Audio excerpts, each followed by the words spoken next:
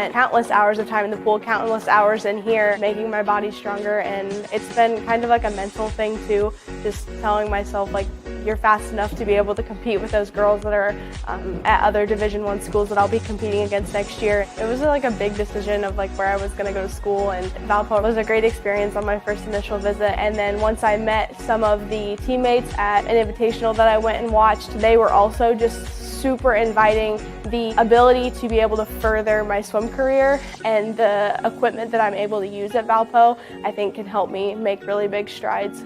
18 months ago, I was diagnosed with a third-degree heart block. They had to put a pacemaker in my chest, and so once I had that surgery done and everything, I started at PSM and getting my shoulder mobility and my shoulder strength back, and now that I have that, making it even stronger than it was before and really spend the time that I need to be able to compete at the level that I want to compete at. I've been in the pool since I was 6 years old. It's not an easy sport to just pick up and start doing, but if you have the dedication to do it, you can do it just fine.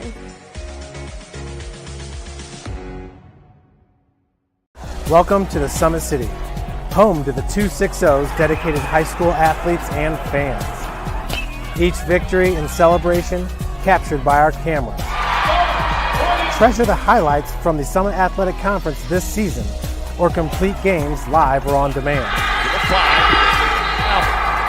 After all, nobody's more proud to call Fort Wayne home than SummitCitySports.com. I moved down here when I was younger. I went to the gym with my brother and my dad. It felt kind of natural. I just had a love for it. I feel like it got serious when I went from probably my 8th grade year to my freshman year. I knew Purdue was home for me because I just felt very comfortable when I got onto the campus and got around all the people and the team. They love me, I love them. And I'm just super excited to play with that group of girls and that group of coaches. Now I'm in here working out and it's helped me get stronger, so I know that's going to help building my muscle, being able to power through defenders, get in the lane, be more confident, finishing at the basket through contacts. When you know you're in here putting the work in, it makes it easier for you to go on the court.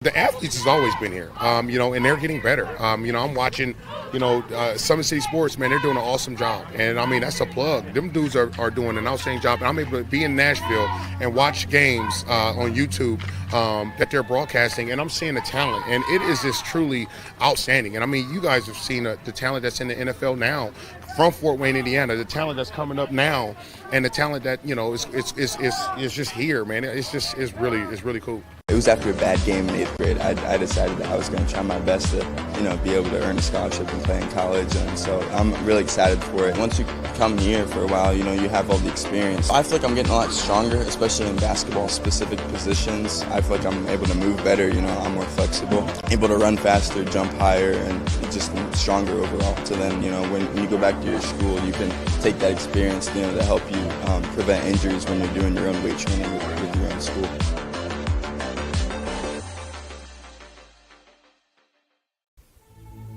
Anderson Heating and Air, locally owned and operated with over 50 years of experience. Call us today and get a free quote on a brand new furnace and AC, financed and available. Don't wait. Call us today and sign up for a maintenance agreement and stay cool. Our maintenance agreements will ensure that you're first in line if you have an emergency, and we'll send one of our service techs out for cleanings twice a year. Call us at 557-0958 or request an appointment on our website. Call Anderson Heating and Air, where your emergency is our emergency.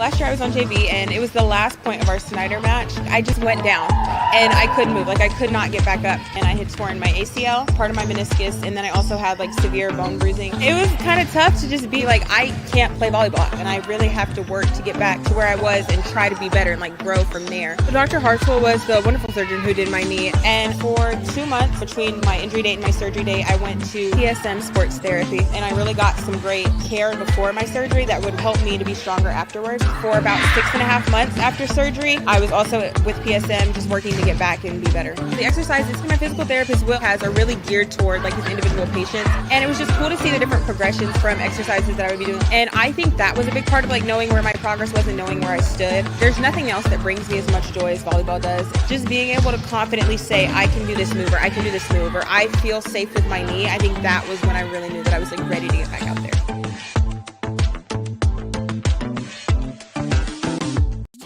The future is what you make it, so make it matter. At the University of St. Francis, we'll help you build a purposeful life, one based on your interests, goals, and desire to make the world a better place. Learning is personal here. You'll be known by name, supported by experts, and connected to professional opportunities. Our Catholic values will inspire you to use your education for the greater good by serving and leading others. Remember, the future is what you make it. Build a life of meaning and purpose at St. Francis. You belong here. Why choose Kelly Chevrolet? We offer a wide selection of new and used inventory with a team that guides you to your perfect fit. Our certified pre-owned options ensure peace of mind with warranties and rigorous inspections. Competitive pricing, flexible financing, and convenient trade and services, making your dream Chevrolet a reality. Trust our experienced service team to keep your vehicle in top shape and enjoy free car washes as long as you own your vehicle.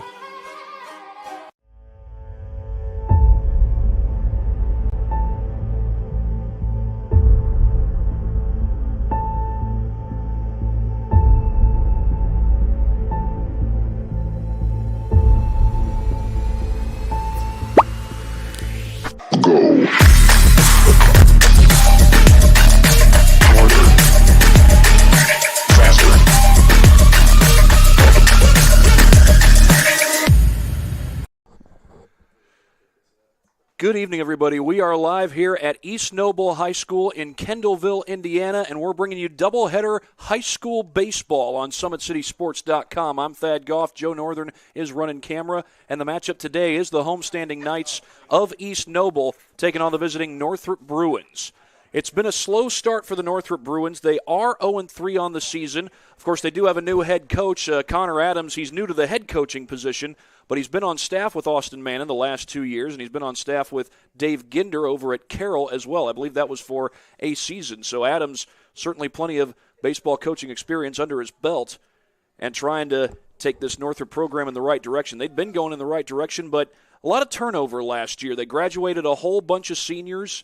You think of guys like Aiden Schuler, Pernell Whitsitt, Nolan Wilson, Nathan Jessup. Those guys are no longer here. They have since graduated and gone on to college. But Northrop does have a couple of hitters who are playing pretty good baseball, a couple of bright spots, you might say, as far as how their hitting has been concerned. And I'm talking particularly about Jackson Scott and Jordan Shepard. Jackson Scott comes into this game hitting .333 on the season thereabout. Check that. That is .333. And I said Northrop was 0-3. They're actually 0-2. They've played Huntington North and DeKalb. That was a 10-0 loss to Huntington North, and then DeKalb beat them 17-0. But Scott's hitting .333 on the year. Jackson Shepard also hitting .333 on the year. They're technically 1 for 4 in their plate appearances so far, but they have been a bright spot for the Northrop Bruins so far this season. Now, East Noble, they are the experienced team coming into this game. They bring back a lot of senior talent. So far, they're off to a 1-0 start. Their first game of the season was last night against Angola. They were supposed to have that game on Thursday, but they ended up pushing it back to last night, and East Noble got the win.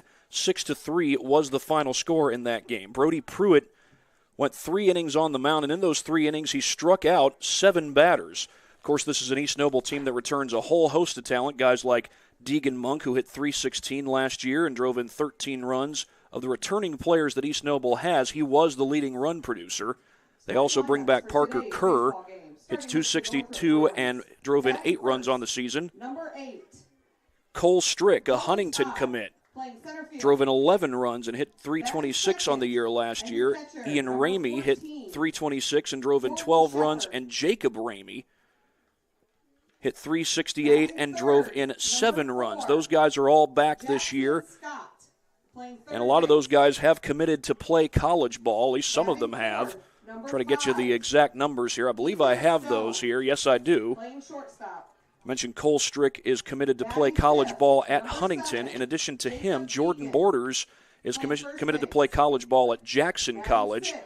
Brody Pruitt, who pitched yesterday, is committed to play college ball at Spring Arbor up in Michigan. And Parker Kerr is committed to play college ball at Northwest Ohio University. So a lot of good ball players on this team, and a lot of them going on to play college ball next year. And, of course, Dylan Krell, who plays football, is on the baseball team as well. He'll play football at St. Francis next year, but Krell, I do believe, is still on the baseball roster this year for East Noble. East Noble is going to introduce their starting lineups. While they do, we will go to a quick break and come back after the national anthem, getting ready for the first inning here at East Noble High School in Kendallville on SummitCitySports.com. Anderson Heating and Air, locally owned and operated with over 50 years of experience. Call us today and get a free quote on a brand new furnace and AC, financed and available. Don't wait. Call us today and sign up for a maintenance agreement and stay cool. Our maintenance agreements will ensure that you're first in line if you have an emergency, and we'll send one of our service techs out for cleanings twice a year. Call us at 557-0958 or request an appointment on our website. Call Anderson Heating and Air, where your emergency is our emergency. Thank you for watching Summit City Sports. To help broaden our coverage, we're asking you to become a monthly sponsor to our Patreon account. We produce weekly highlights and live video broadcasts. When the Homestead Girls Golf Team won its first state title in program history, we were there. When Fort Wayne brought back 3 state titles in cross country, we were there. We believe in sharing positive stories and setting the standard for how high school sports should be covered. Join us and donate today.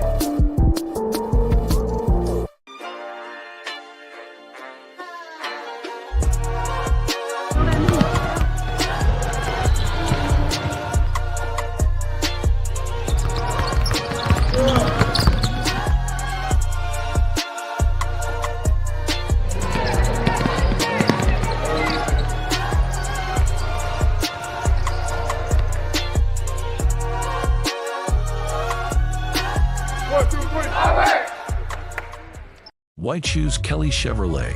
We offer a wide selection of new and used inventory with a team that guides you to your perfect fit. Our certified pre-owned options ensure peace of mind with warranties and rigorous inspections. Competitive pricing, flexible financing, and convenient trade and services, making your dream Chevrolet a reality. Trust our experienced service team to keep your vehicle in top shape, and enjoy free car washes as long as you own your vehicle.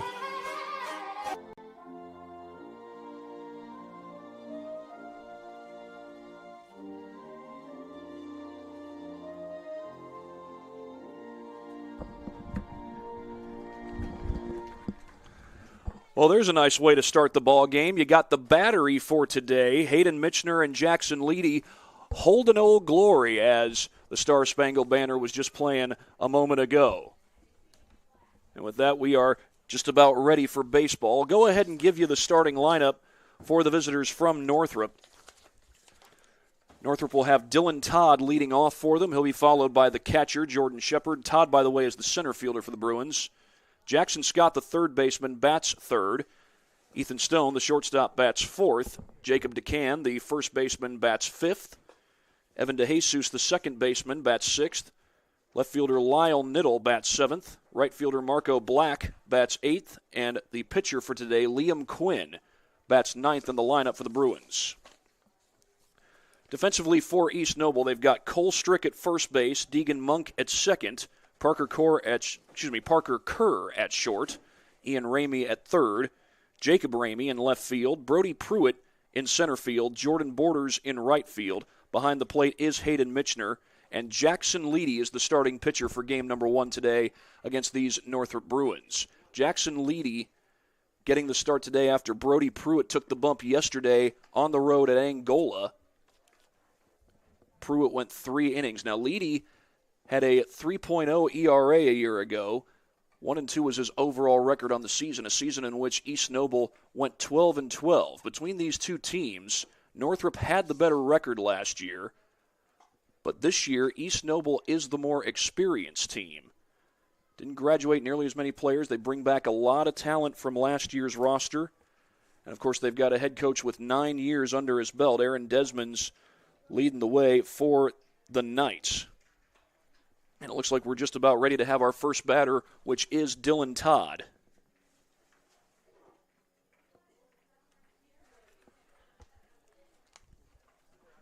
First to throw down to second.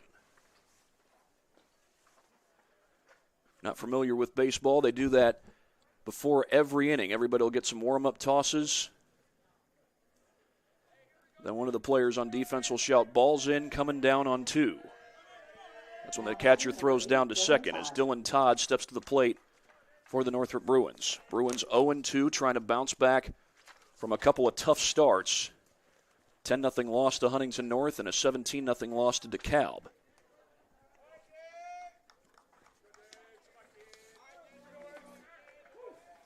Dylan Todd is a junior. The lefty stands in there and awaits the first pitch, which is down and inside. 1-0 the count.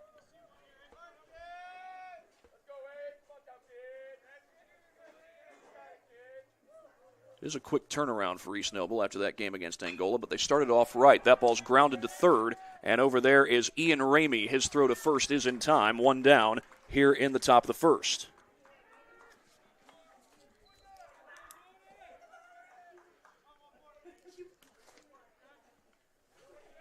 And that will send up Jordan Shepard. Shepard starting as the catcher today, batting .333 on the season, has 1 hit and 4 at-bats. So far, he's one of the bright spots for these Bruins. That's a called strike. And you may hear some cheering throughout the course of the day. Of course, we do have fans here at the baseball field, but right behind us, the East Noble softball team is taking on the Garrett Railroaders. Slap foul off the screen.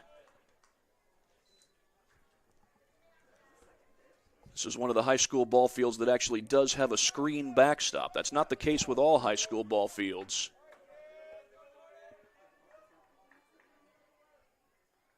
That's true whether you're talking about Indiana or other states, as that pitch misses down and in to Shepard.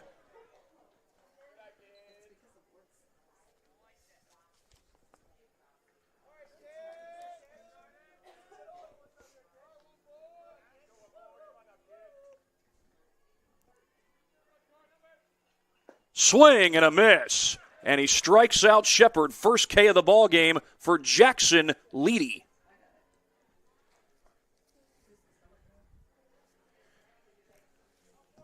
Now batting number 4, Jackson Scott. Well, this will be Jackson versus Jackson. Jackson Scott coming to the plate.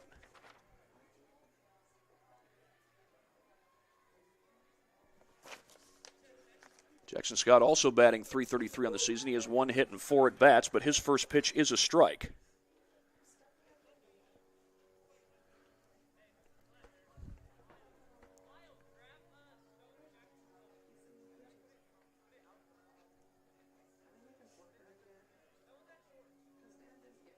Slap foul.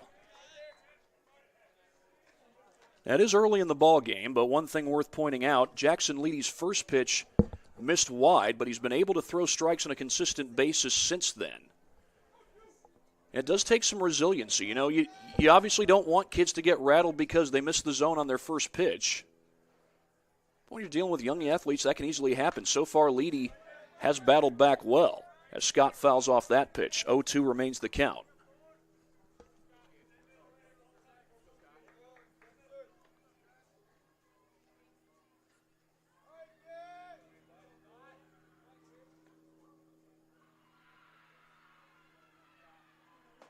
That's way inside. I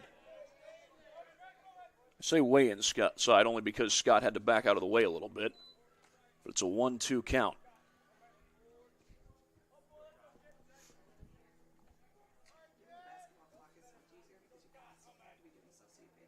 The 1-2 on the way, and that's well outside.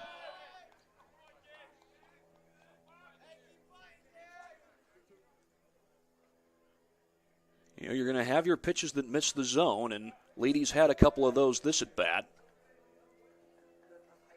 Give Jordan Scott credit, though. He's fought off a couple of pitches.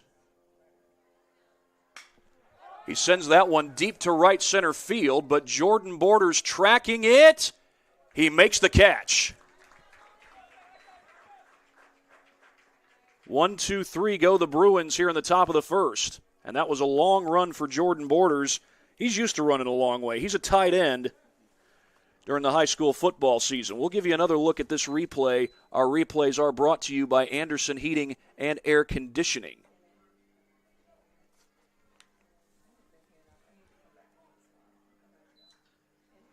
Jordan Borders starts off with a drop step, almost got past him, but he's able to make the adjustment and haul in the catch for the final out of this first inning. And Jordan Borders will be going to Jackson College next year. He'll continue his baseball career when he goes there. Right now, we'll give you a look at the starting lineup for the Knights of East Noble. Ian Ramey, the third baseman, is their leadoff hitter. He'll be followed by the shortstop, Parker Kerr. Second baseman, Deegan Monk, bats third. First baseman, Cole Strick, bats cleanup.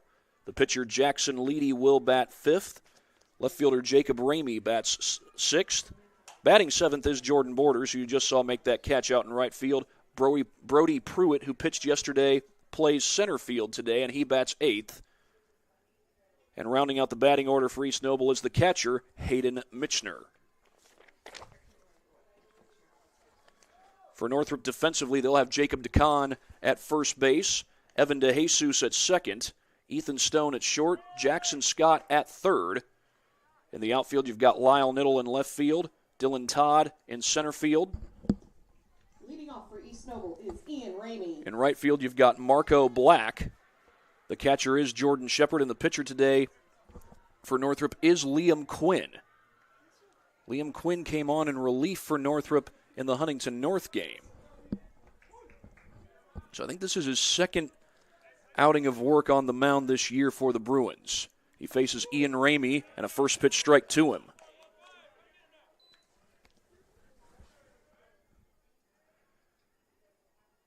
Ian Ramey hit .326 with 12 RBIs last year, and they got him batting leadoff today. Back-to-back strikes. Good start so far for Liam Quinn on the bump.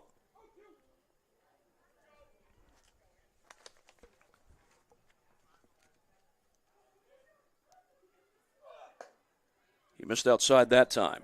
Well, a good start to the game for Liam Quinn, and if he can continue to throw strikes on a consistent basis, Northrop may be able to, at the very least, battle with these Knights. We'll see what happens as far as the result of the game is concerned. But these are a group of Knights who can hit. That's a leadoff single for Ramey. And now Ramey making the turn, going for second. Close play, save! Ramey just turned a single into a double. He had the base hit, and he went for the two-bagger. Batting second, number 3, Parker Kerr. And already the Knights have a man in scoring position. See if we can't get a look at that on our next replay. We'll do that after this next pitch. Not sure if that ball was bobbled out there in right field. I think it may have been. Essentially, it is a single turning into a double, so to speak. First pitch to Kerr is upstairs. Well, let's get a look at this. It was a well-hit ball. Looked like a single at first. See if we can see what happens in right field. Yeah, it was bobbled.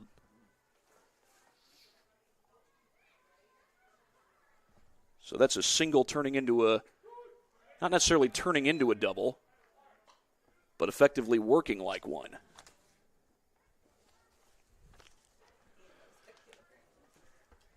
One and one the count on Kerr.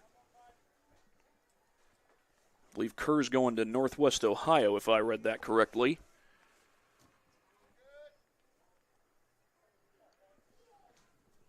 He squares to bunt, pulls it back. The pitch is wide.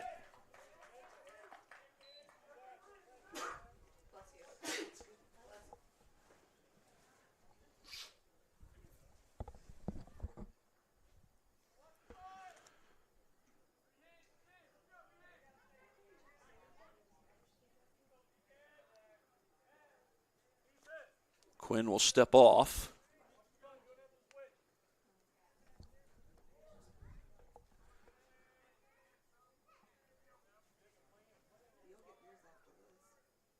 Here's the 2-1, and that's up and away. Count runs to 3-1. Well, Quinn was able to find the strike zone early on in the at-bat to Ramey. Then Ramey knocked a single into right field and then took second on the error.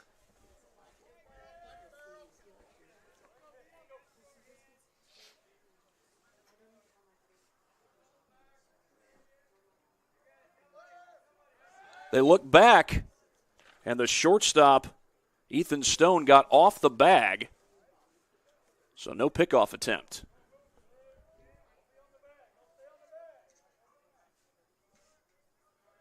Parker has squared to bunt once here. He won't do it here. He takes ball 4. And the Knights have runners on first and second with Deegan Monk coming to the plate. Now batting number 2, Deegan Monk.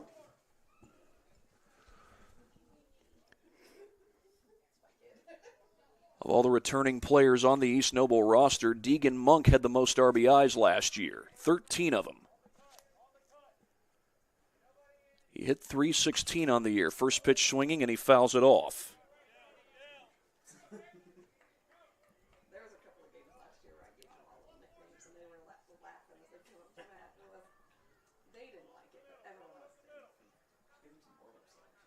A single by Ramey, a walk to Parker Kerr. Right now, Deegan Monk trying to cash in with a scoring opportunity. That one's taken downstairs. Ball 1.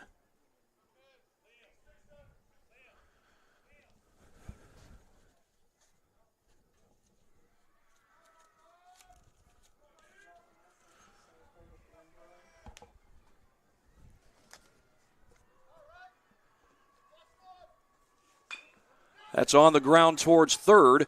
The throw's going to come to first, and it gets away. Everybody's safe. Scott took a look over. He was right in front of Ramey as he was running to third. Now batting number 12. He goes to first and could not get the out there.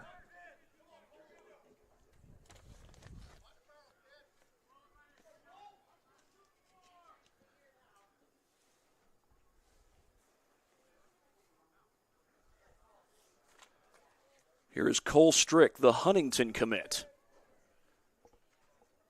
Swing and a miss at the breaking ball. If I'm not mistaken, Strick has signed his letter of intent to go play for the Foresters under head coach Thad Frame. I believe he's still the head coach. That's the son of former longtime head baseball coach Mike Frame.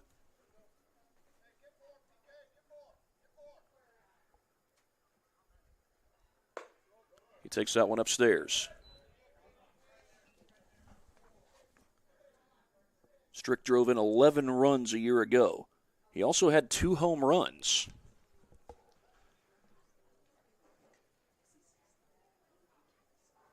Right now, he's just looking for a pitch to hit. At this point, even a 6-4-3, 4-6-3 type of double play probably gets a run home. But the corner infielders are in.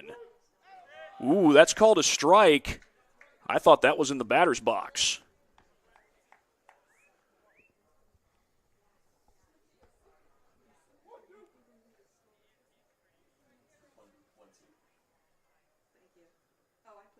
Now with a 1-2 count, Strick's approach has to be to swing at anything close.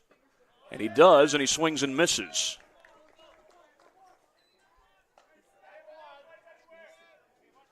That is a huge strikeout for Quinn.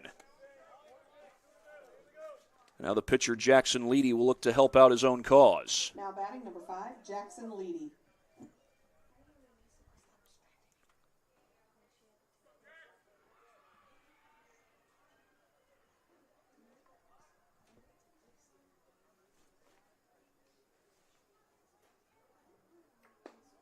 That's a breaking ball that misses down and away.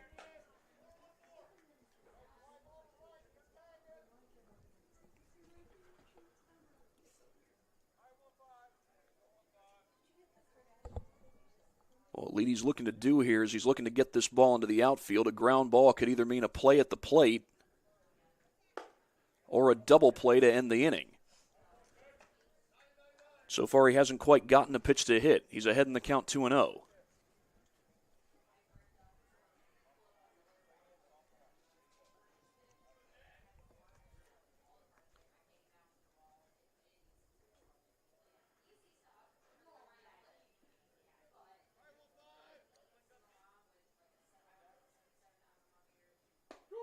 That one catches the corner. Leedy likely exercising some patience there, knowing that he's ahead in the count 2-0. But Quinn has shown the ability to throw strikes today. Leedy hit just 158 last year with 7 RBIs. But right now looking to get a run for his team, whether that be through a walk or a flyout. He takes that one down and away. I think that was his first base coach who said good take, either him or head coach Aaron Desmonds, who's over at third.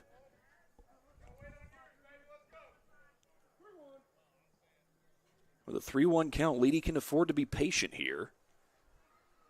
Doesn't necessarily have to swing at anything close. And the patience pays off. He walks with the bases loaded, and the Knights go up 1-0.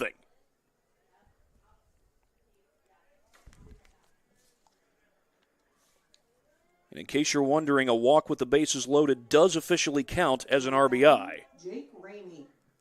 As Jacob Ramey will stand in. Ramey had a very productive season last year. 368 was his average. He drove in 7 runs. His brother Ian singled to start this inning. That's a ground ball to short. The only play is going to be to first. They don't get the out. The ball gets away. A run already in. That's Ramey who comes in to score, or rather Kerr who comes in to score, and then Monk right behind him. Well, Jacob Ramey will get 1 RBI and then an extra run on the error.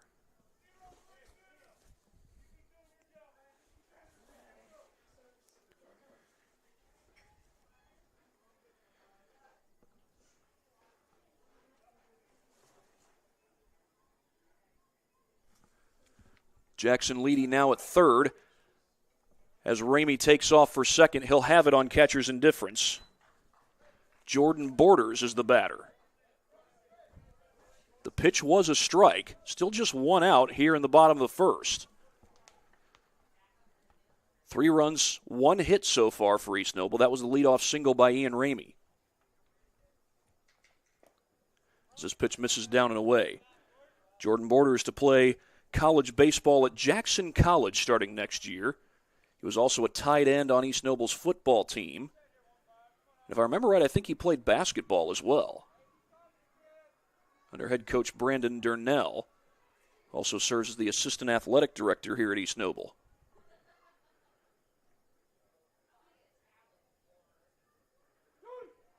Borders calls time.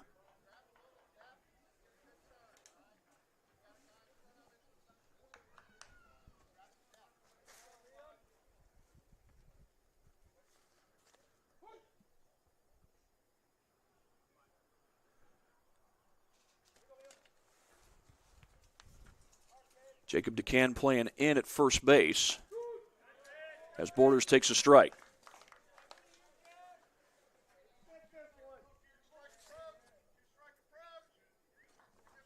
Jackson Scott not playing nearly as in as DeCan is. Middle infielders are back at regular depth.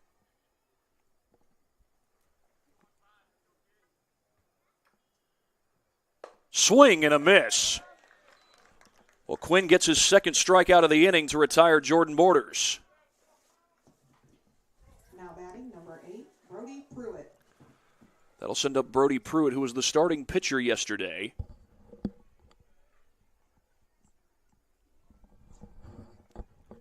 And East Noble's 6-3 win over Angola. I asked Coach Desmonds, he said that was a 35-minute drive coming back from Angola. Swing and a miss, and the runners will not come.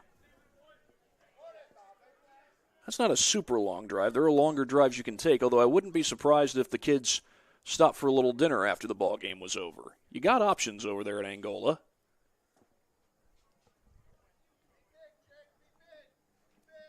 It is a quick turnaround. However, that's not affecting East Noble right now. They're up 3-0.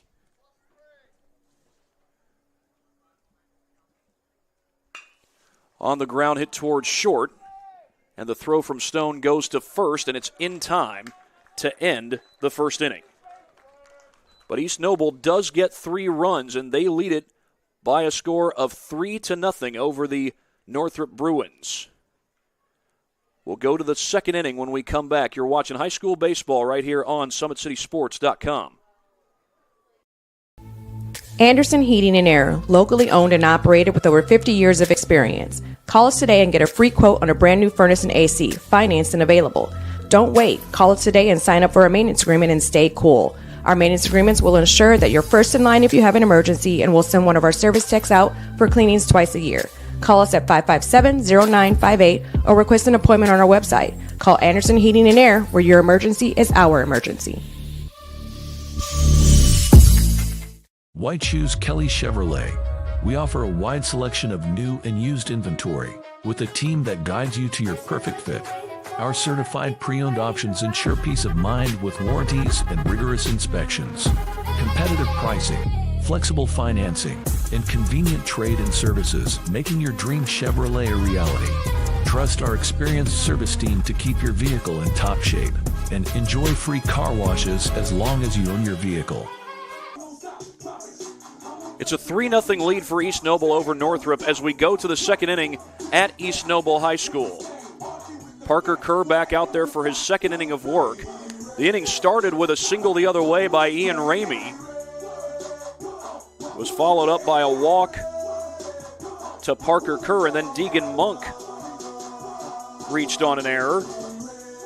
That loaded up the bases. Jackson Leedy's walk, with the bases loaded, got the first run of the game for East Noble, and then 2 more were driven in as Jacob Ramey grounded to short. He would have gotten an RBI on the ground out, but the throw got away, and that allowed another run to come in. So that's where we are as we get to the second inning, with the Knights leading 3-0 over Northrop. Northrop will send their number 4 hitter Ethan Stone to the plate. He'll be followed by Jacob DeCon and Evan DeJesus.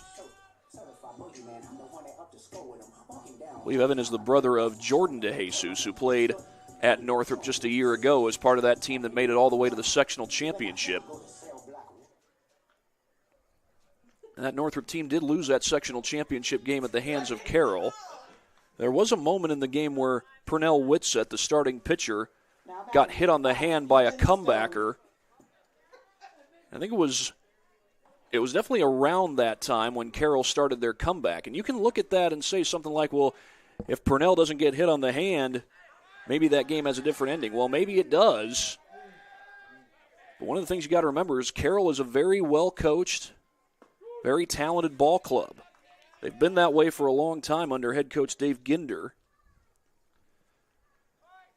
So maybe if Whitsett doesn't get hit on the hand, the game does have a different outcome. Then again, a team like Carroll is plenty capable of falling behind by 3 runs and then coming back and winning the game, even with a healthy pitcher on the mound. As Ethan Stone fouls off that pitch. He's behind in this count 0-2. And, of course, Purnell Whitsett was an excellent baseball player, both as a pitcher and as a hitter. Would often play first base when he wasn't pitching. What kind of hitter was Purnell Whitsett? He was a power hitter, a run producer. He could drive the ball and hit it out of the yard.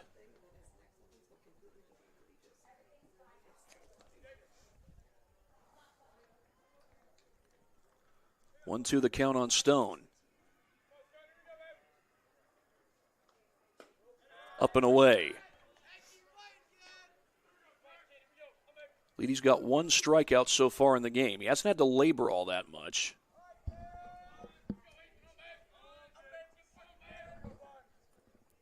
But having a long at bat with Stone at the plate here. On the corner, called strike 3. Jacob Leedy with the backwards K. Now batting number to start the top of the second. Here's Jacob Deacon, the first baseman for Northrop, coming to the plate.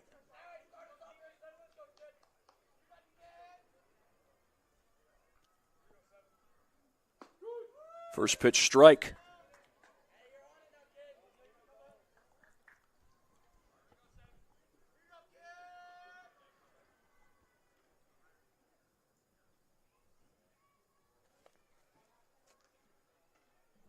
The 0-1 on the way.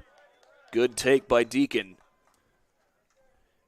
He was wanting to swing the bat, then he saw where that ball was headed and was able to check his swing. 1-1 the count on Deacon.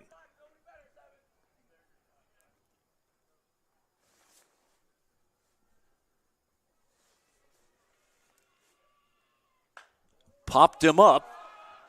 Behind the plate, it's caught by Michener.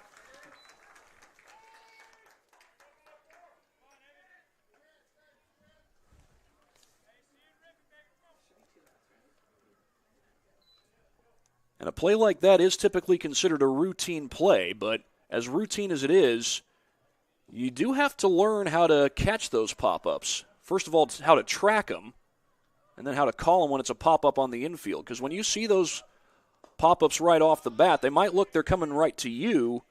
Then you watch it a little later and you realize, oh, that's going to my second baseman. Or, oh, that's going to my third baseman. Of course, you always have to track it off the bat, because what you don't want to have happen is get to the situation where you think, oh, that's going to my second baseman, and no, it ends up coming to you.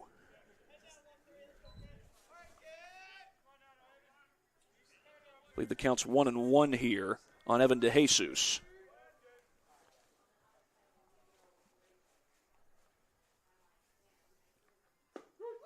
That one's called a strike, apparently caught the bottom of the zone.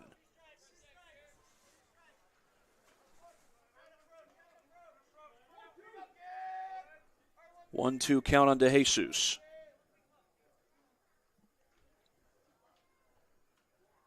Swing and a miss. Ball was in the dirt, or so DeJesus thought. He's rung up on strikes and not awarded a chance to go to first. That's 3 strikeouts this game for Parker Leedy, as East Noble leads it 3-0 going into the bottom of the second. Well, right now, we're going to go ahead and get a few words in from our sponsors that allow us to do these games that we get to do here on SummitCitySports.com. Big Eyed Fish has been around the Northeast Indiana area for generations. Enjoy the best fish in Fort Wayne in a family-friendly environment at Big Eyed Fish. New state-of-the-art car wash facilities. Free car washes when you buy from Kelly Automotive Group. Shop online at drivekelly.com. Today's broadcast is brought to you by SummitCitySports.com. Follow us on X at 260 Sports. Like our Facebook page, Summit City Sports, and be sure to subscribe to our YouTube channel. Earn your edge this season. PSM's Edge Training Program maximizes your athleticism through personalized performance training to reach your goals and get you to the next level. Visit ParkviewSportsMedicine.com/edge to schedule your free consultation. The 12,000 Hoosier men and women with Laborers District Council and affiliated local unions that build Indiana, we are LIUNA. Specialists in design, build, mechanical, and refrigeration. Visit tjwindustrial.com for more information.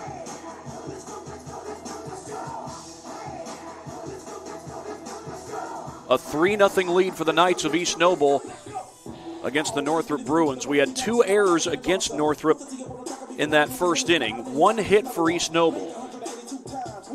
The guy who got that hit is going to be coming up second in the batting order for the Knights here in this second inning. That's Ian Ramey. Leading off will be the catcher, Hayden Michener. Now batting, Hayden Michener.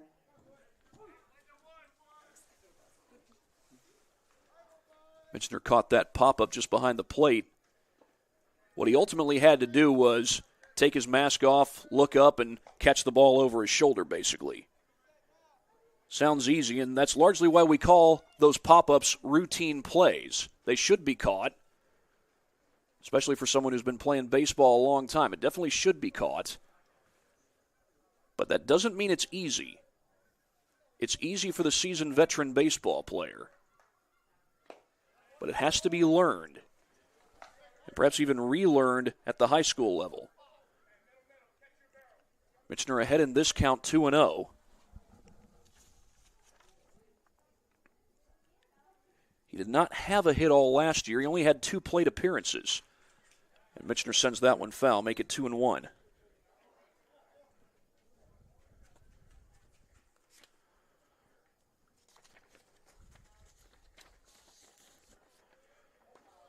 He's a junior. I believe this is his first year as a full-time starter at catcher.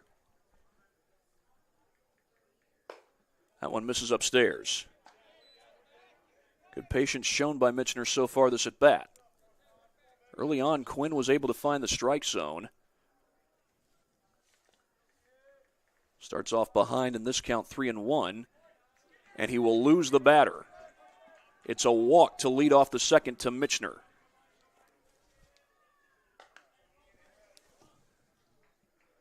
Now batting, Ian Ramey. It'll send him back to the top of the order as Ian Ramey, who has the game's only hit so far, comes to the plate. A leadoff single. He got to take second on the fielding error out in right field.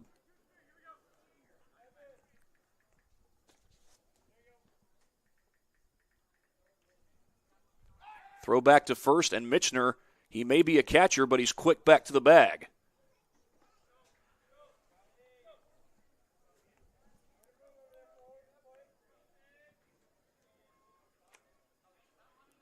Leadoff man has been aboard in each of the first 2 innings so far for East Noble. The first, they got 3 runs. There goes the runner. Michener, the catcher, taken off. He's got it with a wide throw, but he didn't see it in time. He's only going to get the 1 bag.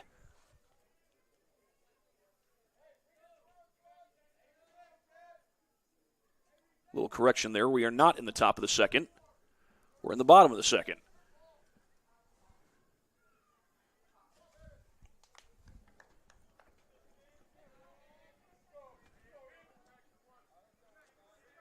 Ramey singled his last time up. If he does such here, it might be a run on the board for East Noble. Gets a strike, little breaking ball from Quinn that just bends in.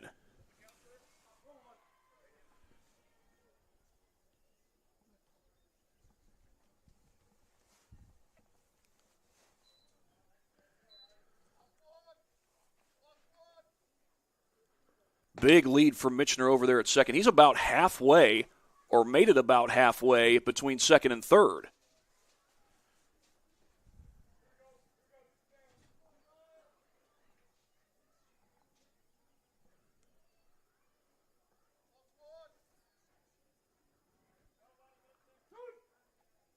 Ramey wants time.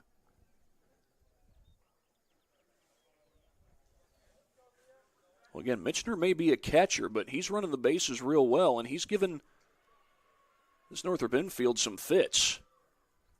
He's already stolen second. Only downside is he didn't see that the throw sailed into the outfield. That's why he's still at second and not at third. So that breaking ball misses up and away.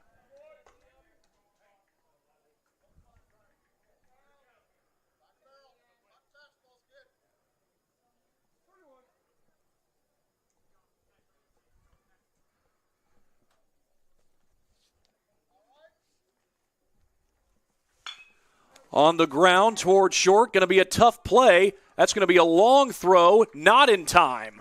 It's an infield single for Ramey. Michener makes it to third. He made the turn, but did not come home. At the plate, number 3, Parker Kerr.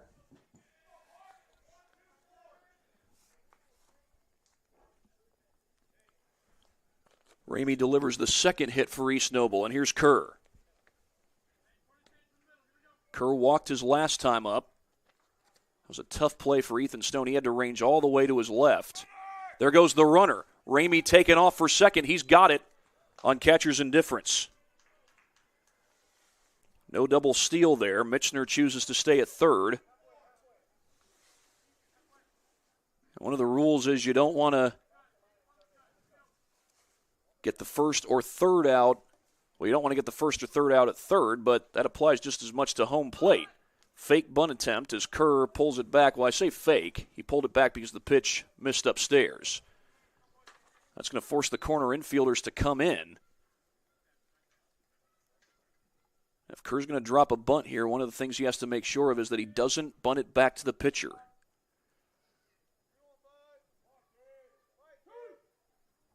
Kerr wants time.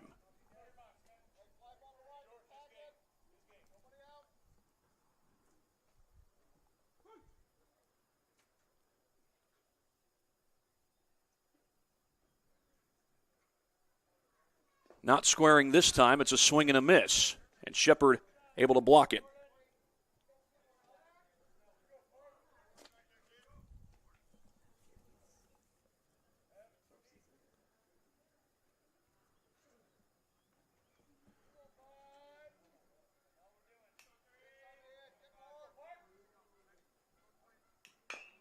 On the ground towards third. Will the throw come home? It will not. It goes to first. Throw gets away. 2 more runs in. That'll be 1 RBI for Parker Kerr as Michener scores, and right behind him, it's Ramey coming home.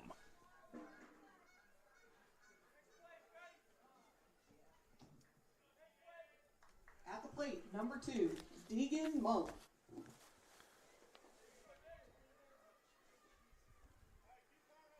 Parker Kerr will get credit for an RBI. And it looks like Connor Adams is going to make a pitching change.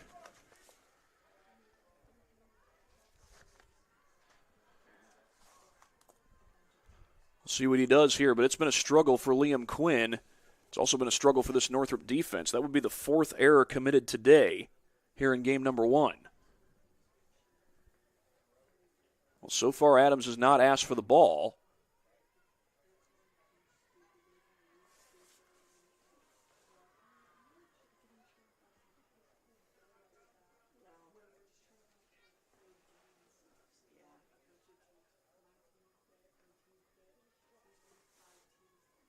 It looks as though he's going to leave him in. And indeed he is.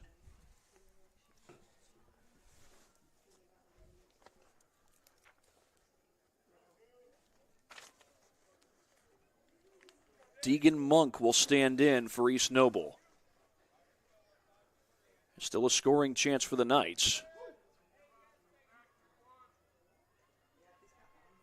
They beat Angola 6-3 last night in the Knights' first game of the season.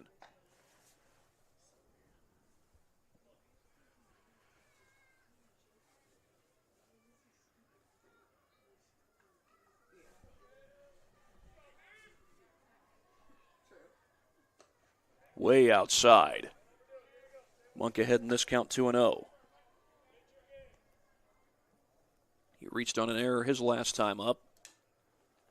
One of 3 errors there in that first inning. Here in the second, we've had a walk to Michener and an infield single by Ramey.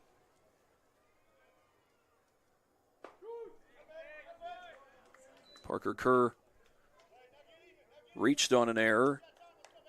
Would have driven in a run even without the error. A second one came in. That was when Ramey scored.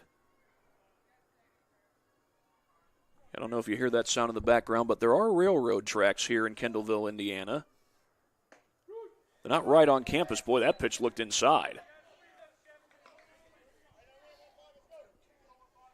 It's a 2-2 count on Monk.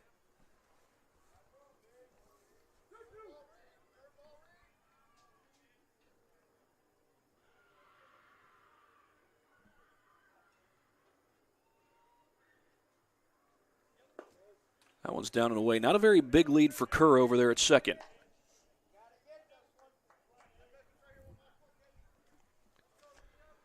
Well, he won't be moving on a walk.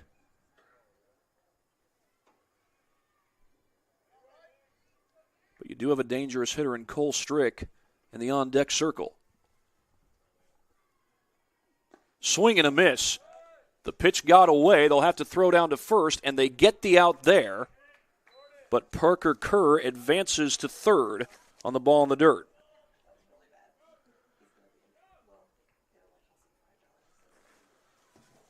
Now batting, Cole Strick. That'll send Cole Strick to the plate. Strick with an RBI chance. Now he came up with the bases loaded and struck out his last time up. But he's got another chance to drive one home. He takes up and away.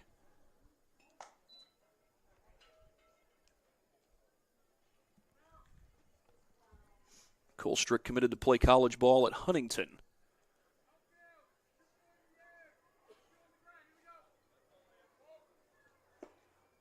He takes that one down and inside. Connor Adams came out and in all likelihood tried to settle his pitcher down. Early on in the ball game, finding the strike zone didn't seem to be an issue for him. Had a little more trouble with it this inning. That's well hit to right field. Down the line, fair ball. It's going to be extra bases for Strick. A run is in, and Strick will pull into second with an RBI double.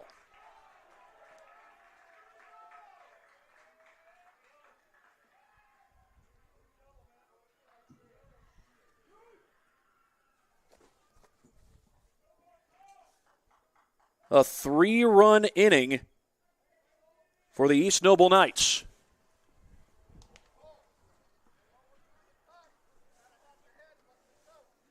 Second of those that they've had in this game as Jackson Leedy will stand in. Number 5, Jackson Leedy at the plate. Yet another RBI chance for the Knights as they got a runner in scoring position.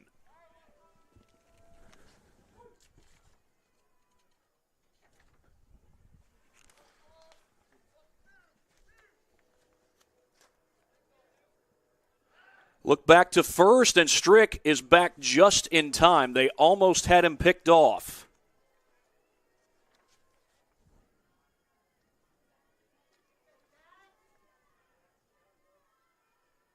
Leedy is a senior, plays in the outfield in addition to pitching.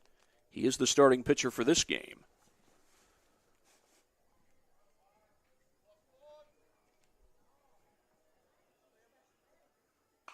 He pops that one up foul. So it ricochets off of that screen.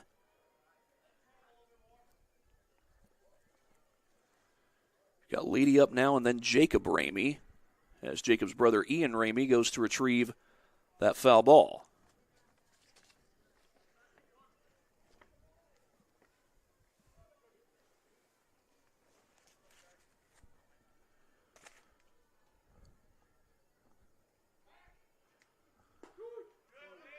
That's a called strike.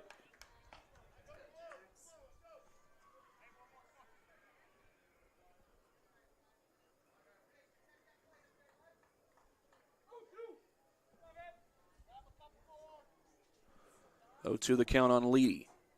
Cole Strick, the first baseman, doubled in a run moments ago. It's the third hit of the ball game for East Noble.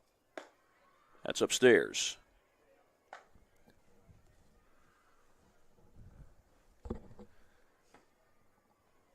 Well, here at East Noble, the home team camps out in the third base dugout, whereas the visiting team sets up shop in the first base dugout. It's different for every ballpark. Outside, well, Quinn had a good start to this at-bat. Started out ahead 0-2.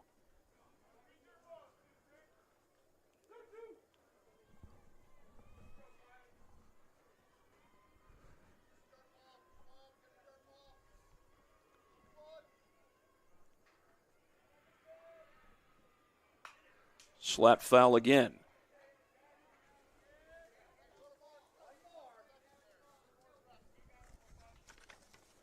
That time it's Jordan Borders going to retrieve that foul ball. He's in the hole.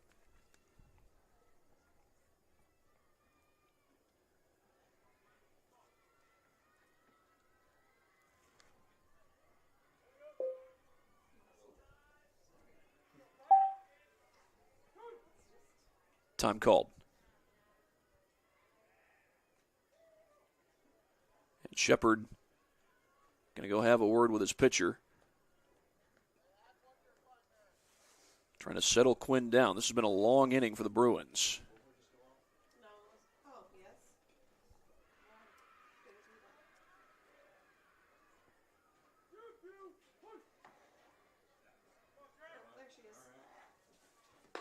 Upstairs, count runs full. This was an 0-2 count not too long ago.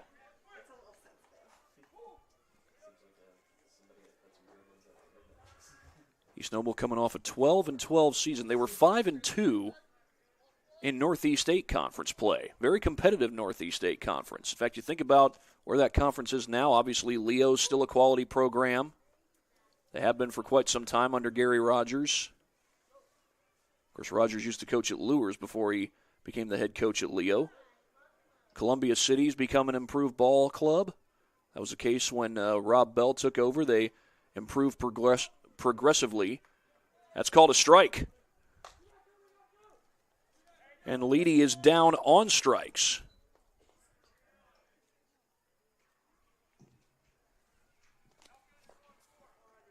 Number 15, Jacob Ramey at the plate.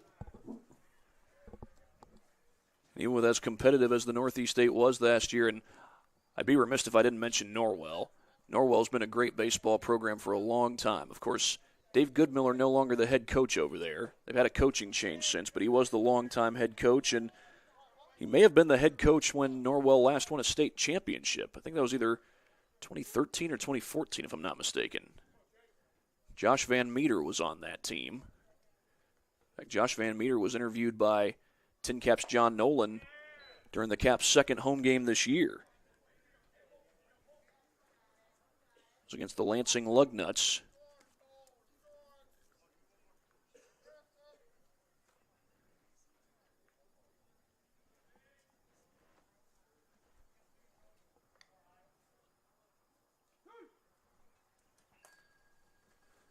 Jacob Ramey calls time.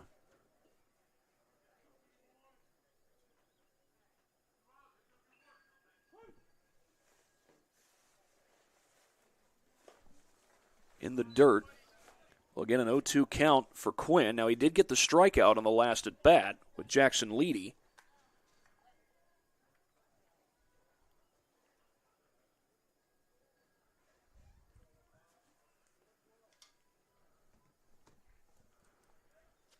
But he had to labor to get it. On the ground, hit toward short. Stone is there. He gathers, and the throw is not in time.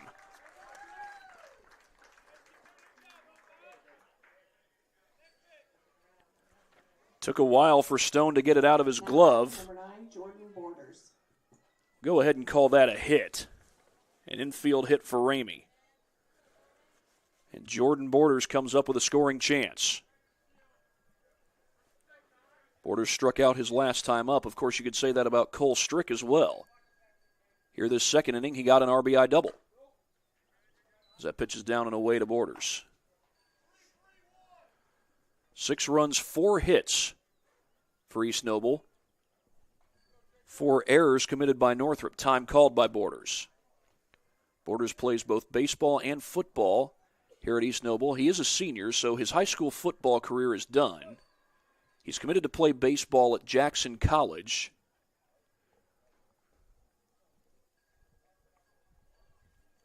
There goes the runner from first. That's Ramey. The pitch in the dirt. Here comes Strick. He's in.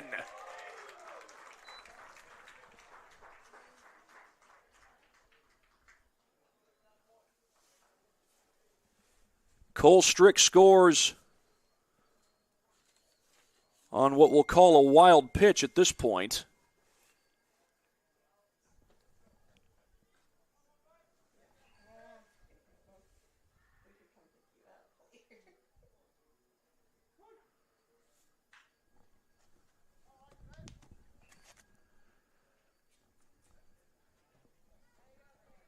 And you still got Ramey at second as that pitch misses upstairs. 3-0 the count on Borders.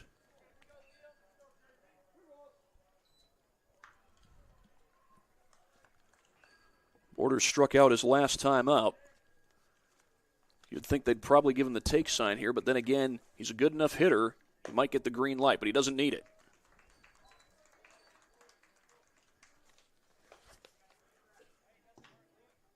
Number 8, Brody Pruitt at the plate.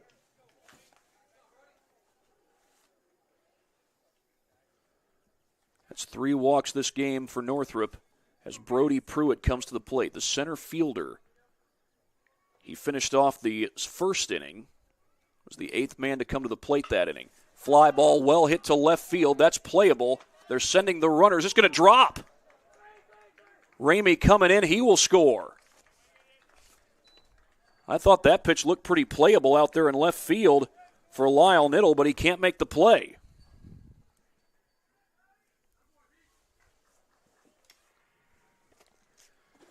And it's 8-0 in favor of the Bruins. Ramey was running all the way. Now batting, Hayden Mitchner. As Hayden Mitchner, who walked to lead off this inning, he's going to have a word with his first base coach here. Probably getting his elbow guard. Whatever it's called. I'm told he was getting an elbow guard. Well, Mitchner walked to lead off this inning. He also stole second.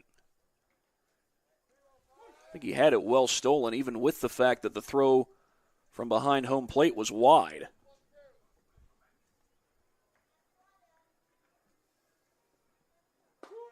First pitch is a strike.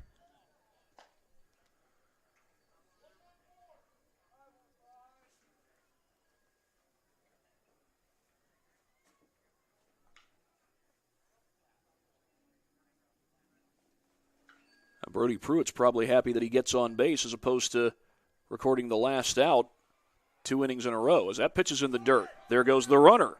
Borders is in. Pruitt, late jump. He's going to take second without a throw.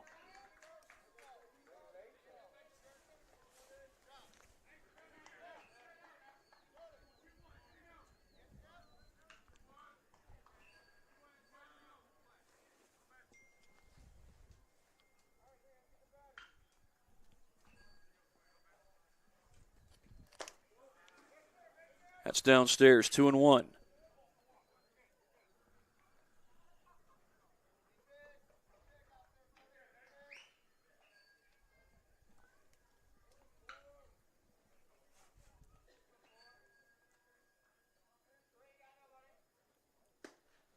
It's a big lead for Pruitt over there at second base, even though he's got a runner ahead of him.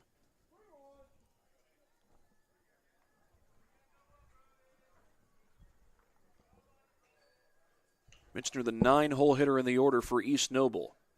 This is the second time he's come up this second inning. In fact, he led off the inning, and if he were to get on base, the next batter would be Ian Ramey, the leadoff hitter in the lineup. There's ball 4.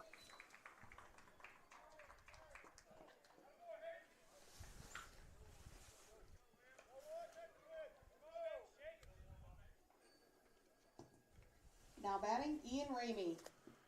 Well, Ian Ramey had an infield single his last time up. He's 2 for 2. A single to right field his first time up, and his last time up it was an infield single.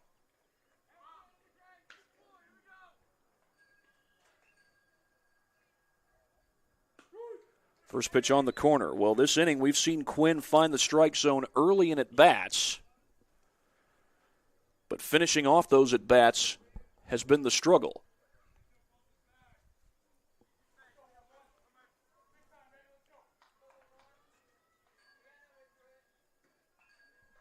Another big lead for Pruitt over there at second.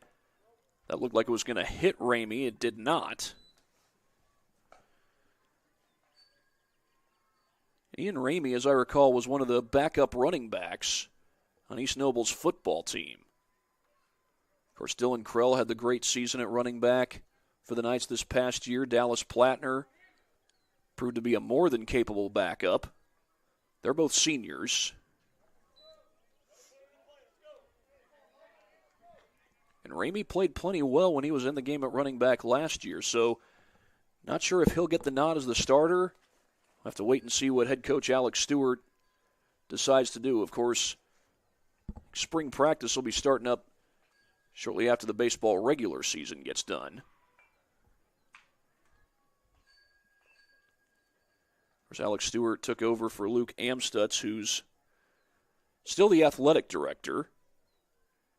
He's on site here running this event.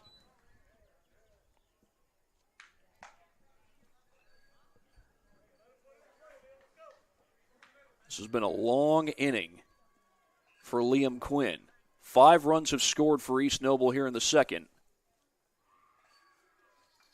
3 of their hits have come this inning, plus an error against the Bruins. Well hit fly ball deep to left field. Back it goes. How far will it fly? It's gone! Ian Ramey, touch 'em all. Grand slam.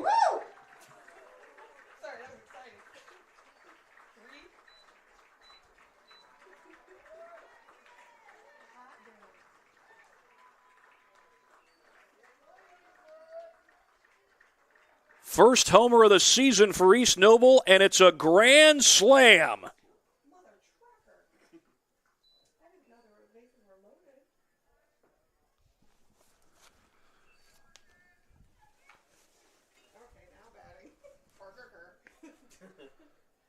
That'll send Parker Kerr to the plate. This has been an explosion for the East Noble Knights.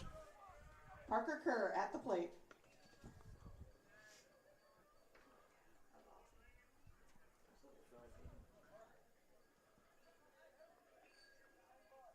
He had a ground ball to short, or to third rather, here in this inning.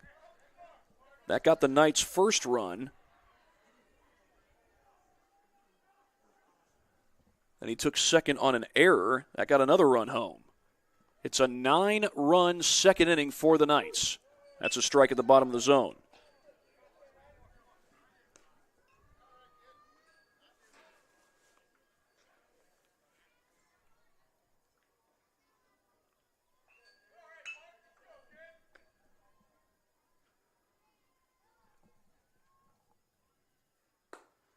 Up and away, that's ball 1. Right now, Quinn trying to get out of this inning. There is some action in the Northrop pen.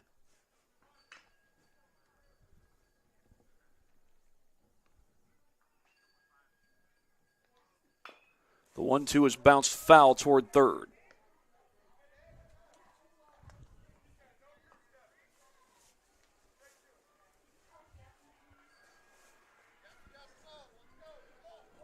Well, by the sound of that crowd at the softball field, something's going on in that Garrett East Noble softball game. We know a game's going on over there. As for what the score is, I cannot tell you. Even if I were to check the scoreboard, it's facing away from me, so I wouldn't see the score.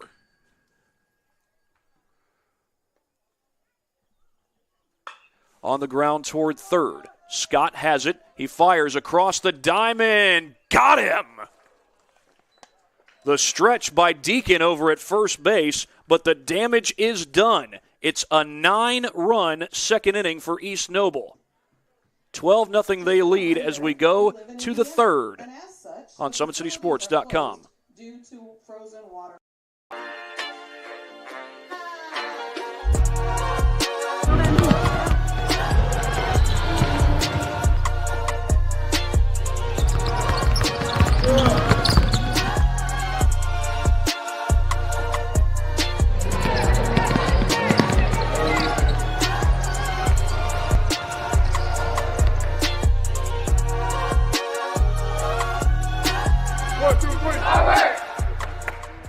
Why choose Kelly Chevrolet? We offer a wide selection of new and used inventory with a team that guides you to your perfect fit. Our certified pre-owned options ensure peace of mind with warranties and rigorous inspections.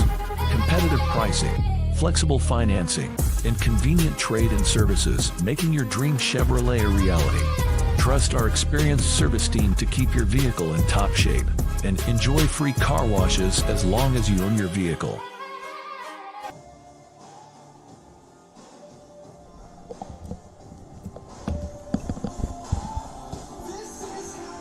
Well, it's a 12-0 lead for the East Noble Knights. Ian Ramey came up to bat twice.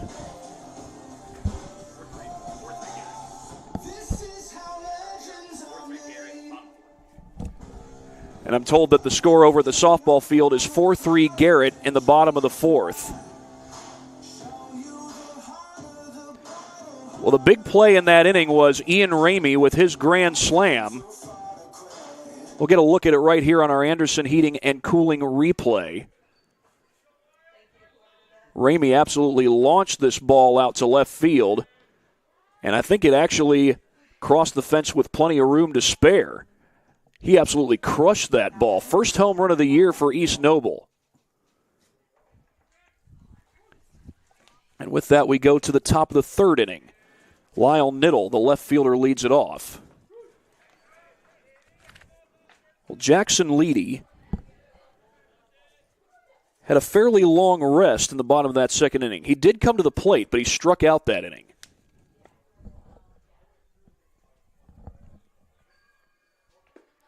As that pitch misses downstairs.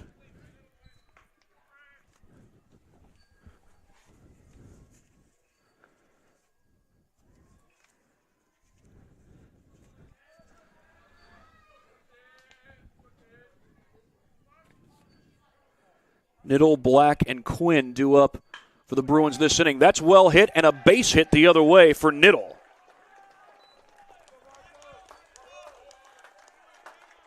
Lyle Niddle with the Bruins' first hit of the game.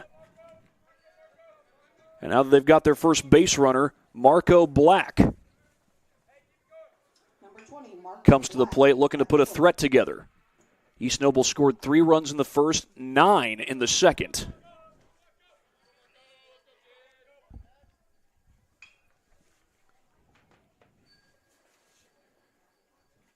Black squares to bunt, gets it down pretty well.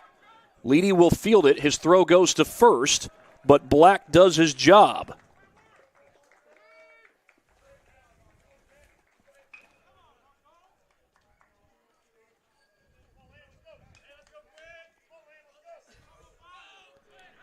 Right now, Northrop trying to manufacture some runs and manufacture some scoring chances. They've done that so far.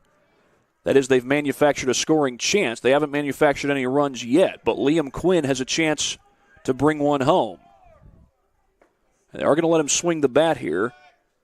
You will at times see teams call for a bunt with a runner on second and 1 out. If you ask me personally, I'm not a big fan of that.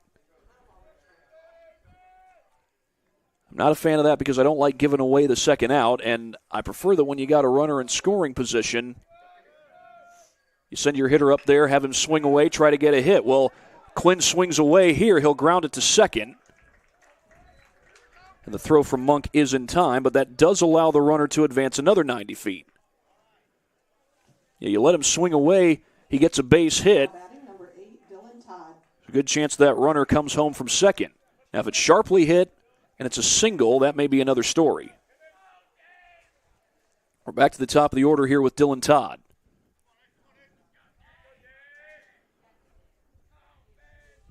Northrop has yet to score a run this year. This is their third game of the season, and that was well hit but foul.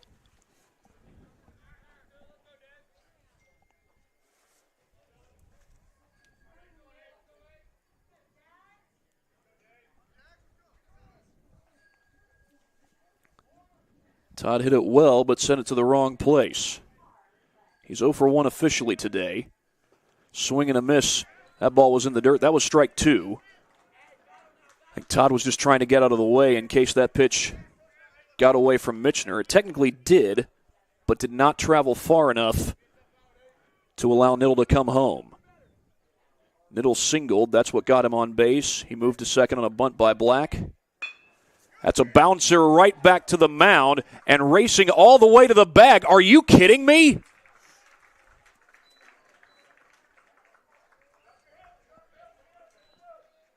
Leedy just hustled all the way to the bag to get that out. He got it. He got there just in time. That was risky, though.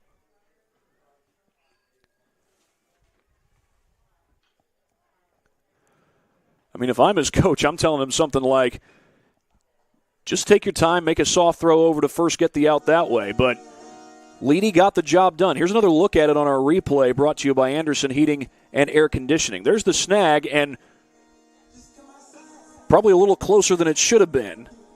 But Leedy gets the out, decides I'm going to take it himself. And maybe what he's thinking there is I'd rather just take it myself as opposed to throwing it away and having a run come home on an error. We will go to the bottom of the third inning. First, Here's a few more words from some of our sponsors. Online degree programs at the University of St. Francis are built for convenience and flexibility. Most degrees can be completed in 12 months. Visit online.sf.edu. Sioka Cleaning and Restoration, providing commercial cleaning services, including janitorial, water damage, and state-of-the-art disinfecting services throughout Northeast Indiana. Jolly Law Firm is the area's best criminal defense firm, helping defend the accused from the government, whether you are facing an OWI or any other criminal accusation. Jolly Law Firm is the answer.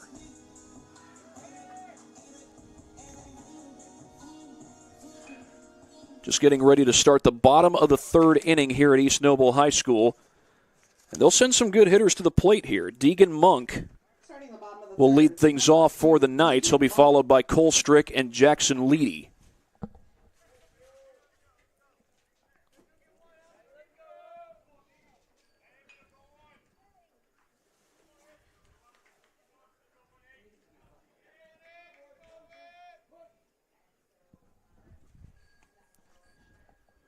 Cole Strick had an RBI double his last time up, and that's a well-hit ball by Deegan Monk, but playable out in center field, and Todd will make the catch. Well, that may be a little confidence boost for these Bruins. They get the first out of the inning on the first batter faced this inning. But you've got a dangerous hitter coming to the plate right now in Cole Strick. RBI double his last time up. He's 1 for 2 officially. He's also struck out as that pitch would not bend across the strike zone.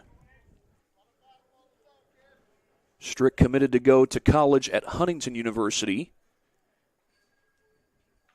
Of course, that's where one of East Noble's conference rivals, the Huntington North Vikings, plays, and that's the first team that Northrop had to face this year. That pitch did not look like a strike, but it's called strike one. In fact, Northrop's 2 games so far this year have been against Northeast 8 conference teams. They've been defeated by Huntington North and DeKalb.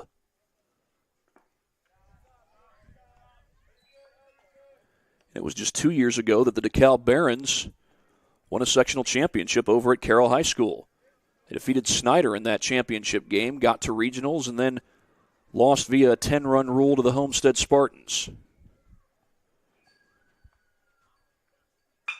Up the middle, right back at Quinn. He'll set his feet and make the throw to first.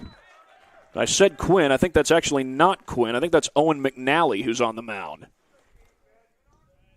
Now batting, number 5, Jackson Leedy. Well, good job by McNally sticking with it. As Connor Adams is out there on the mound.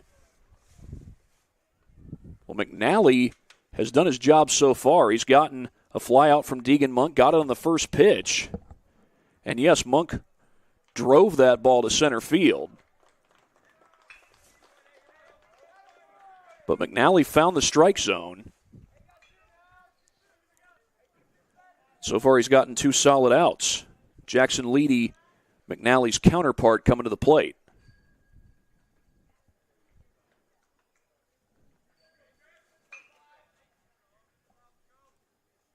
And the first pitch he sees, he sends it deep to left field. That's going a long way, but not long enough.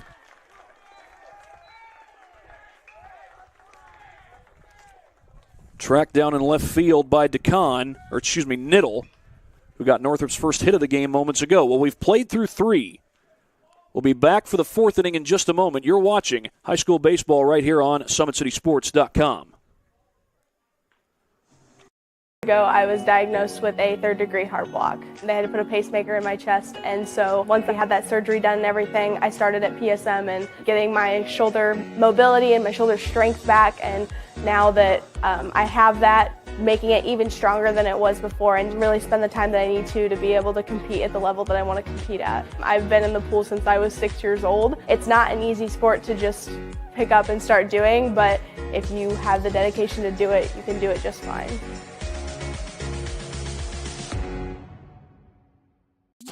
The future is what you make it, so make it matter. At the University of St. Francis, we'll help you build a purposeful life, one based on your interests, goals, and desire to make the world a better place.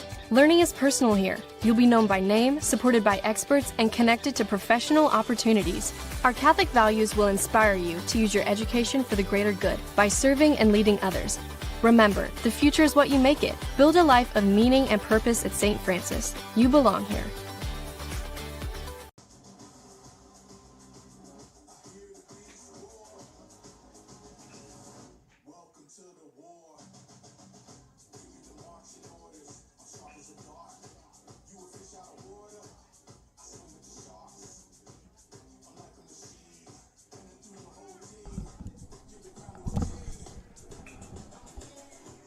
Well, the East Noble Knights with a 12-0 lead, although Northrop just had their best defensive inning of the day. They gave up 3 runs in the first inning, 9 runs in the second. And I say that the third inning was their best defensive inning of the day, not only because it was a scoreless inning, that's a big reason, but also the fact that Owen McNally did a really good job finding the strike zone. That is something that the Northrop pitchers so far have struggled to do. Jordan Shepard, first pitch swinging, and he grounds it foul. Shepard 0 for 1 so far today.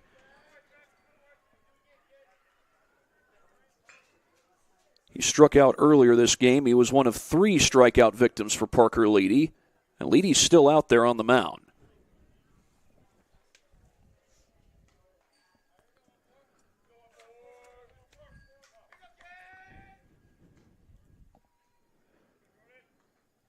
The 0-1 on the way, swung on and missed, and Leedy out ahead in this count 0-2.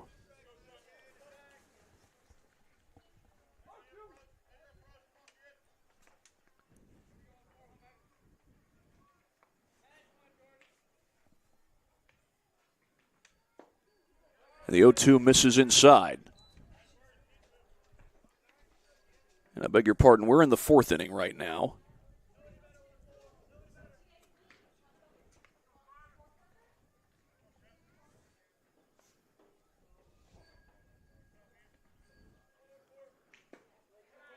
That one tailed away, and the count goes to 2-2.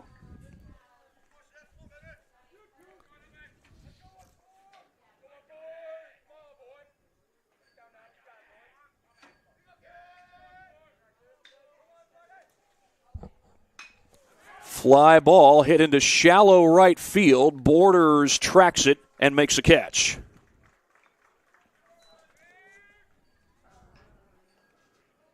One down here in the top of the 4th, and that will send up Jackson Scott. Scott came into this game hitting .333 on the season.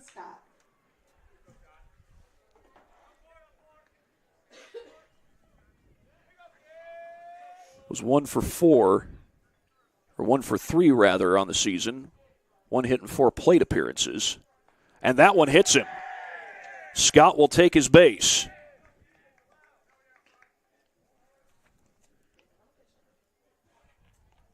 Well, control hasn't been an issue for Leedy for most of this game, but that one got away from him. And that'll send up Ethan Stone.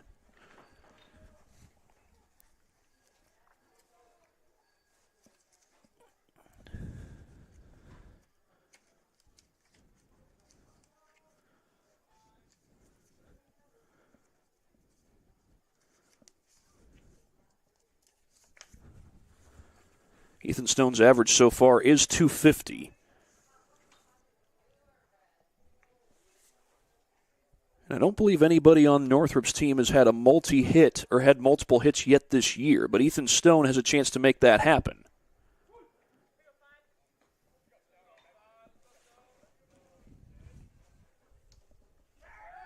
Throw back to first is not in time.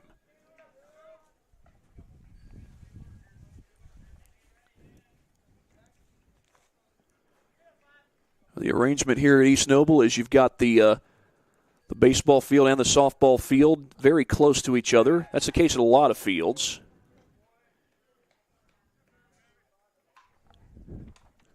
But here at East Noble, the press box here at the baseball field is out behind the right field fence at the softball field. Line drive, base hit. Ethan Stone with a one-out single, and Northrop has men on first and second. Now up, number 7, Jacob Deacon.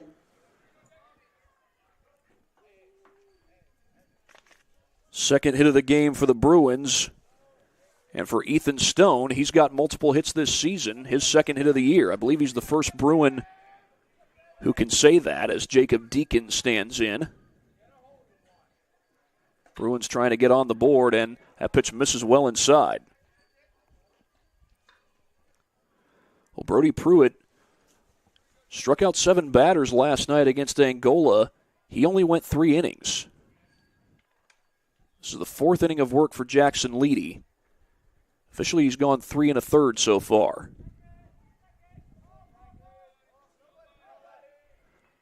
He fakes.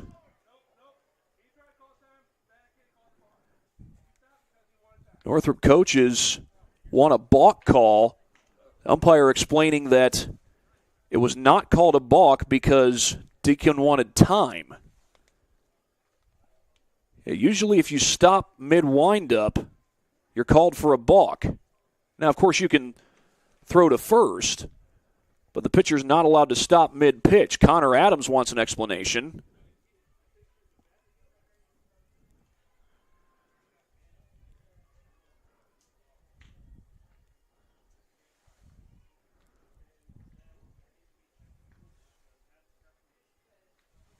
Well, Adams has the explanation. And the explanation from the umpire was that Deacon called time. So therefore, Leedy is not charged with a balk.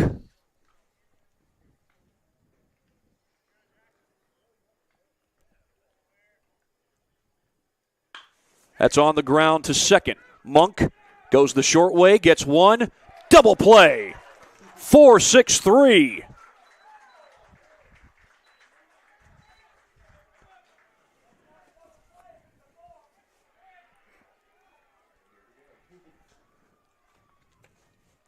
And I think Adams may have just said from the dugout it's not a double play if there's a balk. But, again, the explanation was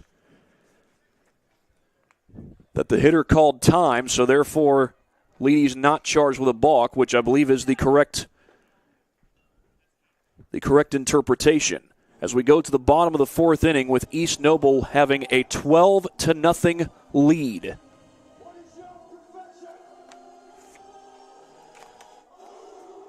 East Noble's going to send up Jacob Ramey, Jordan Borders, and Brody Pruitt here in the bottom half of the 4th. First, we'll get a few words from our sponsors.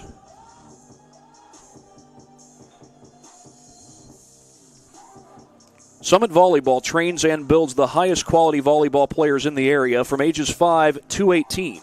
Jump on board. Together we can reach the summit. At Ottenweller Contracting, we invest in our customers by providing peace of mind during the entire process from bid to build. Visit OttenwellerContracting.com. Tom Steel Tire has been servicing the Fort Wayne area for over 40 years. They will help you find the perfect tire for your vehicle and other auto repair services.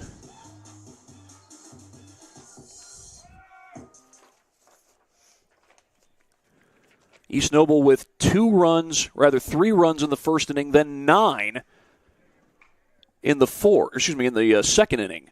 4 of those coming on a grand slam by Ian Ramey. Now the batter coming to the plate here is Jacob Ramey, Ian's older brother. So far, Jacob is 1 for 2, technically 1 for 1. He had a ground ball that would have resulted in a run anyway.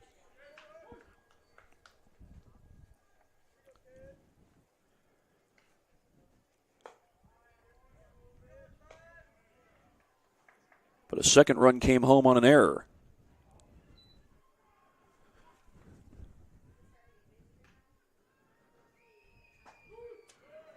That one finds the zone, 1-1 the count.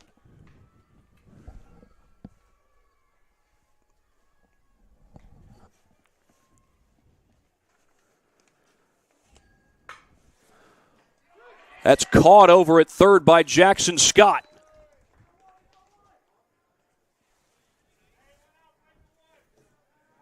Now batting, number 9, Jordan That'll send Jordan Borders to the plate.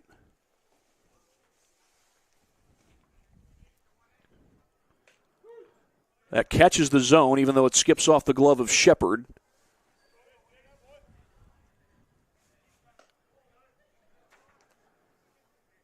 Borders 0 for 1 with a strikeout. He's also walked.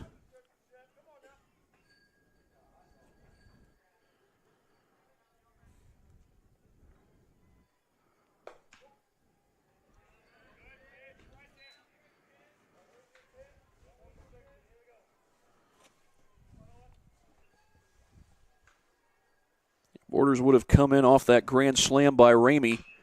He hits that one hard toward third, and it skips off the bag. Oh, that took an awkward hop off the bag at third. Scott was there and ready for it, but third base was right in his way. And it will be a double for Jordan Borders. Now batting for the Knights, number 18, Owen Deal. We're going to get a pinch hitter. This is Owen Deal. He's a freshman making his first appearance of the day, batting in Brody Pruitt's spot.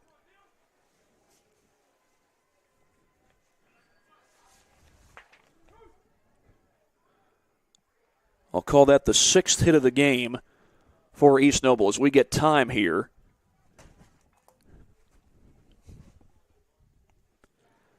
This last base hit is worth another look because if you're going to hit that ball down the third base line, there's hardly a better place to hit him. I mean, you can get a line drive down the left field line, have it drop fair, but look where this ball hits. If you can see it, it skips right off the bag at third base and over the head of Jackson Scott, who was there and ready for it. It's probably not the way that Borders drew it up, but he'll take the knock. And he's in scoring position for Owen Deal, the pinch hitter.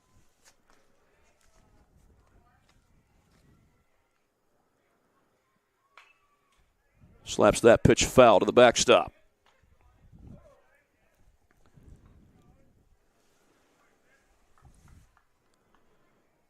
Well, the next man in the order would be Hayden Mitchner. I think that's still him in the on-deck circle.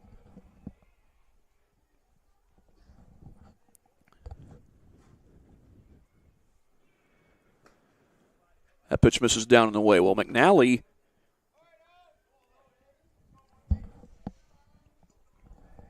came out of the pen and started off throwing strikes. You're going to have your pitches that miss the zone, of course, but for the most part, he's done a good job throwing strikes. That last one just got away from him quite a bit. There goes the runner. Pitch well inside. Throw down to third. Got him! They gunned down Borders. Shepard with the throw.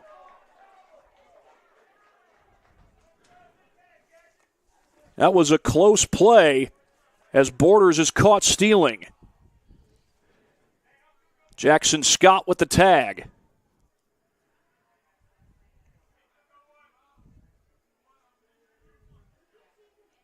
I tell you what, watching it live, I thought Borders snuck the foot in, but it's called out, or he's called out. That pitch being thrown, we'll give you a look at our Anderson Heating and Air Conditioning replay. And not an easy throw for Shepard to make.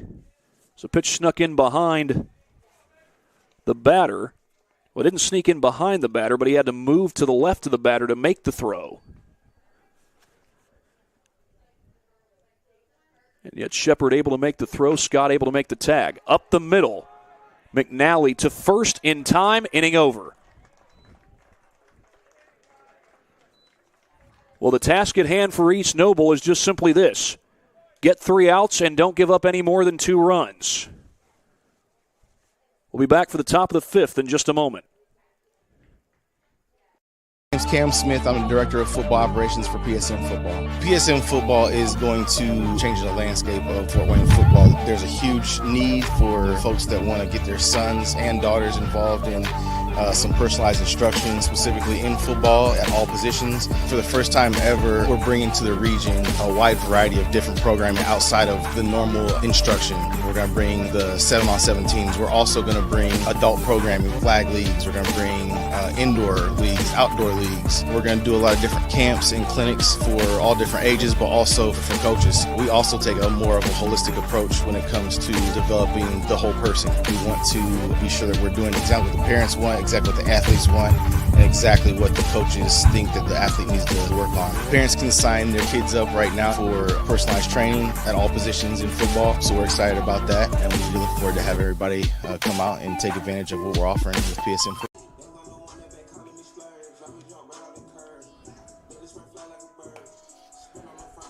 Well, for East Noble, the formula is simply this: get 3 outs and don't give up any more than 2 runs. If they do that, they'll have the win right away here in game number 1. If they don't do that, they may still have the lead, but they'll have to come to bat in the bottom of the 5th. For Northrop, they will send up Evan DeJesus to lead things off. He'll be followed by Lyle Niddle and Marco Black. Northrop trying to avoid being run-ruled here in game number 1 of this doubleheader. Game 2 will come your way about a half an hour after game 1 gets done. Jackson Leedy is still on the mound for East Noble. He's gone 4 innings so far of shutout baseball. His first pitch misses outside.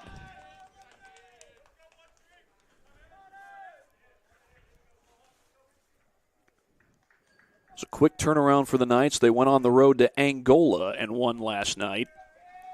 Not just a quick turnaround because you got 2 games in a row. Quick turnaround because you get a 10 a.m. start the night after your road game. It's not a super long drive from here to Angola, but talking to head coach Aaron Desmonds, not to be confused with former big leaguer Ian Desmond. That's popped up and going out of play. DeJesus thought it went forward. It went backwards. Yeah, Aaron Desmonds mentioned that it was a 35-minute drive, which he didn't think was too terrible. Of course, these Northrop kids, they had to get on the bus and come about half an hour from Fort Wayne to get here.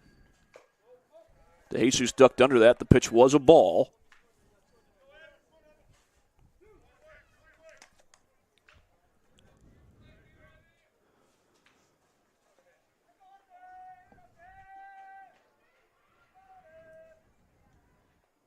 Swing and a miss. And Jackson Leedy gets the strikeout to start the 5th.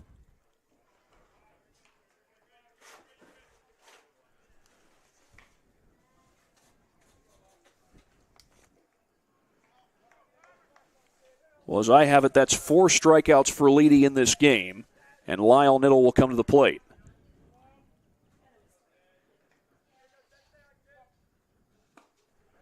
That first pitch misses outside.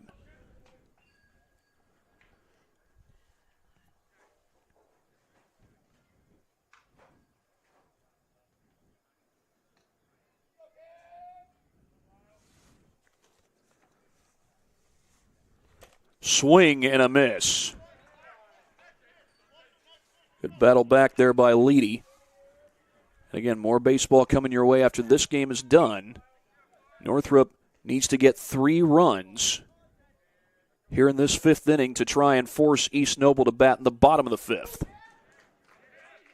3 runs or more. Now, in case you're wondering, if Northrop were to get 3 runs and make this a 9-run game, and that's all they get, and East Noble gets 1 in the bottom of the 5th, the game would be over. It's one of those what-if scenarios. There's all kinds of what-ifs. That one's inside. As Niddle has a pink bat that you could see from miles away.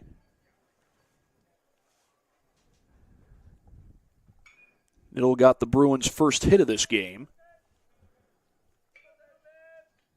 I can't remember if he had the pink back bat then or not. He grounds this one towards second. Monk waits on it. Strick to his knee, but he fields it and gets the out.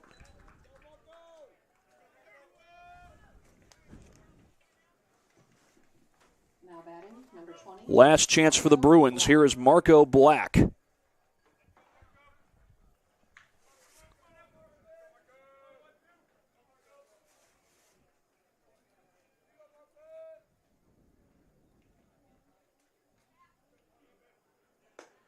First pitch misses upstairs. That had to be some heat there from Leedy. Judging by the way Black ducked out of the way.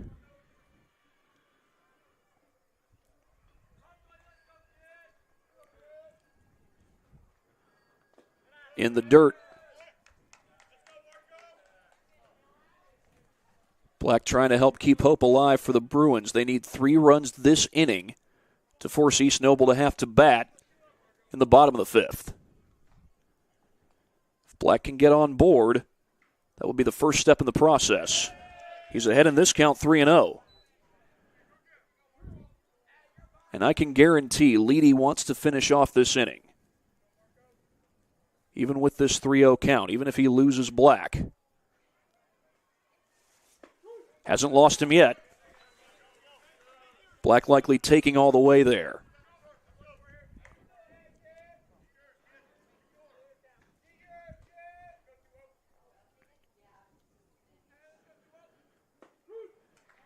Brought the count full, 3-2.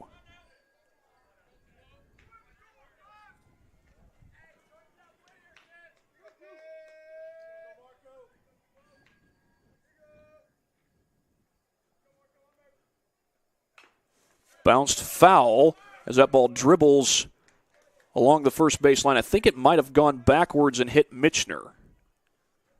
Michener kind of kicking up his feet. Would suggest that that's probably what's happened.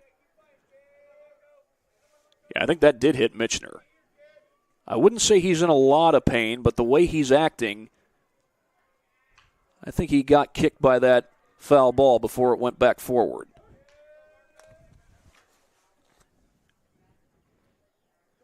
Another payoff pitch to Black. On the corner, called strike 3, and there's your ball game.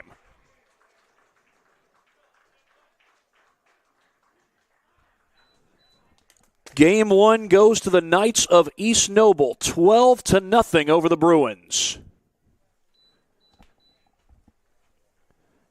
And the Knights go to 2-0 on the season.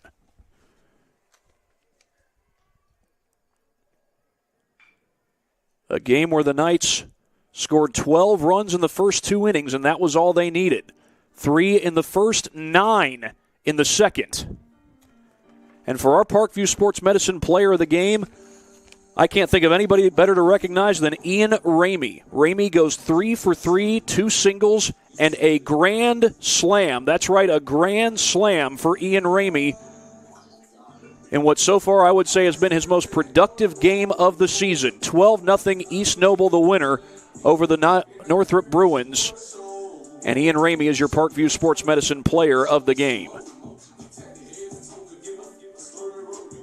The Knights go to 2-0. One more game coming up here on Summit City Sports. That comes your way in about half an hour.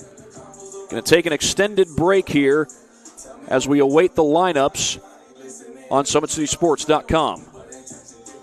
And countless hours of time in the pool, countless hours in here, making my body stronger, and it's been kind of like a mental thing too, just telling myself like, you're fast enough to be able to compete with those girls that are at other Division I schools that I'll be competing against next year. It was like a big decision of like where I was going to go to school, and Valpo was a great experience on my first initial visit. And then once I met some of the teammates at an invitational that I went and watched, they were also just super inviting. The ability to be able to further my swim career and the equipment that I'm able to use at Valpo, I think can help me make really big strides. 18 months ago, I was diagnosed with a 3rd-degree heart block. They had to put a pacemaker in my chest, and so once I had that surgery done and everything, I started at PSM and getting my shoulder mobility and my shoulder strength back, and now that I have that, making it even stronger than it was before and really spend the time that I need to be able to compete at the level that I want to compete at. I've been in the pool since I was 6 years old. It's not an easy sport to just pick up and start doing, but if you have the dedication to do it, you can do it just fine.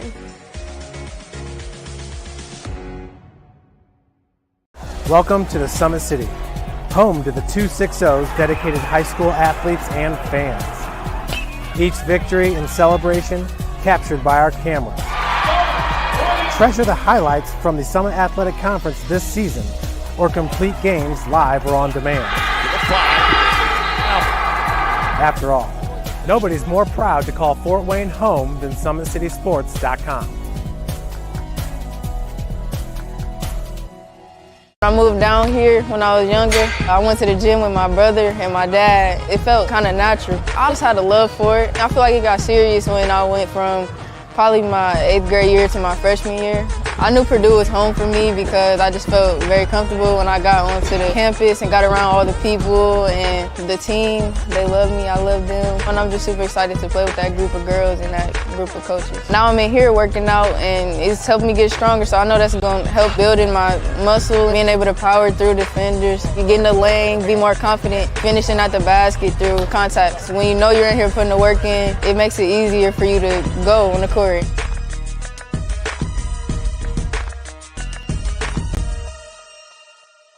The athletes has always been here, and they're getting better. I'm watching, Summit City Sports, man, they're doing an awesome job. And, I mean, that's a plug. Them dudes are doing an outstanding job. And I'm able to be in Nashville and watch games on YouTube that they're broadcasting, and I'm seeing the talent. And it is just truly outstanding. And, I mean, you guys have seen the talent that's in the NFL now from Fort Wayne, Indiana, the talent that's coming up now, and the talent that, is just here, man. It's really cool. It was after a bad game in 8th grade. I decided that I was going to try my best to, be able to earn a scholarship and play in college. And so I'm really excited for it. Once you come here for a while, you have all the experience. I feel like I'm getting a lot stronger, especially in basketball-specific positions. I feel like I'm able to move better. I'm more flexible, able to run faster, jump higher, and just stronger overall. So then, when you go back to your school, you can take that experience, to help you prevent injuries when you're doing your own weight training with your own school.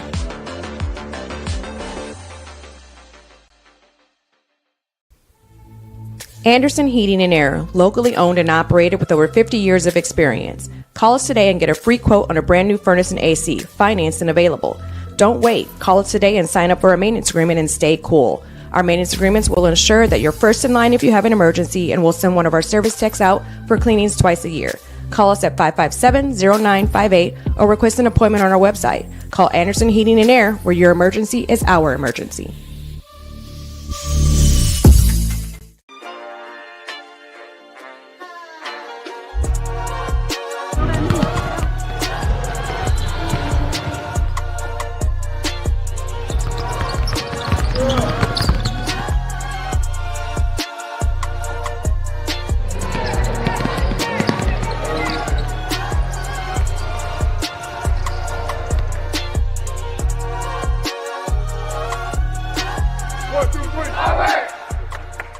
Last year I was on JV and it was the last point of our Snyder match. I just went down and I couldn't move. I could not get back up, and I had torn my ACL, part of my meniscus, and then I also had severe bone bruising. It was kind of tough to just be I can't play volleyball, and I really have to work to get back to where I was and try to be better and grow from there. So Dr. Hartswell was the wonderful surgeon who did my knee, and for 2 months between my injury date and my surgery date, I went to PSM sports therapy, and I really got some great care before my surgery that would help me to be stronger afterwards. For about 6.5 months after surgery, I was also with PSM just working to get back and be better. The exercises my physical therapist Will has are really geared toward his individual patients, and it was just cool to see the different progressions from exercises that I would be doing. And I think that was a big part of knowing where my progress was and knowing where I stood. There's nothing else that brings me as much joy as volleyball does. Just being able to confidently say, I can do this move, or I can do this move, or I feel safe with my knee. I think that was when I really knew that I was ready to get back out there.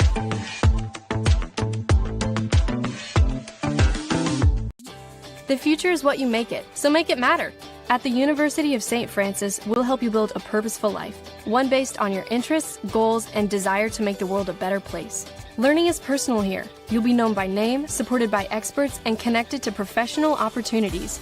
Our Catholic values will inspire you to use your education for the greater good by serving and leading others. Remember, the future is what you make it. Build a life of meaning and purpose at St. Francis. You belong here. Why choose Kelly Chevrolet? We offer a wide selection of new and used inventory with a team that guides you to your perfect fit. Our certified pre-owned options ensure peace of mind with warranties and rigorous inspections. Competitive pricing, flexible financing, and convenient trade-in services, making your dream Chevrolet a reality. Trust our experienced service team to keep your vehicle in top shape, and enjoy free car washes as long as you own your vehicle.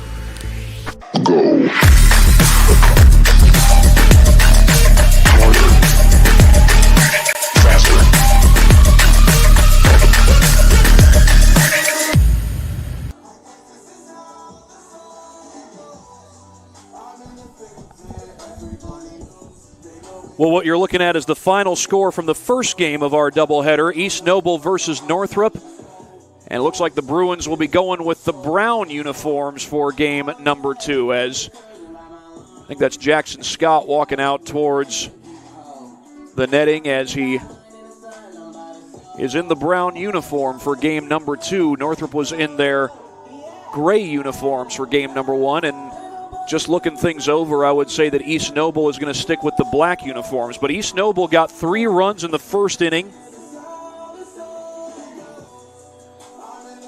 then 9 runs in the second inning. In fact, we've got a replay here to show you. We just recognized Ian Ramey as our Parkview Sports Medicine player of the game. This is just one of the reasons why. Ramey went 3 for 3 with a pair of singles, and he also did this. A grand slam in the bottom of the second, his second at-bat of that inning, and he gets to touch them all for the first time this year. And I believe that's the first time anybody at East Noble has touched them all at any point this year. Not the first time ever, but at any point this year. And it's a good start for the Knights. They won on the road against Angola yesterday, and with a quick turnaround, they take game 1. Game 2 is yet to follow. We'll be back in a matter of moments. You're watching high school baseball here on SummitCitySports.com. Anderson Heating and Air, locally owned and operated with over 50 years of experience. Call us today and get a free quote on a brand new furnace and AC, financed and available. Don't wait. Call us today and sign up for a maintenance agreement and stay cool. Our maintenance agreements will ensure that you're first in line if you have an emergency, and we'll send one of our service techs out for cleanings twice a year. Call us at 557-0958 or request an appointment on our website. Call Anderson Heating and Air, where your emergency is our emergency. Thank you for watching Summit City Sports. To help broaden our coverage, we're asking you to become a monthly sponsor to our Patreon account. We produce weekly highlights and live video broadcasts. When the Homestead Girls Golf Team won its first state title in program history, we were there. When Fort Wayne brought back 3 state titles in cross country, we were there. We believe in sharing positive stories and setting the standard for how high school sports should be covered. Join us and donate today.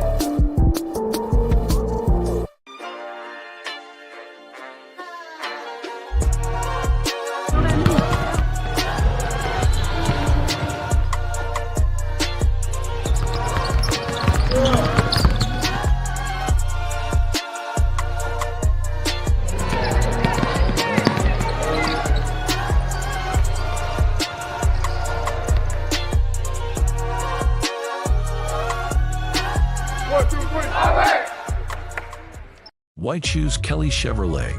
We offer a wide selection of new and used inventory with a team that guides you to your perfect fit. Our certified pre-owned options ensure peace of mind with warranties and rigorous inspections.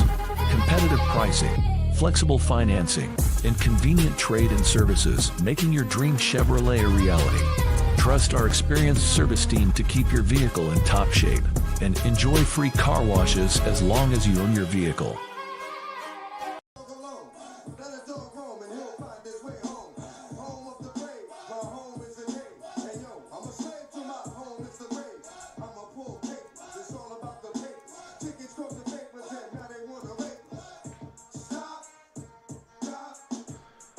We are back here at East Noble getting ready for game number 2 of our doubleheader between East Noble and Northrop. East Noble takes game number 1 by a final score of 12-0. Well, we'll be getting the lineup cards here in just a matter of moments.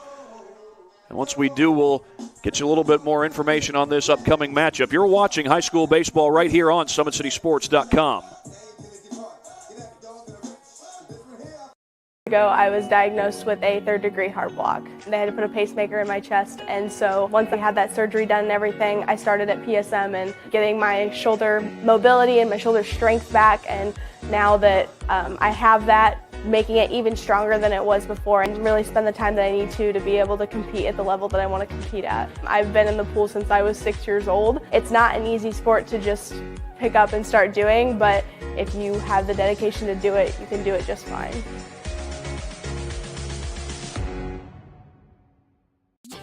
The future is what you make it, so make it matter. At the University of St. Francis, we'll help you build a purposeful life, one based on your interests, goals, and desire to make the world a better place.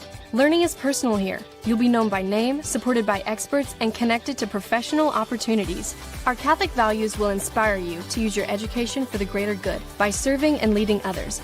Remember, the future is what you make it. Build a life of meaning and purpose at St. Francis. You belong here.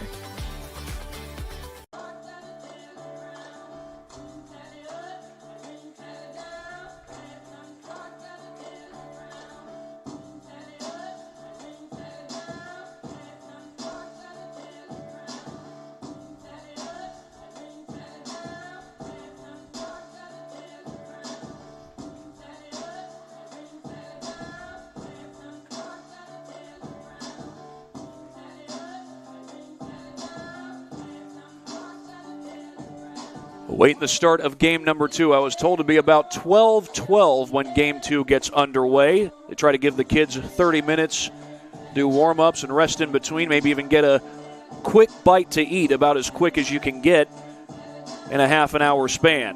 Back after this break here on this broadcast of high school baseball on SummitCitySports.com.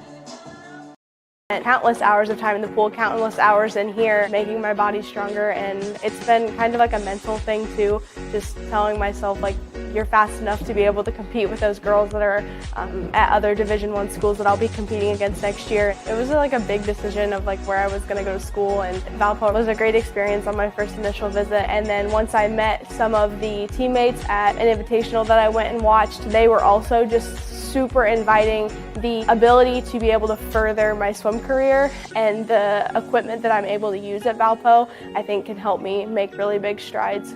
18 months ago, I was diagnosed with a third-degree heart block. They had to put a pacemaker in my chest, and so once I had that surgery done and everything, I started at PSM and getting my shoulder mobility and my shoulder strength back, and now that I have that, making it even stronger than it was before and really spend the time that I need to be able to compete at the level that I want to compete at. I've been in the pool since I was 6 years old. It's not an easy sport to just pick up and start doing, but if you have the dedication to do it, you can do it just fine.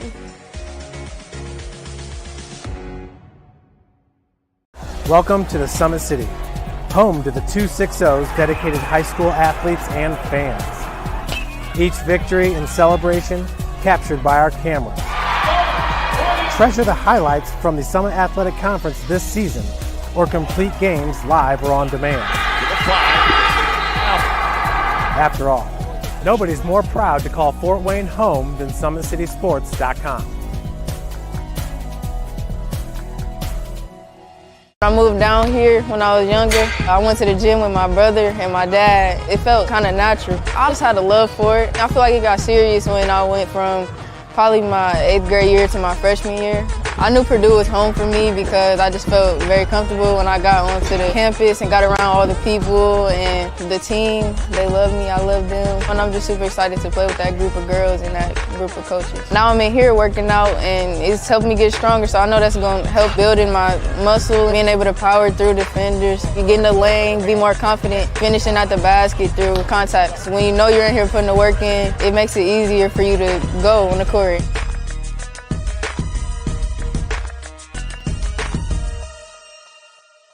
The athletes has always been here, and they're getting better. I'm watching, Summit City Sports, man, they're doing an awesome job. And, that's a plug. Them dudes are doing an outstanding job. And I'm able to be in Nashville and watch games on YouTube that they're broadcasting, and I'm seeing the talent. And it is just truly outstanding. And, you guys have seen the talent that's in the NFL now from Fort Wayne, Indiana. The talent that's coming up now, and the talent that is just here, man. It's really cool. It was after a bad game in 8th grade. I decided that I was going to try my best to, be able to earn a scholarship and play in college. And so I'm really excited for it. Once you come here for a while, you have all the experience. I feel like I'm getting a lot stronger, especially in basketball-specific positions. I feel like I'm able to move better. I'm more flexible, able to run faster, jump higher, and just stronger overall. So then, when you go back to your school, you can take that experience, to help you prevent injuries when you're doing your own weight training with your own school.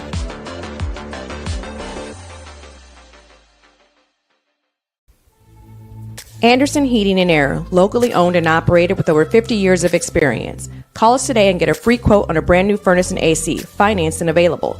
Don't wait. Call us today and sign up for a maintenance agreement and stay cool. Our maintenance agreements will ensure that you're first in line if you have an emergency, and we'll send one of our service techs out for cleanings twice a year. Call us at 557-0958 or request an appointment on our website. Call Anderson Heating and Air, where your emergency is our emergency.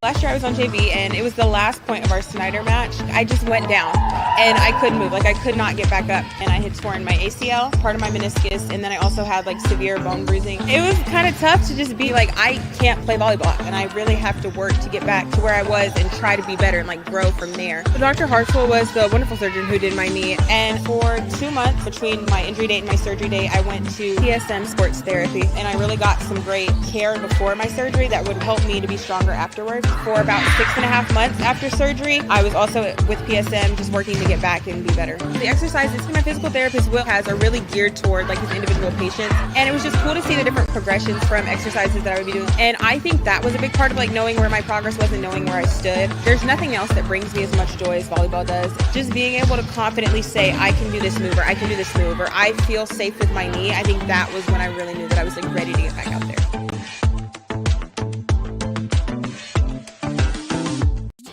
The future is what you make it, so make it matter. At the University of St. Francis, we'll help you build a purposeful life, one based on your interests, goals, and desire to make the world a better place. Learning is personal here. You'll be known by name, supported by experts, and connected to professional opportunities.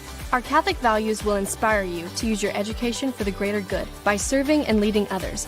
Remember, the future is what you make it. Build a life of meaning and purpose at St. Francis. You belong here. Why choose Kelly Chevrolet? We offer a wide selection of new and used inventory with a team that guides you to your perfect fit. Our certified pre-owned options ensure peace of mind with warranties and rigorous inspections.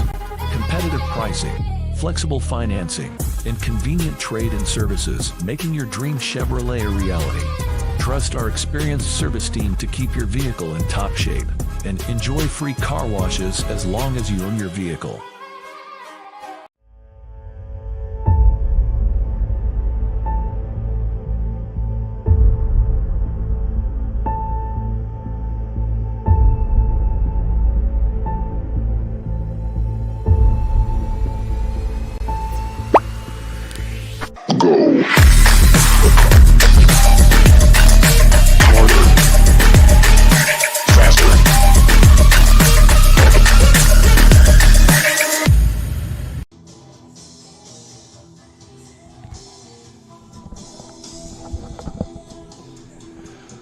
We are getting ready for game number 2 between Northrop and East Noble. We'll give you the lineups in just a matter of moments. Just got them. The lineups just came in. So we'll take a few moments to enter them in and give them to you when we come back. spent countless hours of time in the pool, countless hours in here, making my body stronger, and it's been kind of like a mental thing too, just telling myself like, you're fast enough to be able to compete with those girls that are at other Division I schools that I'll be competing against next year. It was like a big decision of like where I was going to go to school, and Valpo was a great experience on my first initial visit. And then once I met some of the teammates at an invitational that I went and watched, they were also just super inviting. The ability to be able to further my swim career and the equipment that I'm able to use at Valpo, I think can help me make really big strides. 18 months ago, I was diagnosed with a third-degree heart block. They had to put a pacemaker in my chest, and so once I had that surgery done and everything, I started at PSM and getting my shoulder mobility and my shoulder strength back, and now that I have that, making it even stronger than it was before and really spend the time that I need to be able to compete at the level that I want to compete at. I've been in the pool since I was 6 years old. It's not an easy sport to just pick up and start doing, but if you have the dedication to do it, you can do it just fine.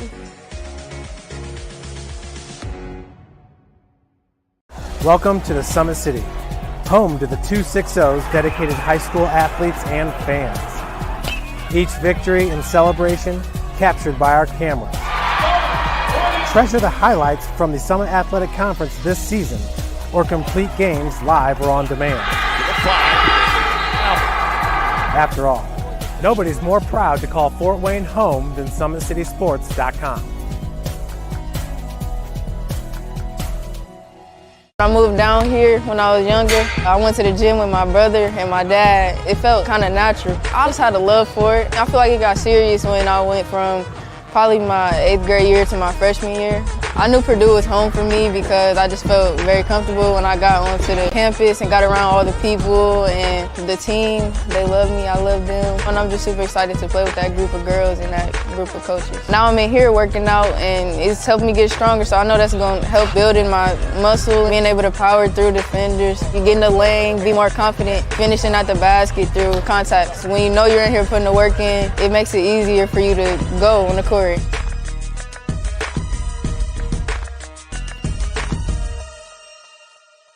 The athletes has always been here, and they're getting better. I'm watching, Summit City Sports, man, they're doing an awesome job. And, that's a plug. Them dudes are doing an outstanding job. And I'm able to be in Nashville and watch games on YouTube that they're broadcasting, and I'm seeing the talent. And it is just truly outstanding. And, you guys have seen the talent that's in the NFL now from Fort Wayne, Indiana, the talent that's coming up now, and the talent that, is just here, man. It's really cool. It was after a bad game in 8th grade. I decided that I was going to try my best to, be able to earn a scholarship and play in college. And so I'm really excited for it. Once you come here for a while, you have all the experience. I feel like I'm getting a lot stronger, especially in basketball-specific positions. I feel like I'm able to move better. I'm more flexible, able to run faster, jump higher, and just stronger overall. So then, when you go back to your school, you can take that experience, to help you prevent injuries when you're doing your own weight training with your own school.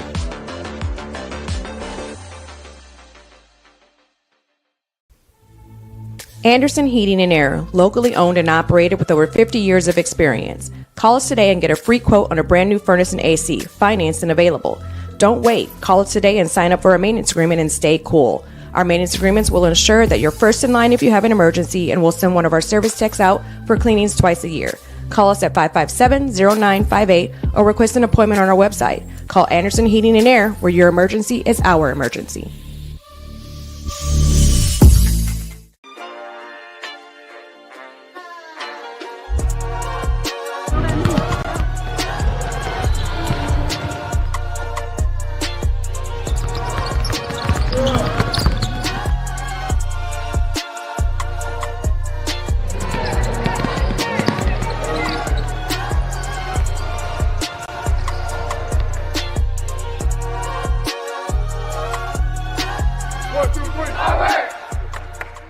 Last year I was on JV and it was the last point of our Snyder match. I just went down and I couldn't move. I could not get back up, and I had torn my ACL, part of my meniscus, and then I also had severe bone bruising. It was kind of tough to just be I can't play volleyball and I really have to work to get. Well, we are just about ready to start game number 2 as East Noble has already beaten Northrop once. That was in game number 1 just moments ago. Now game 2 about to start. Here's the lineup for Northrop. Dylan Todd, the center fielder, leads things off. He's followed by Lyle Niddle, the third baseman. Jackson Scott, the second baseman, bats third. That's the top three hitters. We'll get you the next few hitters in just a matter of mere moments. First pitch swung on. Todd pops it up, and that's going out of play.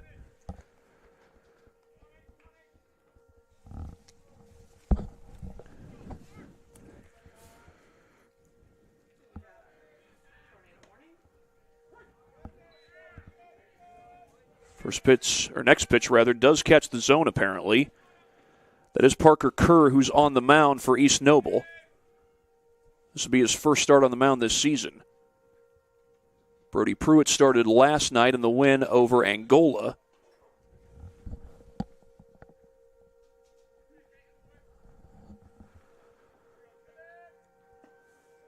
Swing and a miss. Ball was in the dirt. Throw will go down to first in time. That throw came from Hathaway. Rylan Hathaway behind the plate for East Noble. One down.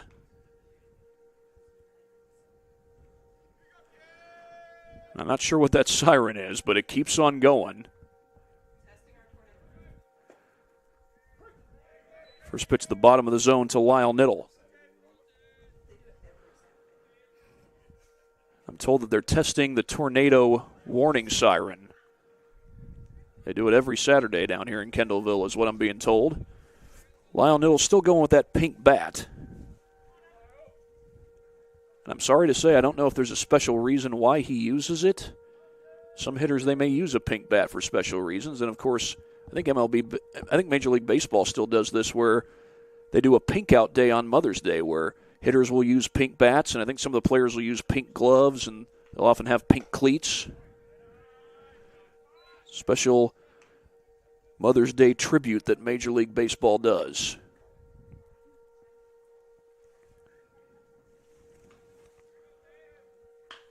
On the ground, right back to Kerr at the mound. He'll set his feet and make the throw in time.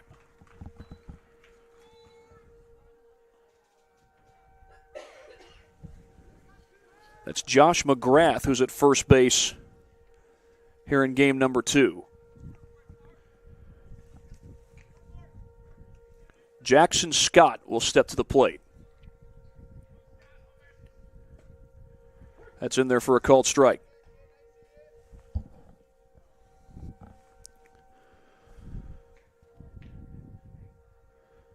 The 0-2 on the way, clipped foul. Kerr gets out ahead in this count.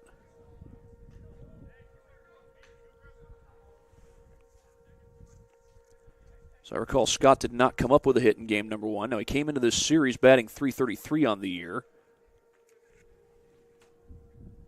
This 0-2 pitch misses upstairs. Kerr struck out the first batter he faced and got Niddle to ground out right back to the mound. Swing and a miss. An inning-ending strikeout for Parker Kerr.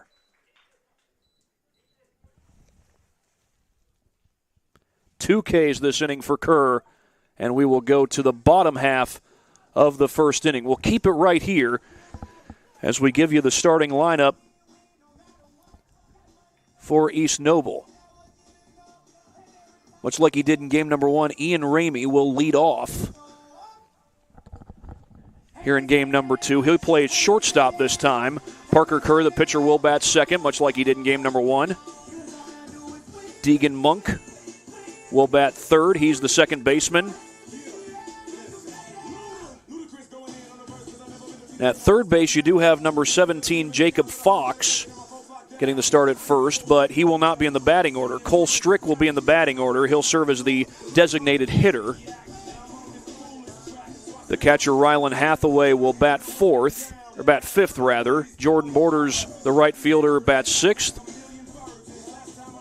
Josh McGrath bats seventh. He'll be followed by number 19, Jack Slater. And rounding out the batting order is the the center fielder, Aiden Mitchner, who did catch in game number 1.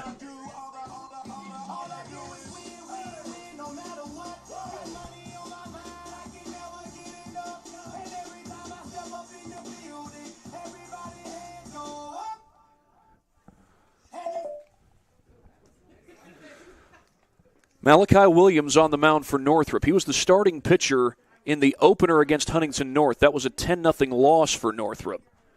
He gets to go on the mound again today, and it's a slow start to the season for the Northrop Bruins. They lose 12-0 in game number 1. They are 0-3. They've been run-ruled in all their games so far. But they're looking to bounce back and start to come together as a team. And they not only have a new head coach in Connor Adams, it's not just that, but they've also got a very young team, a lot of guys who are new to being full-time starters. And trying to make the adjustment to high school baseball as the first pitch is taken by Ramey for a ball. Ramey went 3 for 3 in game number 1. 2 singles and a grand slam. And he slaps that one into right center for a base hit. Ian Ramey keeps them coming.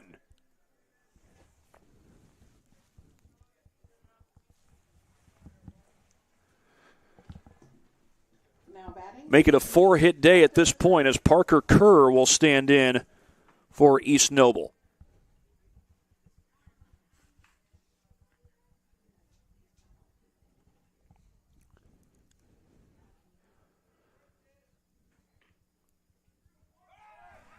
There goes the runner. Throws a little bit offline, and Ramey is in safely with a stolen base at second.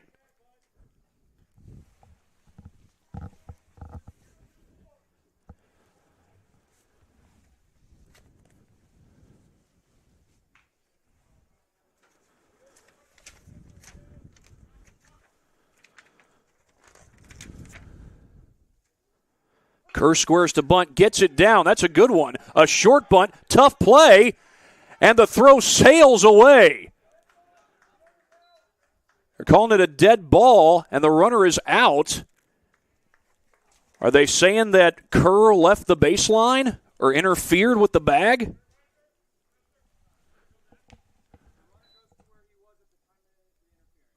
And they're going to send Ramey back to third, I believe. So Ramey thought he had scored the game's first run, but he has to go back to the spot where he was at the time of the interference. So he's awarded third base, but he's not awarded home plate.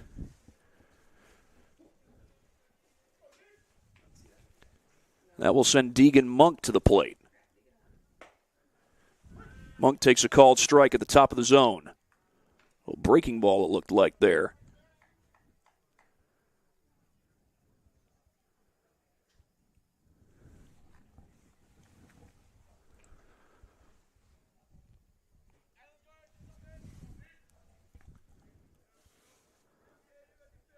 Monk started game 1 at second base. He's starting game 2 at second as well.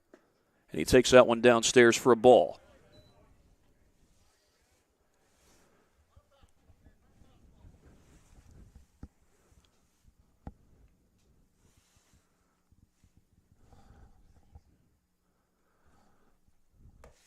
Check swing. And I think they're saying he did not go.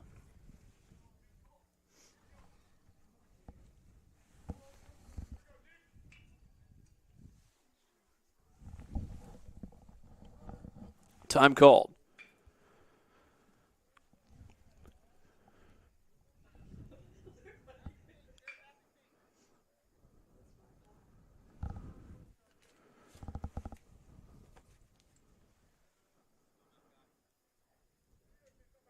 Pitch on the way, and that's upstairs. 3-1 the count. Williams had his struggles in the opener against Huntington North. Trying to settle down here in this game against East Noble. Northrop has played all Northeast State Conference teams this year. Northrop is in the SAC. Monk was ready to head to first. He's not given the call. It's strike 2.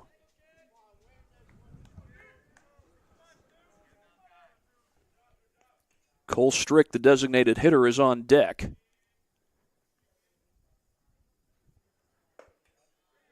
And that one misses outside. They're on the corners. Now batting, Cole Strick.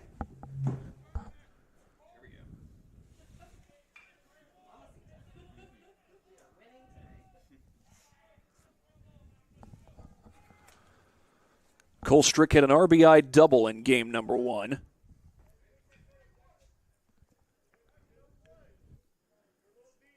It was a well-hit ball down the right field line. He's committed to go to Huntington.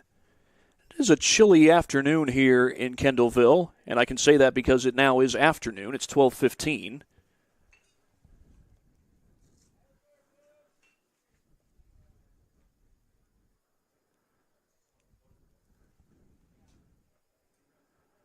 You notice that Strick is going with just the regular short sleeve uniform, no undershirt. Or no long sleeve t-shirt. As he takes that one down and away.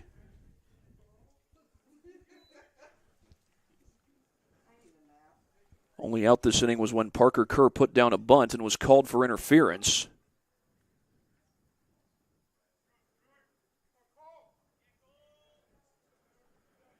In addition to that, we've had a walk to Monk and a single by Ramey. There goes the runner. Ramey takes off. Ramey indeed does take off and comes home on the double steal. Monk into second. And it's 1-0 in favor of East Noble.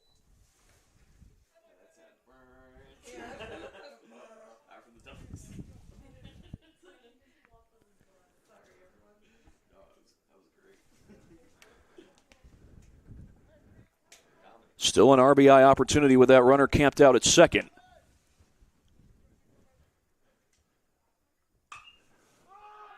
Fly ball into center field. That might move the runner. As Todd comes in, he'll make the catch. And Monk is off for third. The throw not in time.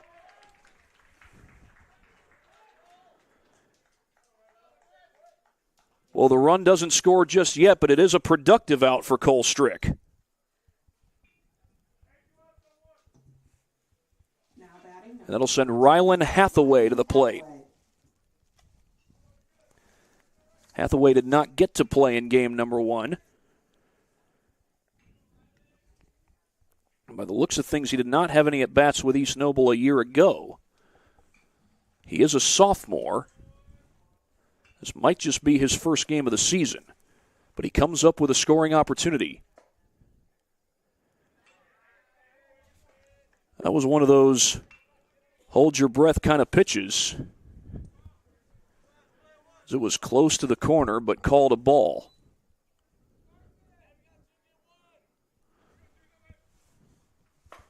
Did he go? It's called a strike. You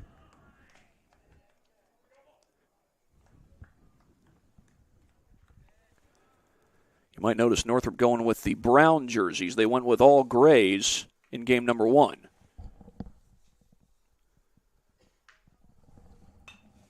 Popped him up.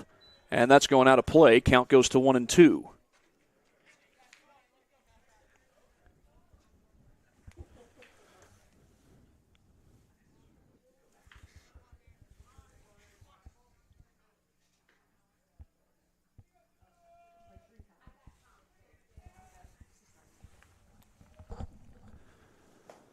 Down and away, ball 2. This inning started with a single by Ian Ramey. He scored on a double steal. Deegan Monk walked. He's on third. He, of course, was the one who stole second on that double steal.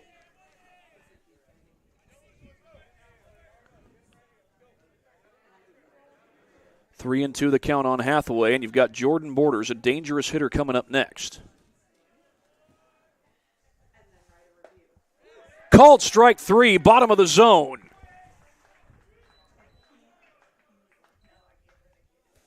Well, East Noble gets a run, and they lead it 1-0 off the double steal. In the meantime, we will come back after this break. You're watching high school baseball on SummitCitySports.com. Anderson Heating and Air, locally owned and operated with over 50 years of experience. Call us today and get a free quote on a brand new furnace and AC, financed and available. Don't wait. Call us today and sign up for a maintenance agreement and stay cool. Our maintenance agreements will ensure that you're first in line if you have an emergency, and we'll send one of our service techs out for cleanings twice a year. Call us at 557-0958 or request an appointment on our website. Call Anderson Heating and Air, where your emergency is our emergency. Why choose Kelly Chevrolet? We offer a wide selection of new and used inventory with a team that guides you to your perfect fit. Our certified pre-owned options ensure peace of mind with warranties and rigorous inspections. Competitive pricing, flexible financing, and convenient trade and services, making your dream Chevrolet a reality. Trust our experienced service team to keep your vehicle in top shape and enjoy free car washes as long as you own your vehicle.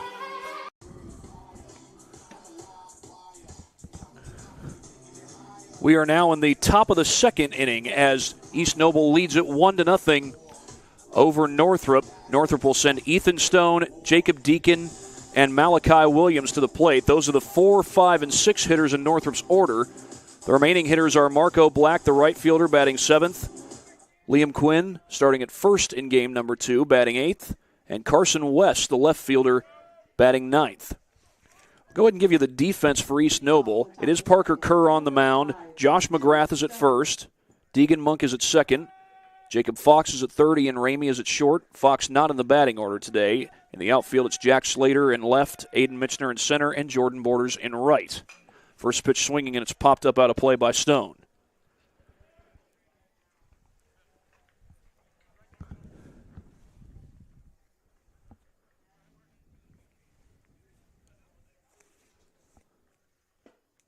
Stone takes that one down and away for ball number 1. Again, this is a very young Northrop team. On the ground toward third, it ate up Fox. He lost his footing. That's going to be an error. And into first is Stone.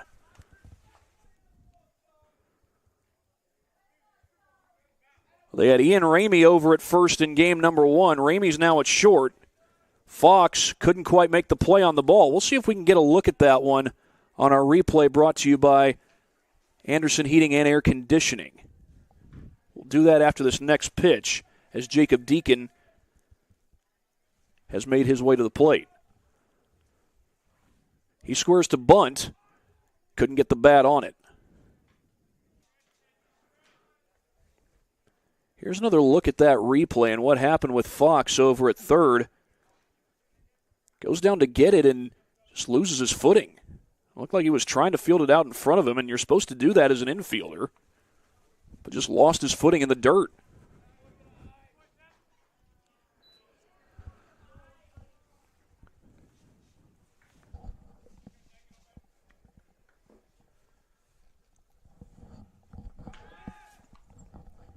Throw back to first. So far, a nice response by Northrop. They did give up the 1 run in the first inning.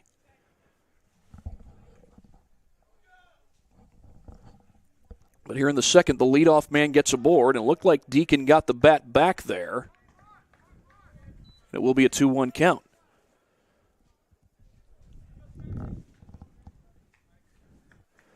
Of course, here in Kendallville, Indiana, it's home to Noble Links Golf Course. They got him! They picked off Stone at first base.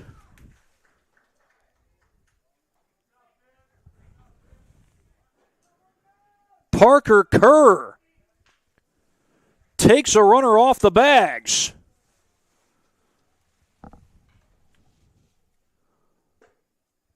But he misses down and away to Deacon. Well, here's another look at that pickoff. I'll get you a look of it as quick as we can.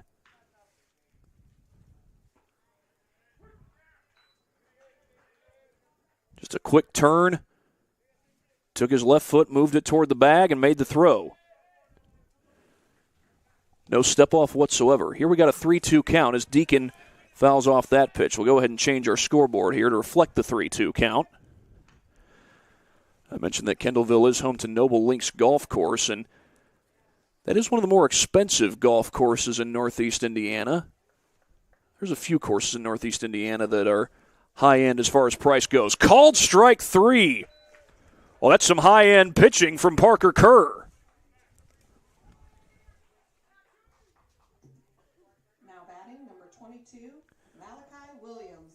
Nice response there by Kerr. A pickoff and then a strikeout as Malachi Williams, Kerr's counterpart, comes to the plate. That first pitch misses downstairs.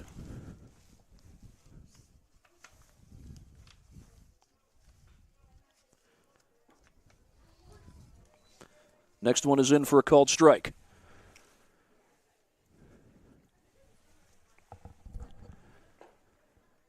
Down and in, 2-1.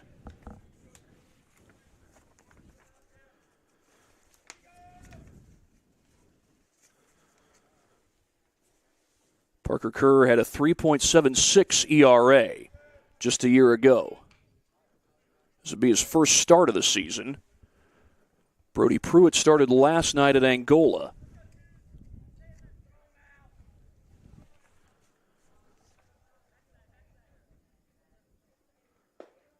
Caught the bottom of the zone, back-to-back Ks to close out the top of the second. Well, the leadoff man for Northrop gets aboard, but Parker Kerr responds brilliantly. A pickoff at first, and then back-to-back Ks, one to Jacob Deacon, and the other one to Malachi Williams. It remains 1-0 as we are about to go to the bottom half of the second inning. Before we do, we'll get a few words in from our sponsors. Big Eyed Fish has been around the Northeast Indiana area for generations.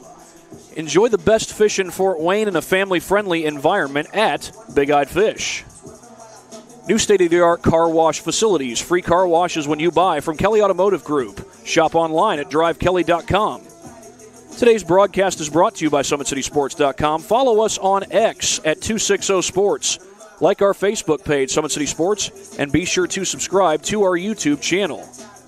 Earn your edge this season. PSM's Edge Training Program maximizes your athleticism through personalized performance training to reach your goals and get you to the next level. Visit ParkviewSportsMedicine.com/edge to schedule your free consultation. East Noble Knights with a 1-0 lead. Not quite the high-scoring start that they had to game number 1, where they got 3 runs in the first inning and then 9 in the second. They got 1 in the first here, but they get the 1-2-3 inning even after the leadoff hitter reaches base. Well, here's the defense for Northrop. Their their first baseman is Liam Quinn. Their second baseman is Jackson Scott. Lyle Niddle starts at third. Ethan Stone starts at shortstop. In left field, it's Carson West, who did not start in game number 1. In center field, it's Dylan Todd. And in right field, it's Marco Black. Jordan Borders will step to the plate to lead things off here in the bottom of the second. Borders had a double off the bag at third, and he almost stole third moments later, but he was called out on his way to the bag. Borders is committed to play college ball at Jackson College. Beg your pardon, that's the wrong graphic I had up there as Borders fouls it away. There we go. Now we got the right one up.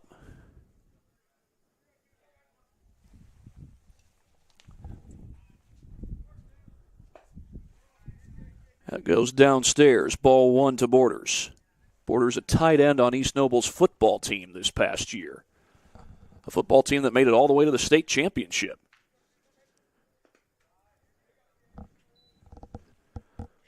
This year, that East Noble football team was coached by Alex Stewart. Nice hustle there. Ian Ramey going after the foul ball. Evan DeJesus trying to beat him out. And I think he did.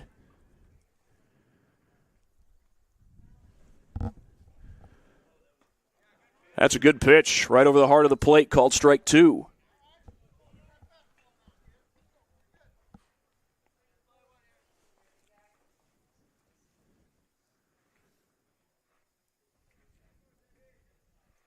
Jordan Borders was one of the top hitters on this East Noble team last year, but he's frozen with that fastball. Malachi Williams with the backwards K.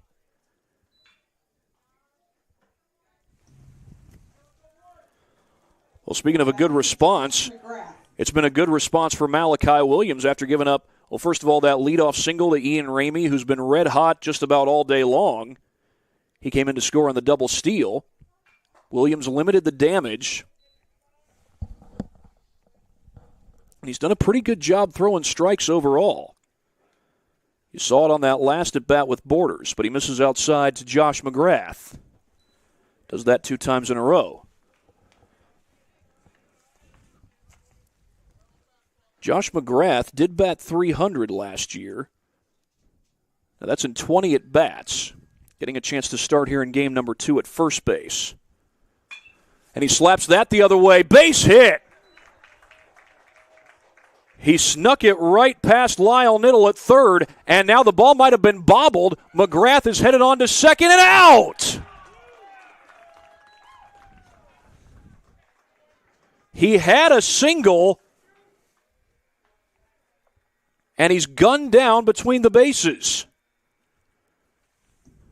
Now batting, number 19, Jack Slater. Well, he'll get credit for the hit, but the Knights lose a runner off the base paths. I'll take another look at that replay brought to you by Anderson Heating and Air Conditioning. Well, there's the hit, and it was kind of a seeing eye single right under the glove of Niddle, but then what happens here on the base paths? They get the ball back in, and then he got caught in a rundown. Jackson Scott had the ball, threw back to first. And then McGrath had no choice but to go on to second. It was tagged out in the process. I think what happened was McGrath just wandered a little too far off the bag. Meanwhile, this is Jack Slater at the plate with a 2-1 count.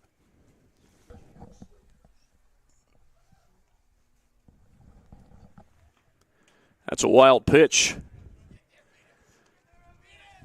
And another race, and this time it's Ramey who beats out to Jesus. That's the game within the game.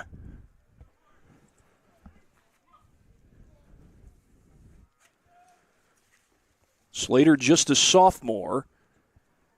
Not sure, but this might be his first start of the season as he swings and misses a little upstairs breaking pitch.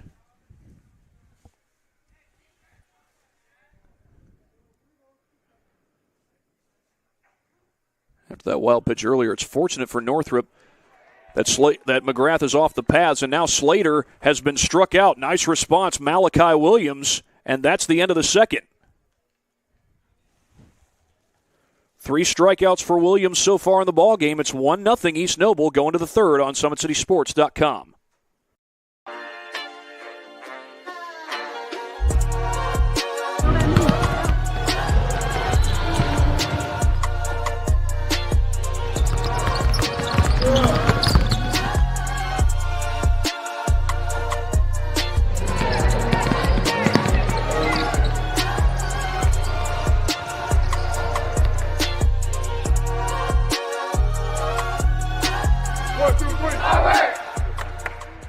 Why choose Kelly Chevrolet? We offer a wide selection of new and used inventory with a team that guides you to your perfect fit. Our certified pre-owned options ensure peace of mind with warranties and rigorous inspections. Competitive pricing, flexible financing, and convenient trade and services, making your dream Chevrolet a reality. Trust our experienced service team to keep your vehicle in top shape and enjoy free car washes as long as you own your vehicle. Close ball game so far. We're through 2 innings. East Noble does have the lead 1-0. Parker Kerr with a good solid outing so far. 3 strikeouts. Now batting, number 20. Has allowed 1 base runner. That was Ethan Stone who reached on an error, but he picked him off while he was there at first base. Bottom third of the order for Northrop comes to the plate here. This is Marco Black. First pitch swinging. That's a well-hit ball and down right in front of Borders for a leadoff single.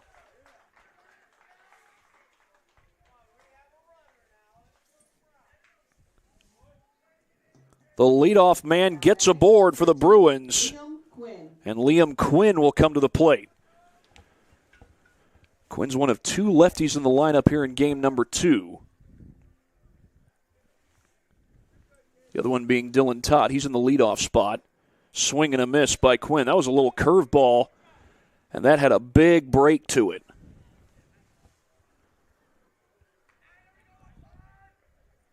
Not a very big lead over at first for Black. Squaring to bunt is Quinn. He fouled it off.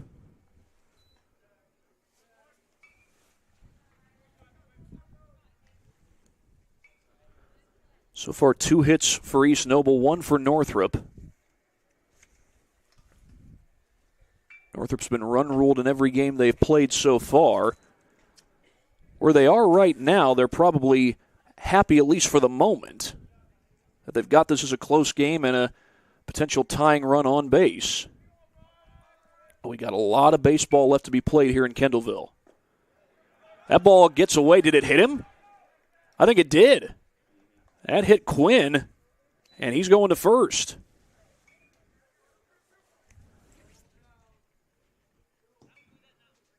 Now batting, number 30, Carson West. Here's Carson West, who did not get to play in game number 1.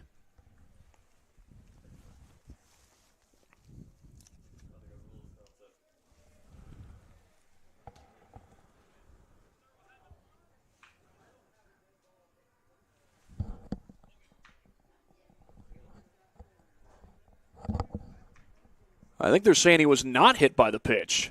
They're just calling it a wild pitch, either a wild pitch or a pass ball. So Quinn is still at the plate.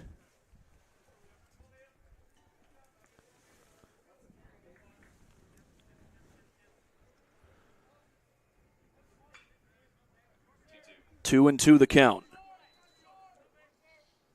But that does get a potential tying run into scoring position for Northrop. Time called. Quinn wanted it.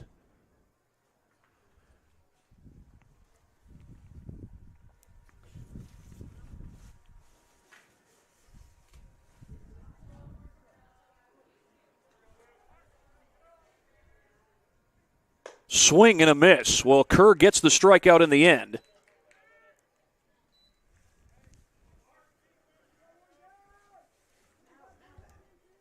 But still a scoring chance for Northrop as Carson West steps to the plate. Again, he did not play in game number 1.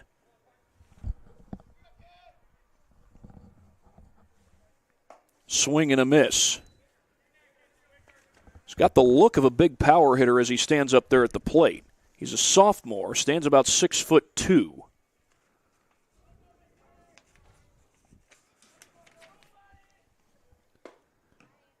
That was close, but apparently missed the zone.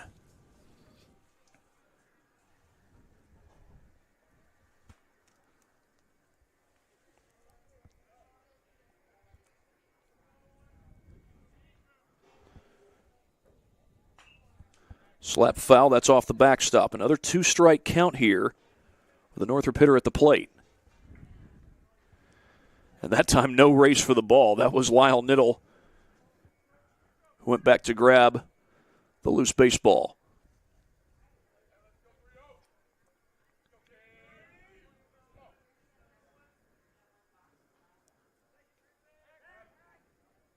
Kerr will step off.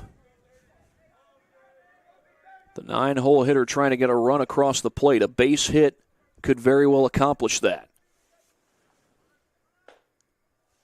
Little secondary lead there from Black, but he remains at second.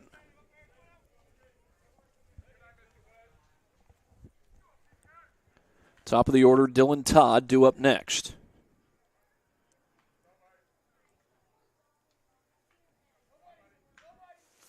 Swing and a miss. And that is back-to-back strikeouts for Parker Kerr.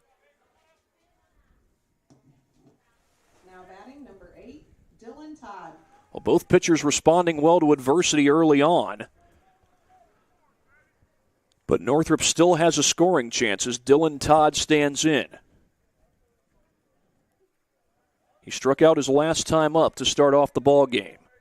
He's got Marco Black there at second, who singled his way to first and then took second on a wild pitch.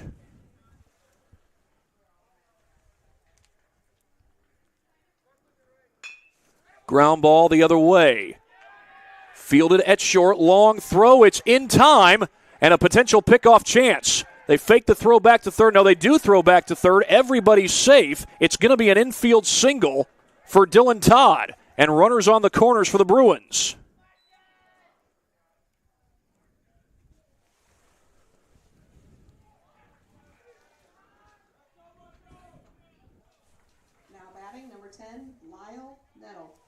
That'll send Lyle Niddle to the plate.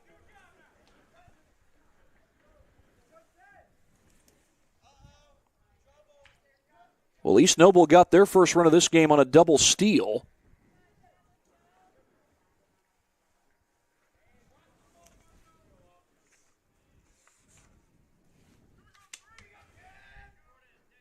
Hathaway calls out the play as East Noble perhaps anticipating a double steal. Swing and a miss by Niddle.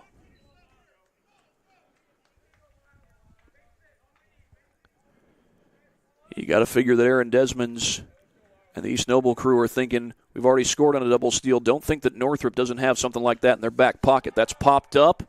Long run for McGrath, and he runs out of room. Borders gives it a good long chase as well. 0-2 the count. Marco Black has singled. Dylan Todd with an infield single. Lyle Niddle looking for a base hit to get Northrop on the board.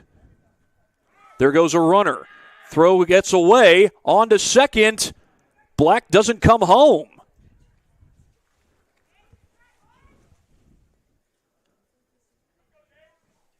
Something tells me that didn't go according to plan.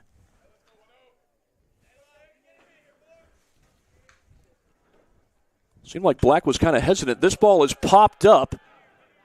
Left side of the infield and called off by Ramey. He stepped right in front of Monk. That was near disaster. Ramey does make the catch. Well, Northrop had a scoring chance. They come up empty. And we go to the bottom of the second inning. Here's another look at how that ended. This was just an interesting sequence here.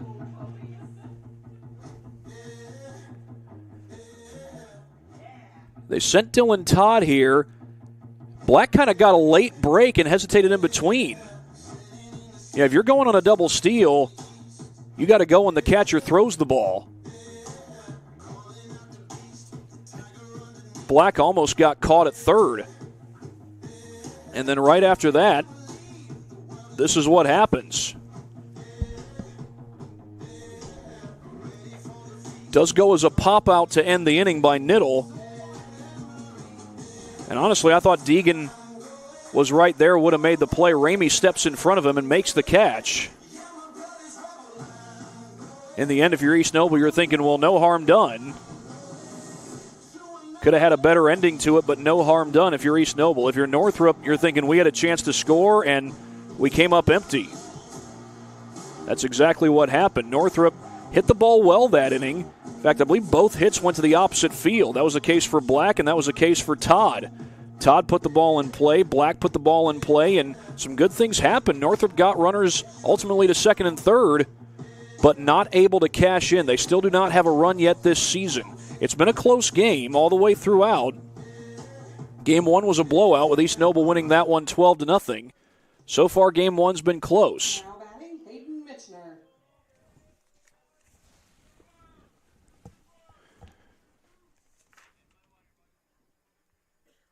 Hayden Michener will lead things off here in the bottom half of the third.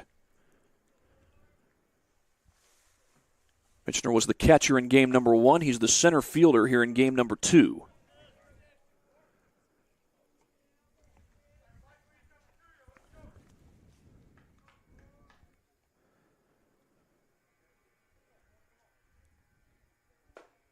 He takes that one inside. Well, Williams had done a good job throwing strikes there in the second inning and the latter part of the first inning, even after the first run crossed for East Noble. But so far he's behind in the count 2-0. We're seeing some bright spots here from Northrop, even though that last pitch was not a bright spot. That's DeJesus hustling for the loose ball again.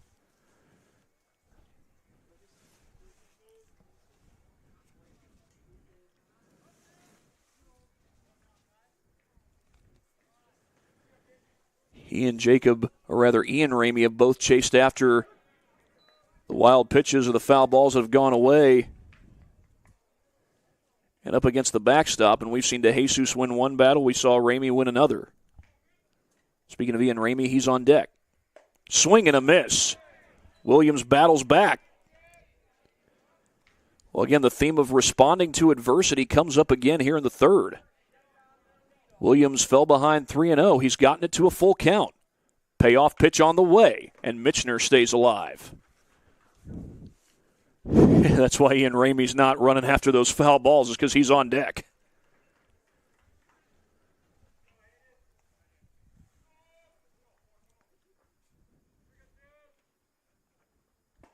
On the corner, called strike 3. Williams battles back for the K. Ian Ramey at the plate. That's strikeout number 4 for Malachi Williams. That sends up Ian Ramey, and he has been a tough out. 3 for 3 in game number 1. He's already singled here in game number 2. Singled and scored. First pitch he sees is a strike. In fact, in game number 1, he hit a grand slam.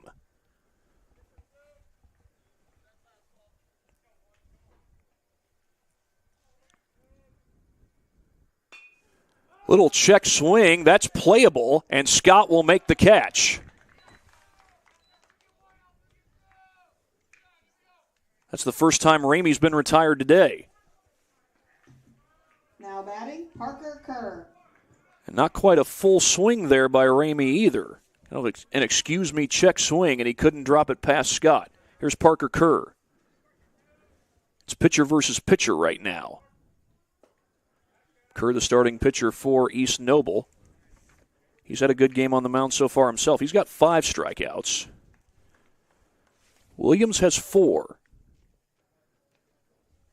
It was a blowout win for East Noble in game number 1. Game number 2 so far has been a pitcher's duel.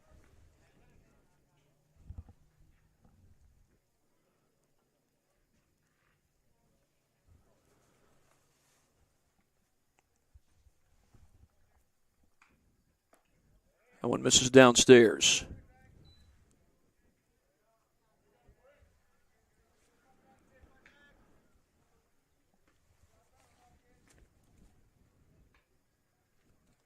If Kerr advances, Deegan Monk would be the next man up for East Noble.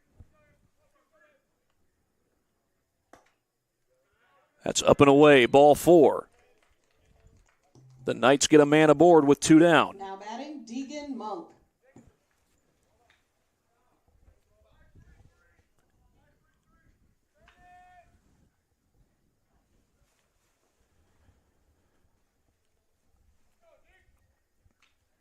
Monk walked his last time up. He stole second on a double steal that gave East Noble what is currently the only run of the game. Kerr back in to first. Kerr's already picked off a runner at first. He picked off Ethan Stone in the second inning.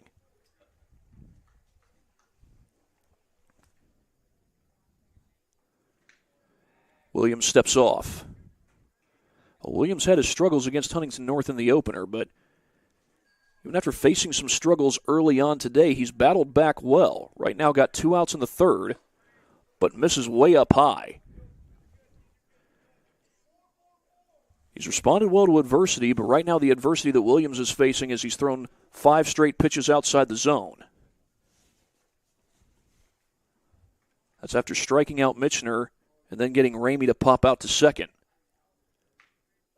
Monk squares, the pitch is down and away.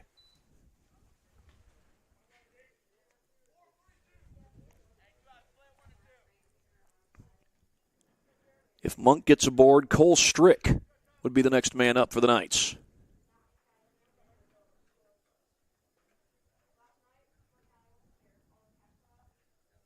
There goes the runner. Throw is high. Throw down to second. Not in time. Parker Kerr swipes the bag.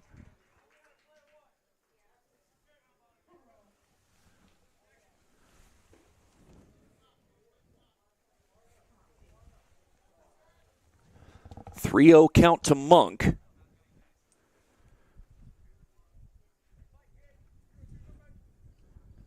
And that's way in the dirt. It gets away. Kerr will take third on the wild pitch.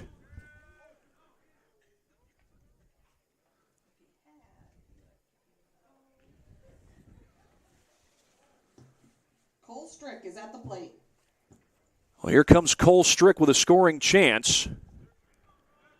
Time called by one of the Northrop assistants. Connor Adams will give the umpire some new baseballs.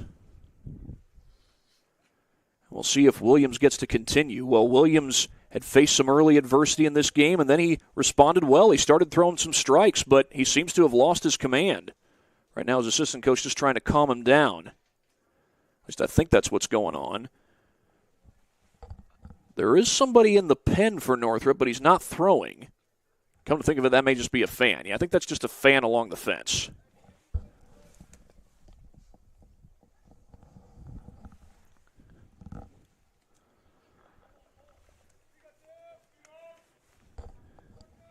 East Noble with a scoring opportunity. Cole Strick, the Huntington commit, Huntington signee, in fact, at the plate. Big lead over at first by Monk, but he goes back.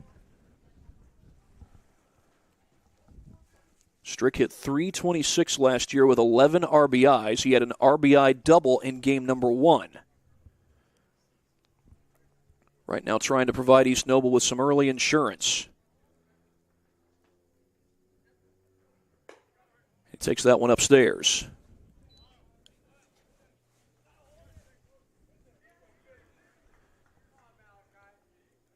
Well, right now the Knights hitters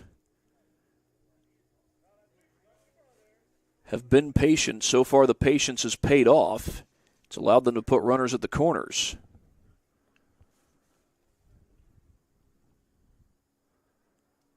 There goes the runner, and it's fouled off. Got to think they must have had a hit and run there or something like that, because Monk had the bag stolen easily.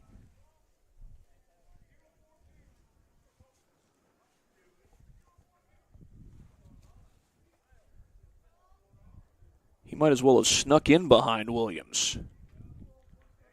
It's technically the first strike that Williams has thrown in, I'd say, about the last 14 pitches thereabout.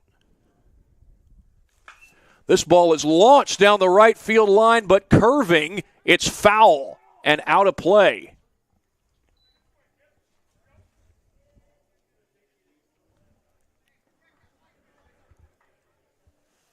Cole Strick got a hold of that one, but sent it in the wrong direction.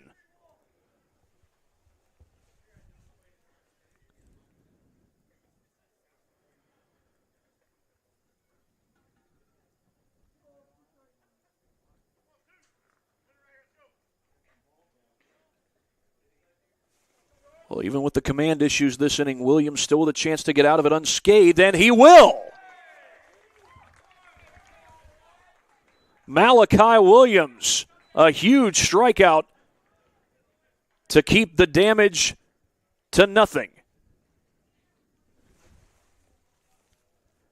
It is East Noble with the 1-0 lead as we go to the 4th on SummitCitySports.com. Anderson Heating and Air, locally owned and operated with over 50 years of experience. Call us today and get a free quote on a brand new furnace and AC, financed and available. Don't wait. Call us today and sign up for a maintenance agreement and stay cool. Our maintenance agreements will ensure that you're first in line if you have an emergency, and we'll send one of our service techs out for cleanings twice a year. Call us at 557-0958 or request an appointment on our website. Call Anderson Heating and Air, where your emergency is our emergency. Now I'm in here working out, and it's helped me get stronger, so I know that's going to help building my muscle, being able to power through defenders, get in the lane, be more confident, finishing at the basket through contacts. When you know you're in here putting the work in, it makes it easier for you to go on the court.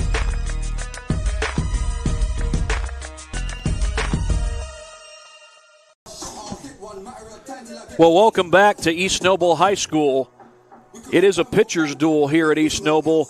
Malachi Williams with a big strikeout to close out the top of the 3rd. Now, he had his command issues. He threw, I think it must have been 10 straight pitches outside the zone. It would have been 10 straight pitches outside the zone. He walked back-to-back guys on 4 pitches. But then he got Cole Strick to foul off a couple of pitches. When he got it to a 2-2 count, he got the strikeout, got Strick to chase a breaking ball. And for Malachi Williams, that is his 5th strikeout of this game. Parker Kerr is on the mound for East Noble. He has been the first 3 innings, and he's struck out 5 batters. He's going to face Jackson Scott, Ethan Stone, and Jacob Deacon. Here as we go to the top of the 4th. Top of the 4th, at the plate, Jackson Scott. Scott struck out his last time out to close out the 1st. Each team has threatened in the last couple of innings, but neither has been able to score. The 1 run in this game came on a double steal in the 1st. It allowed Ian Ramey to come home.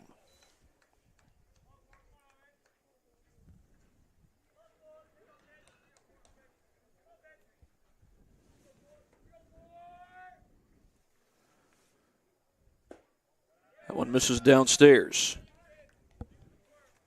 Well, now Kerr off to a slow start here in the 4th.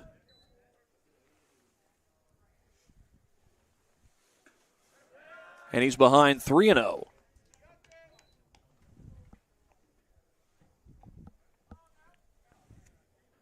Scott, Stone, and Deacon coming to the plate.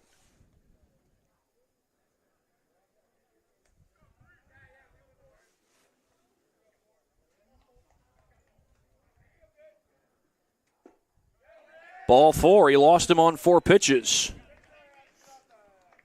And again, the Bruins get the tying run onto the bases.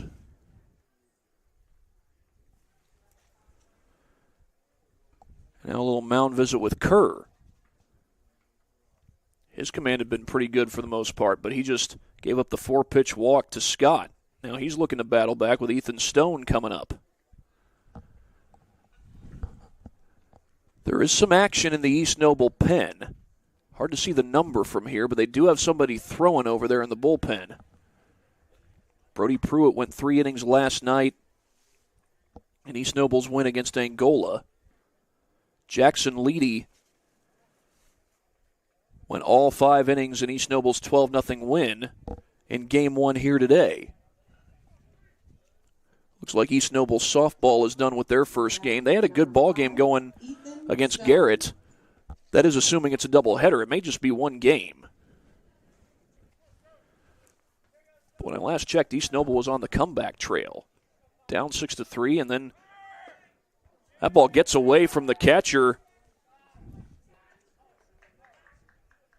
And Hathaway has to eat it as Jackson Scott steals second.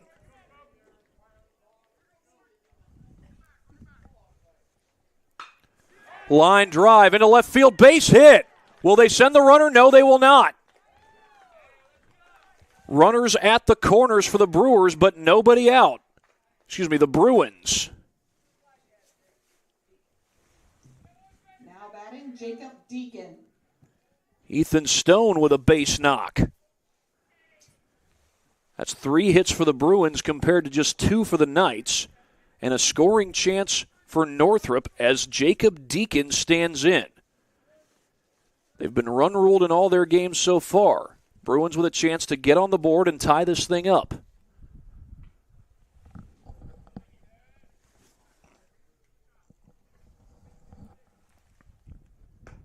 That's down and away. Hathaway able to dig it out.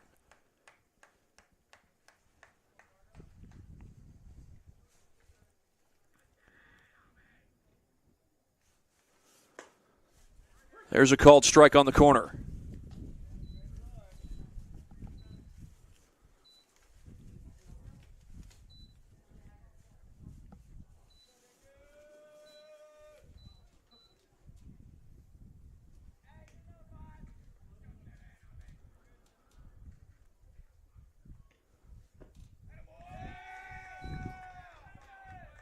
Scott getting a pretty good lead over there at third. We haven't seen Northrop try a double steal yet this inning. They almost tried one there in the 3rd. Double play is in order. But if East Noble gets that, it would likely mean a run home. They don't get the pickoff attempt over at first. They They got the attempt but didn't get the out. Stone got back in.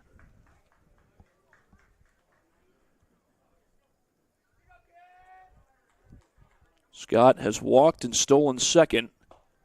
That's on the corner. A called strike to Deacon, and it's 2-2.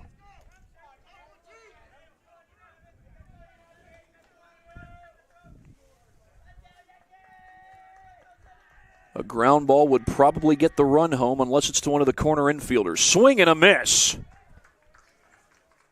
That's a big strikeout for Parker Kerr with runners on the corners. And now Malachi Williams. Now batting, Malachi Williams. Will look to help his own cause. He battled back to get a huge strikeout at the end of that third inning. It seemed that he had lost his command, but he's able to strike out Cole Strick to close out the frame. There goes the runner. The throw will not come to second. Hathaway bobbled it. And into second is Stone. Hathaway looked over to third for a brief moment. Did not go there with the throw. Count here is 1-0. Swing and a miss.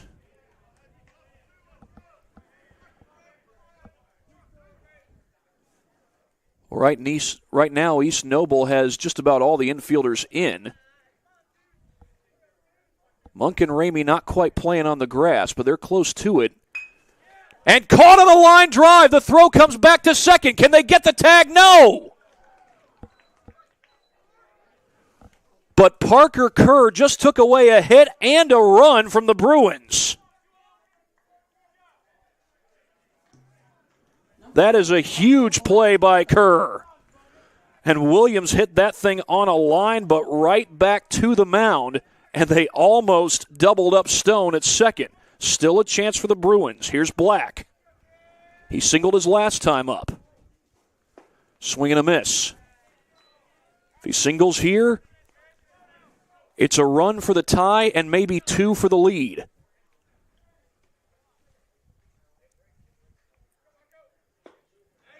Got the corner. Little breaking ball. Curved away at just the right moment.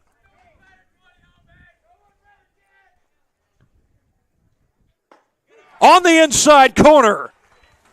Kerr battles back to keep the Bruins off the boards. What a performance this has been by Parker Kerr. Well, stat-wise, I've got him for 7 strikeouts, but you also add catching that line drive and his pickoff back in the second inning, and he is having an incredible ball game. Well, here's a look at the last couple of plays to end the inning. This was the line drive off the bat of Williams, and he hit it hard, but Kerr snatched it, almost got the double play. Stone snuck back in there, but that was a huge run-saving play by Parker Kerr, fielding his position brilliantly. And here's how he finished off the inning. On the inside corner, maybe a little bit inside, but called a strike. And that brings the top of the fourth to an end. We'll go to the middle of the fourth here and get a few more words in from our sponsors that allow us to do these games that we do so often here on SummitCitySports.com. Tom Steele Tire has been servicing the Fort Wayne area for over 40 years. They'll help you to find the perfect tire for your vehicle and other auto repair services. At Ottenweller Contracting, we invest in our customers by providing peace of mind throughout the entire process from bid to build. Visit OttenwellerContracting.com. Summit Volleyball trains and builds the highest quality volleyball players in the area from ages 5 to 18. Jump on board. Together, we can reach the summit. Batting, Rylan Hathaway. We are not in the top of the fourth. We're in the bottom of the fourth. As Rylan Hathaway will lead things off for East Noble. Takes a called strike, and Hathaway's playing catcher today. You might also notice he's not wearing batting gloves. Reminds me of another former catcher who used to not wear batting gloves. That would be Jason Kendall of the Pittsburgh Pirates. That looked like a pretty good pitch. Trying to figure out where that missed. believe the count's 1-1 if I'm not mistaken. Line drive well hit into left field. Base hit. Drops right in front of Carson West. Well, Jason Kendall might be proud of that one. Now batting, Jordan Borders. They're going to send out a courtesy runner. Hathaway is the catcher. I think they sent out Colston Neubauer as the courtesy runner. Jordan Borders the batter here in the bottom of the fourth.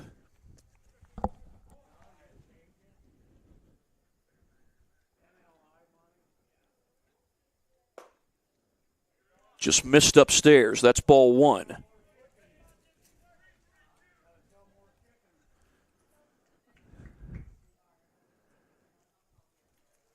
Just overheard one of the concession workers, I think that's one of the concession workers, who said we got to sell more chickens. They had burgers cooking on the grill.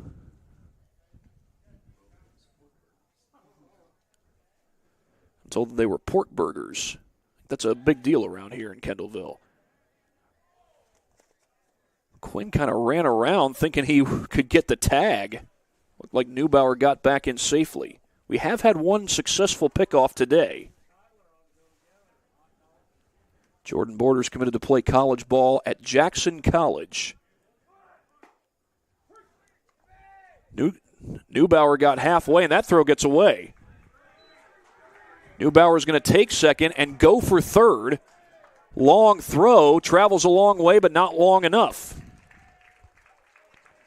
Neubauer kind of got caught halfway. So they went for the pickoff attempt and did not get it. Count is 1-1. And a scoring opportunity for East Noble. Good hitter at the plate and Borders.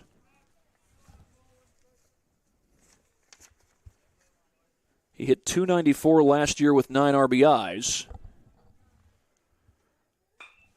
Laces that the other way, but it's foul.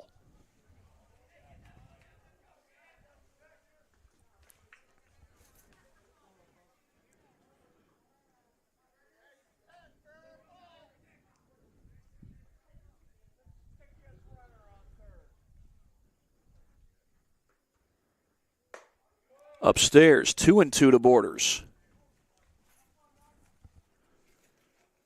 Josh McGrath is the next man up. Now, he singled his last time up,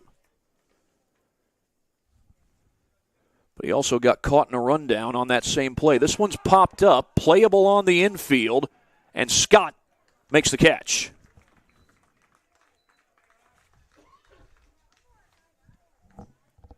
Josh McGrath at the plate.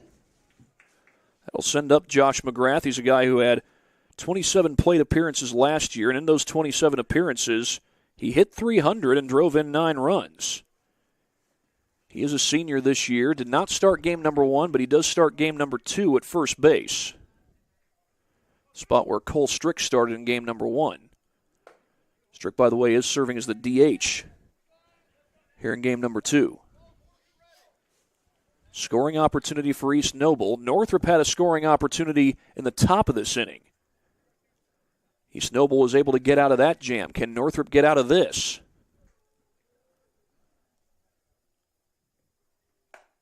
On the corner, good pitch by Williams.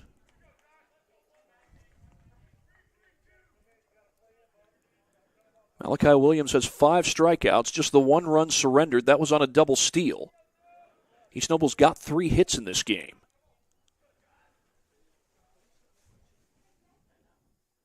McGrath squares, gets the bunt down and past the pitcher. That's going to get the run home.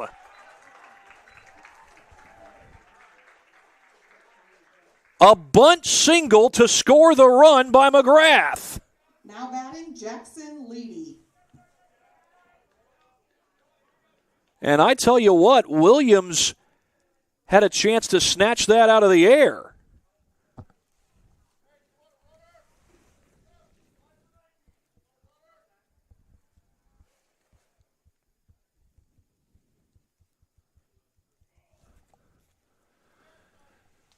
And they're asking East Noble if they want a courtesy runner for McGrath, the first baseman. They're going to call on one.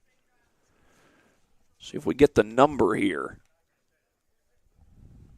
That's Braylon Bush, a sophomore, wears number 1. Josh McGrath with the bunt single. We'll show it to you right here after this next pitch, as Jackson Leedy comes in to hit for Jack Slater.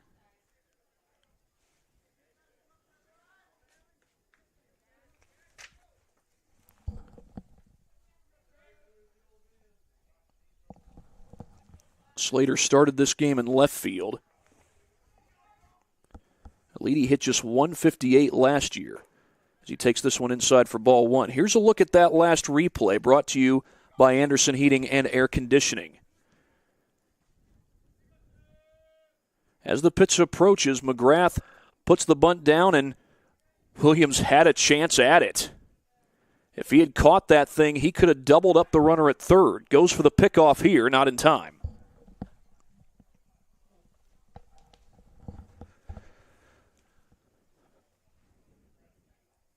He started on the mound in game number 1. He went 5 innings with 5 strikeouts of shutout baseball. That one's down and away.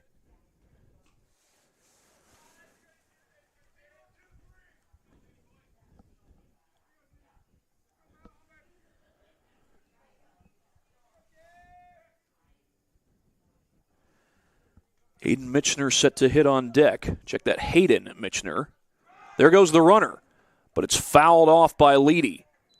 And by the looks of things, Bush would have had that bag stolen, no trouble at all. But the foul ball means he's got to go back.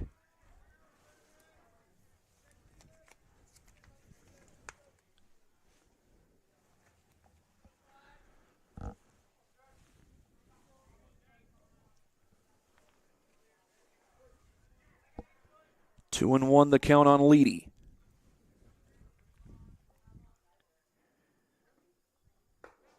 Upstairs. Count goes to 3-1. Hayden Michener is the number 9 hitter in the order. If East Noble can get to the top of the order, that's been the danger zone. As in East Noble's provided the danger to Northrop. That one just off the plate. Looked like Deacon did try to frame it there, tried to bring it back over the corner, but to no avail. Now batting, Hayden Michener. Hayden Michener comes to the plate. He's the number 9 hitter. Started game number 1 as catcher. He's in center field to start this game. Runners at first and second for the Knights. You do wonder just how competitive the Northeast 8 Conference is going to be this year. It's been competitive as of late, as that's fouled out of play. We know Norwell has been one of the mainstays in the Northeast 8 Conference. I believe they won the conference last year. We're speaking of Norwell, Josh Van Meter, former Norwell Knight, is currently heading up the Parkview Baseball Academy in Fort Wayne. So I believe that's held at the Parkview Sport One Fieldhouse. Well, Williams is ahead in this count, 0-2. 2 years ago, Huntington North won the conference.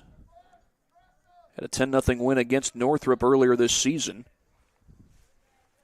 DeKalb had Parker Smith as that ball hits Michener to load him up. Parker Smith was named Crumback Player of the Year. Now at the plate, Ian Ramey. Just 2 years ago. Of course, that's named after Dick Crumback. Columbia City has improved their baseball program in recent years. That started under former head coach Rob Bell. It's continued under current head coach Justin Daly. And Leo has been one of the best teams in that conference for a long time, and I would think that they'll be again this year. Here's Ian Ramey, who's been a very tough out. Went 3 for 3 in game number 1. For the day as a whole, he's 4 for 5. Singled in the bottom of the first, but then popped out to second here in Game 2.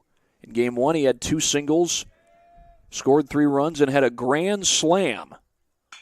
That's on the ground, left side, base hit. Another run is in for East Noble. It might be 2. It's going to be 2. Ian Ramey with a 2-run knock.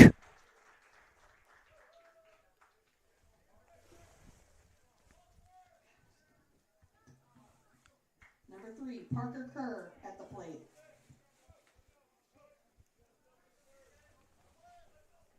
Ramey's officially 5 for 6 today as Parker Kerr will stand in with runners on first and second.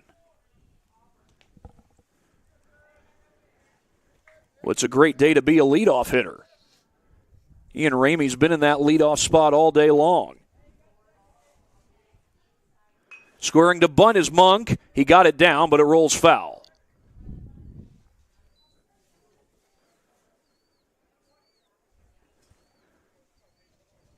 Well, with runners on first and second, it's not a bad time to bunt. I'm normally not in favor of bunting when there's already one out, but with runners on first and second, it's a chance to take away a double play. We'll see if they have Parker square here. I said Monk squared. It's actually Parker Kerr. Swing and a miss. Throw down to second, or to third, rather, not in time. I heard somebody shout out, but the signal was safe. Both Michener and Ramey move up 90 feet.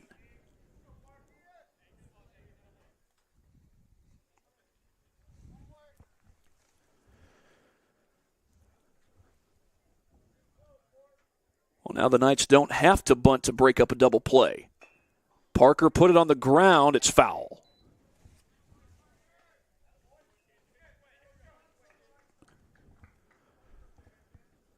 I mentioned Josh Van Meter, the former Norwell Knight. He was interviewed during the Tin Caps game against the Lansing Lugnuts this past Saturday by Tin Caps play-by-play announcer John Nolan.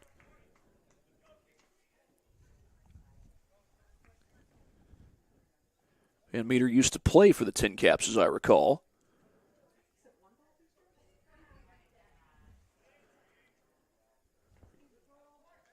That hit him.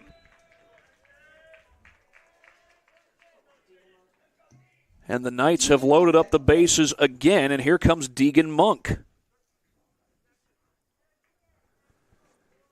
Well, Malachi Williams early on had been able to find the strike zone, and I tell you what, I got to give him credit for his response after some early struggles. Gave up the early run, gave up the leadoff hit to Ramey.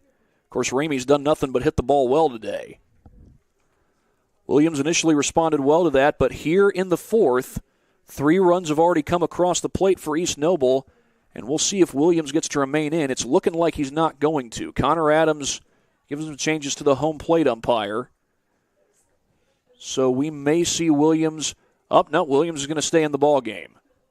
He's going to remain on the mound. But it looks like a change has been made. Evan DeJesus now at second.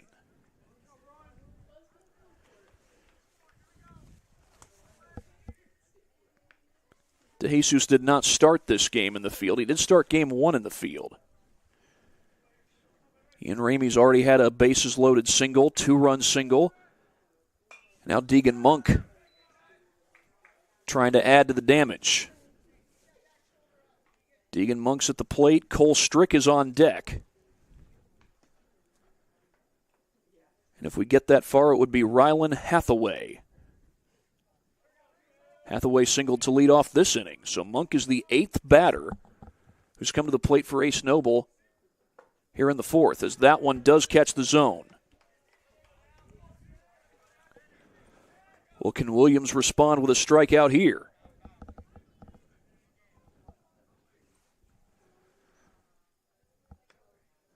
There is some action in the Northrop pen. I think that's Scott over there.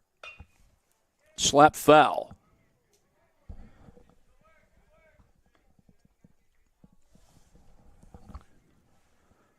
Well, give credit to Monk there. Anything close you want to be swinging. Didn't look all that close, but Monk chose to fight the pitch off and live another day as opposed to get struck out looking. Swing and a miss. And he's down on strikes in the end.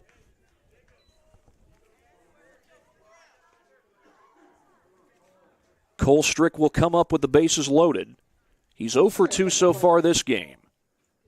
He came up with the bases loaded in the first inning in game number 1 and struck out. Looking for a different result this time around.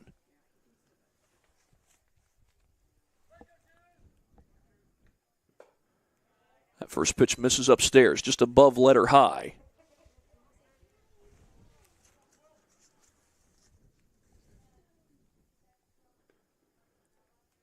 Strick had 11 RBIs last year. He's got 1 today. That was in game 1. That was a double with a runner on third as he went fishing for that last pitch.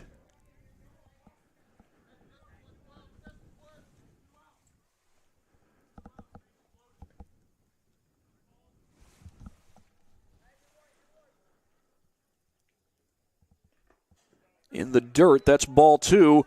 Potential rundown here. Michener will go back to the bag without a throw. He got a big secondary lead over there at third.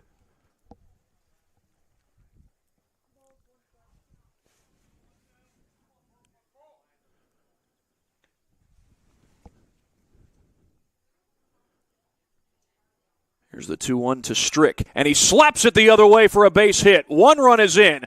Desmonds is going to send another. And it's a 2-run knock for Cole Strick. A 3 RBI day for Strick, and it's 6-0 Knights.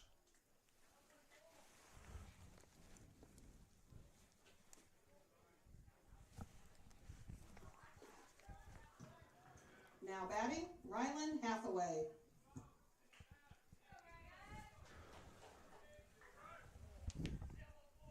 The Knights have batted around here in the bottom of the 4th, and Rylan Hathaway is the next man to hit.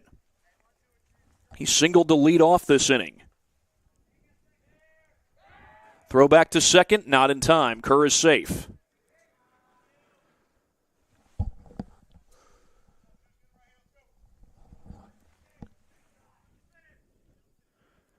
Six runs on 6 hits so far for East Noble in game number 2. Swung on and popped up. Shallow right. Caught. Black lost his hat, but found the final out.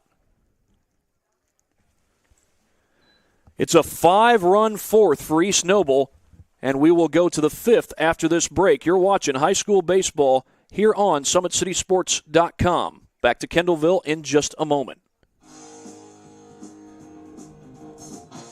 My name's Cam Smith. I'm the Director of Football Operations for PSM Football. PSM Football is going to change the landscape of Fort Wayne football. There's a huge need for folks that want to get their sons and daughters involved in some personalized instruction, specifically in football at all positions. For the first time ever, we're bringing to the region a wide variety of different programming outside of the normal instruction. We're going to bring the 7-on-7 teams. We're also going to bring adult programming, flag leagues. We're going to bring indoor leagues, outdoor leagues. We're going to do a lot of different camps and clinics for all different ages, but also for coaches. We also take a more of a holistic approach when it comes to developing the whole person. We want to be sure that we're doing exactly what the parents want, exactly what the athletes want, and exactly what the coaches think that the athlete needs to work on. Parents can sign their kids up right now for personalized training at all positions in football, so we're excited about that, and we really look forward to have everybody come out and take advantage of what we're offering with PSM Football.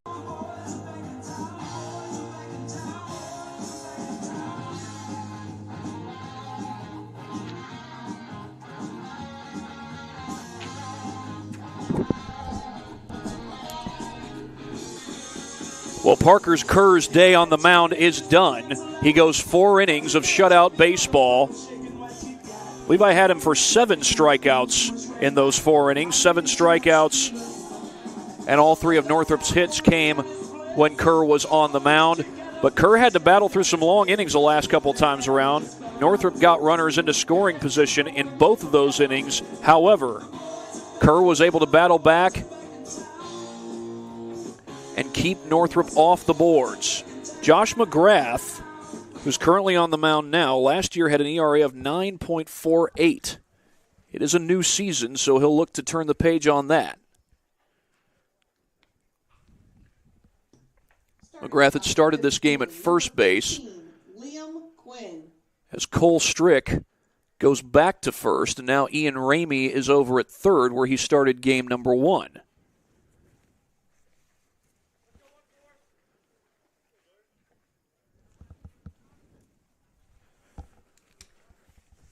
This is the spot that was occupied by Liam Quinn. It's now Jordan Shepard stepping to the plate.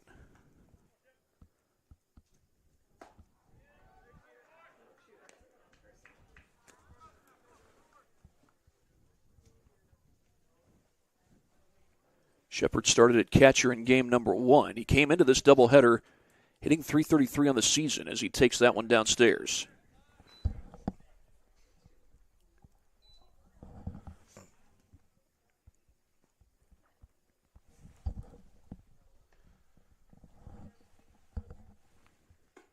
Too high. 3-0 the count.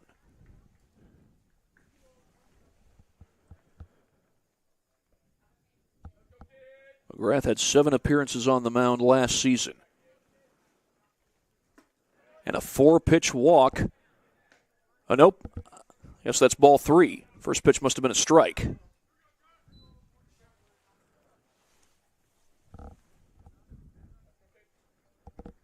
Carson West on deck. That one almost hits him. It'll be a 5-pitch walk to start off the 5th.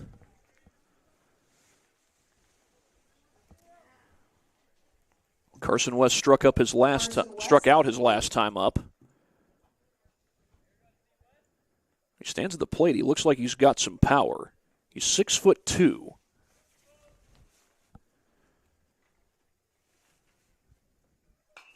Fights off the first pitch.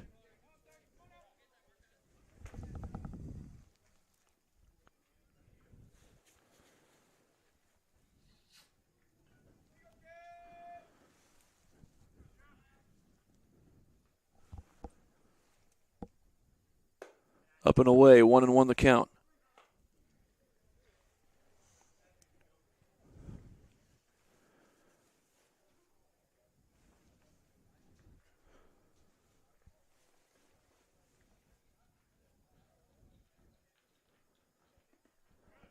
In the dirt, there goes the runner, and Shepard is into second.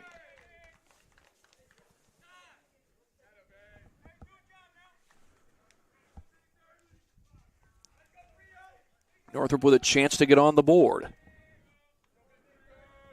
McGrath has struggled to find the strike zone consistently so far. It is early in the inning.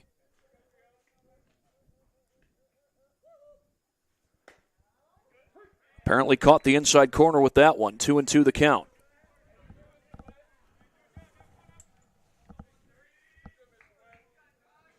Dylan Todd is set to hit next.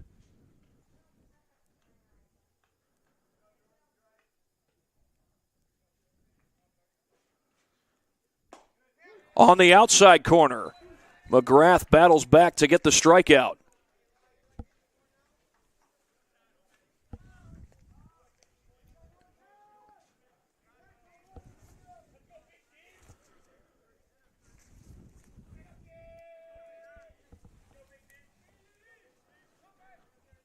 Dylan Todd at the plate with 1 down and 1 on. First pitch swinging. Todd pops it up.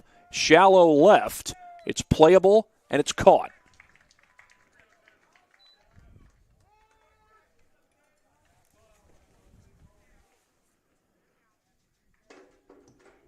Now batting, number 10, Lyle Niddle. Lyle Niddle will come to the plate for Northrop. Still a scoring chance for the Bruins. They've yet to score a run this season. Can Niddle break through and get them their first RBI? Laces that one. Almost backhanded. It's off the glove. And in comes West, and the Bruins are on the board. That was a hard hit ball by Niddle. RBI single.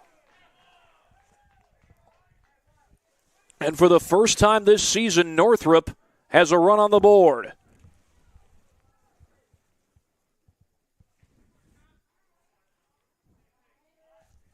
Hit number 4 for the Bruins today. That'll send up Jackson Scott. He was warming up in the pen.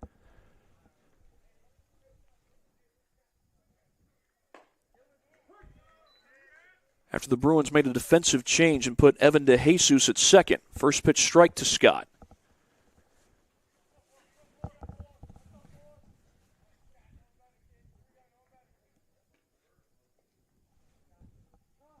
Time called. Looks like it was requested by Scott.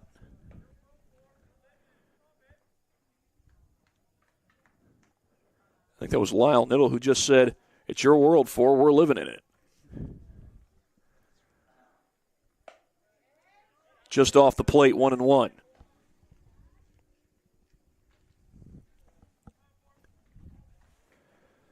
Northrop Bruins have been shut out every game up until today. They've got a run on the board here. Looking to put together a rally.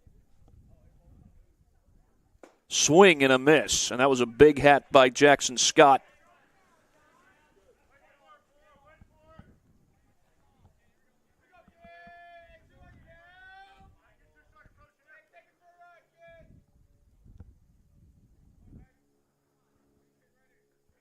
A little bit upstairs. McGrath trying to paint the corner, and he came close, but not close enough.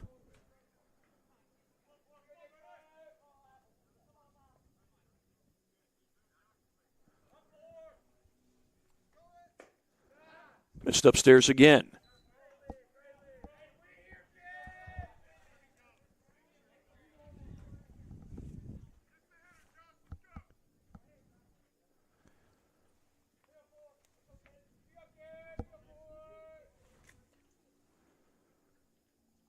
The 3-2. Fly ball well hit. Deep center field. Could be trouble. It is trouble. Going all the way to the wall. Niddle gets the turnaround third. He will score, or will he? Will the run count? Scott is tagged out as he wanders off the bag. And I think they're going to count the run. The run scored before the tag, so the run will count. But Scott tagged out as he overruns second. He'll get the RBI single, rather the RBI double. He overran second, then got tagged out. 2 runs for Northrop there in the 5th. We'll go to the bottom of the 5th on SummitCitySports.com.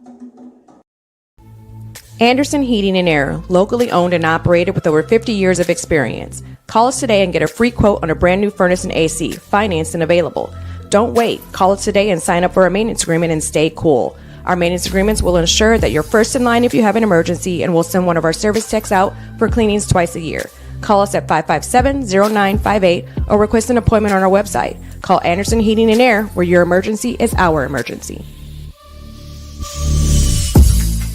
Now I'm in here working out, and it's helping me get stronger, so I know that's going to help building my muscle, being able to power through defenders, get in the lane, be more confident, finishing at the basket through contacts. When you know you're in here putting the work in, it makes it easier for you to go on the court.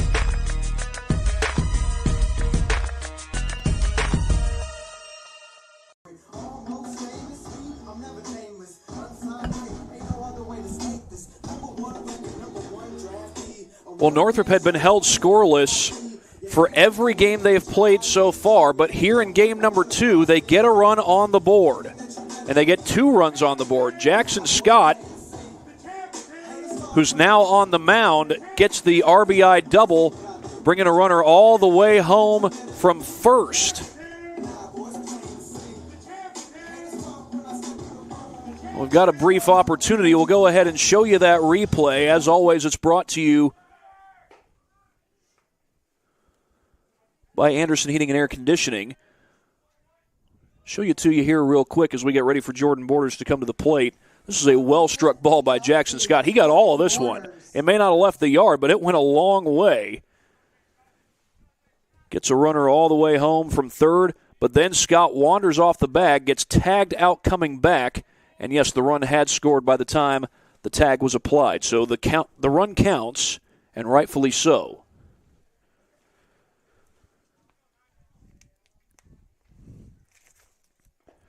Jordan Borders takes the ball down and away. It is Scott who's on the mound right now.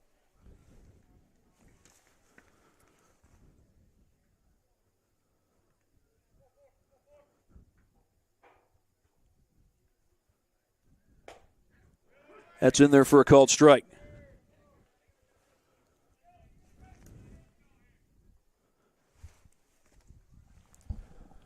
So far, Borders is 0 for 2 in this game.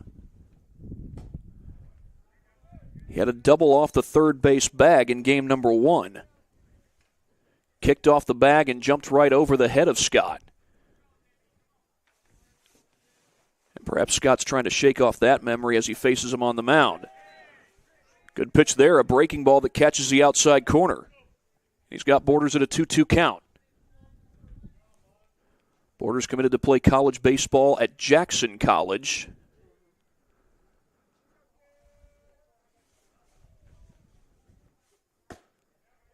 And the count runs full. A fastball upstairs. Scott had to throw that with quite a bit of heat. He lost his hat on the throw.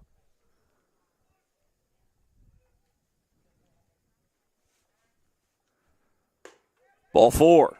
And Borders will take his base. Now batting, Josh McGrath. Josh McGrath coming to the plate. He came on to pitch in relief. He's 2 for 2 at the plate. Now, in one case, he got caught in a rundown after wandering too far off the first base bag. That was a single. The tag came after he had already touched first. But then his last time up, he bunted home a run. A bunt single just past the reach of Malachi Williams. Throw back to first, and Borders is in.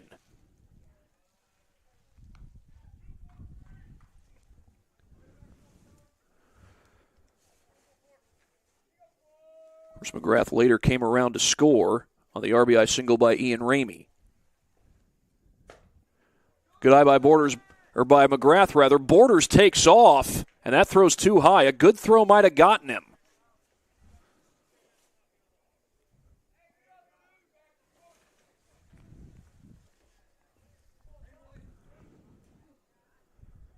As it is, Borders is at second, and a 1-1 count to McGrath.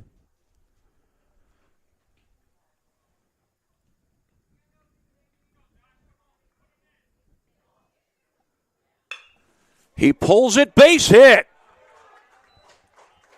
Borders coming home, and he is in. RBI single for Josh McGrath.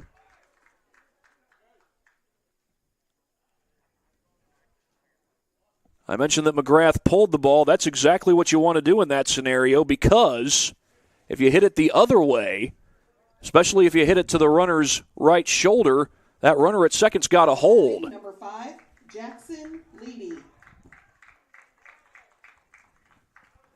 He's got a hold to make sure the ball gets by him, because if he doesn't, he can be tagged out going to third. So for McGrath to pull the ball as a left-handed batter there is exactly what he wanted to do.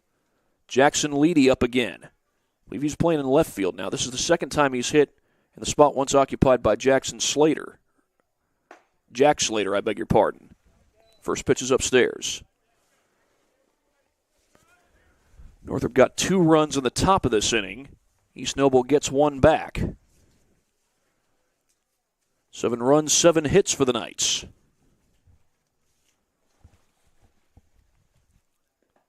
That's in the dirt. Shepard lost it, and all the way into second is Brody Pruitt. Pruitt serving as the courtesy runner for McGrath.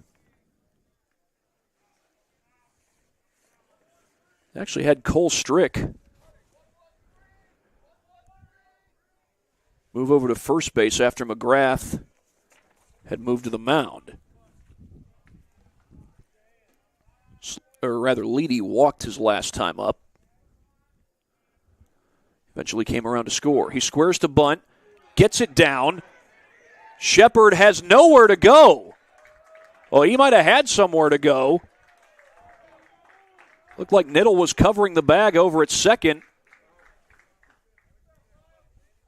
But initially, Shepard looked to third. Number 4, Hayden Mitchner. That's going to be a bunt single for East Noble. Hayden Mitchner is the batter. Shepard gives out the signal. I think it's safe to say each team has different signals for how they handle situations with runners on first and third. One signal might mean throws coming to second, getting cut off. There goes the runner into second. They got him. Leedy taken off the paths.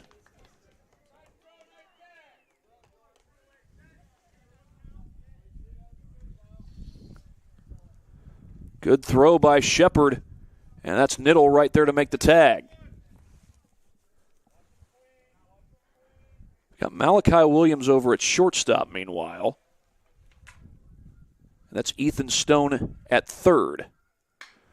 On the ground towards third. The throw's going to come home. They got a chance. They got him.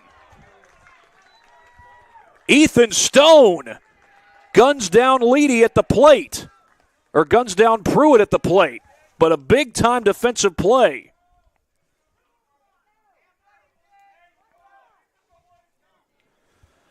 That's 2 runners taken off the paths this inning. Now batting, Ian Ramey. A run has scored for East Noble. Not on this play, but in this inning. It was on Josh McGrath's RBI single. But Jackson Leedy and Brody Pruitt have both been taken off the base paths.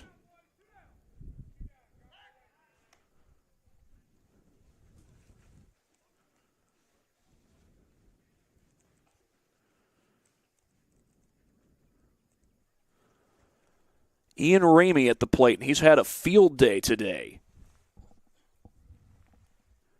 This game he's 2 for 3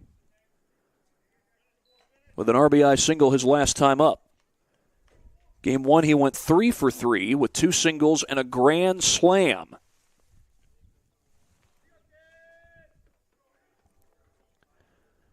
To say he's been a tough out would be 100% accurate. But he pops this one up. It's playable. Shepard behind the plate. Can't get it.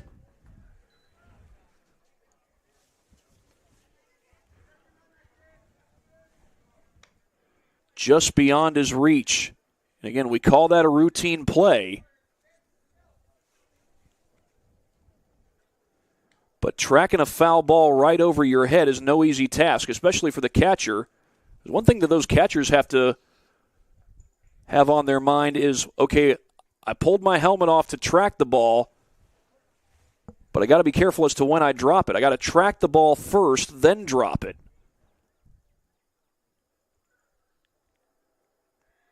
Because if you drop the helmet before you've tracked the ball, you might end up having to change direction and then trip over your mask. You might notice Shepard has that hockey-style mask there behind home plate. There goes the runner. Mitchner, safe!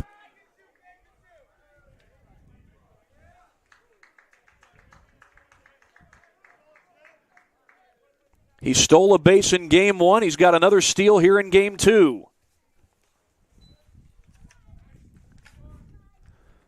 Williams thought he had him, but the tag apparently not in time. And a runner in scoring position for Ramey again.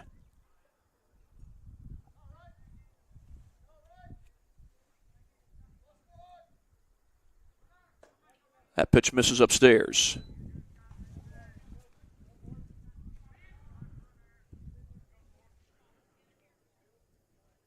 Three and 1 the count to Ian Ramey. If he gets on, Parker Kerr would be the next man up.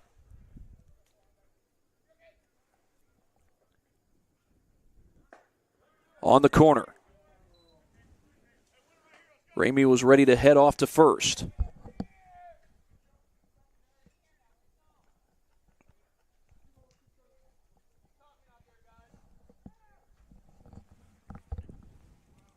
Niddle playing close to the bag. Now he drifts back to the normal second baseman spot. But if he plays close to that bag, there's a lot of space between first and second that Ramey could knock that ball into for a base hit. The pitch hits him. Hit him right in the back. Now batting, Parker Kerr.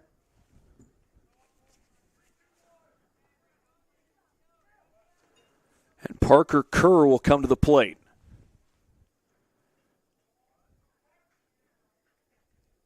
Kerr has reached base twice via a walk and a hit batter.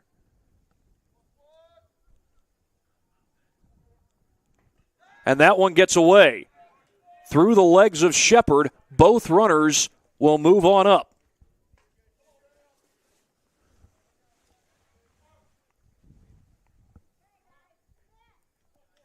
Kerr put down a bunt in the first inning. He was called out at first for interference, and Shepard's going to have a word with Scott.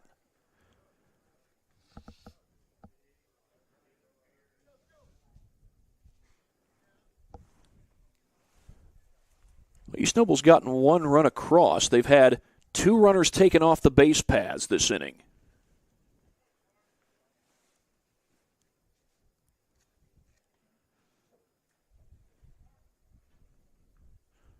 Jackson Leedy, or rather Brody Pruitt, gunned down at the plate. Jackson Leedy also taken off the base paths. He tried to steal second and got caught stealing. But Kerr looking to add to the damage. He's put together a solid day on the mound so far. He was East Noble's starting pitcher today for game number 2. He threw 4 innings, struck out 7, caught a line drive that came back to the mound, and also picked off a runner. Aiden Michener is at third. That one gets away. Michener's coming home. He's in.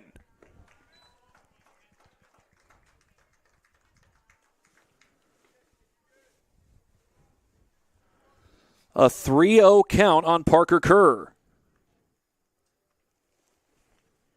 And now Ramey is 90 feet away.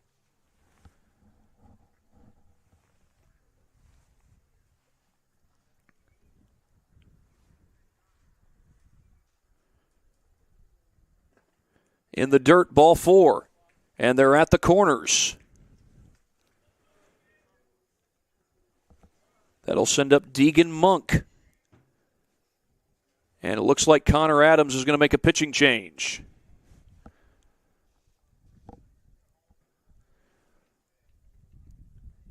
He just got the ball from Scott.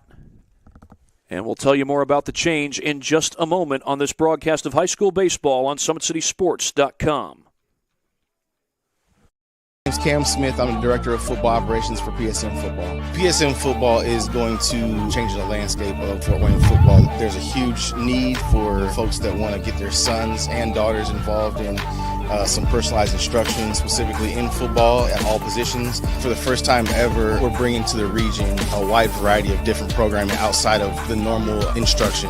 We're going to bring the 7-on-7 teams. We're also going to bring adult programming, flag leagues. We're going to bring indoor leagues, outdoor leagues. We're going to do a lot of different camps and clinics for all different ages, but also for coaches. We also take a more of a holistic approach when it comes to developing the whole person. We want to be sure that we're doing exactly what the parents want, exactly what the athletes want, and exactly what the coaches think that the athlete needs to work on. Parents can sign their kids up right now for personalized training at all positions in football, so we're excited about that, and we really look forward to have everybody come out and take advantage of what we're offering with PSM Football.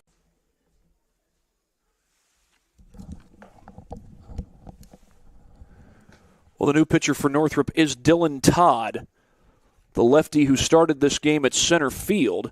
This is his third appearance on the mound this season. Currently, his ERA is 10.5, and he comes on with runners at second and third and a dangerous hitter coming to the plate in Deegan Monk. Now, Monk is hitless so far in this game. He's walked a couple of times and struck out. As I recall, he did not have any hits in game number 1. But a year ago, Monk was a .316 hitter with 13 RBIs. He had the highest RBI total last year of all the returning players for East Noble this year. East Noble team that went 12-12 overall last year. They went 5-2 in Northeast 8 Conference play.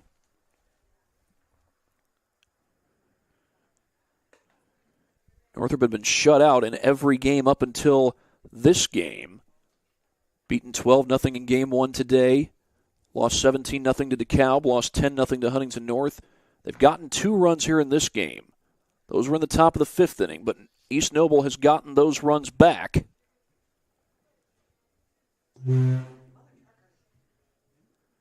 As Deegan Monk comes to the plate with runners on the corners. And then if he gets on, Cole Strick would be the next man up.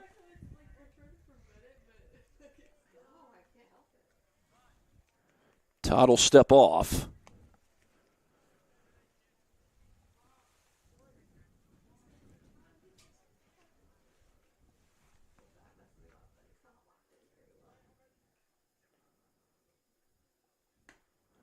That one misses off the plate.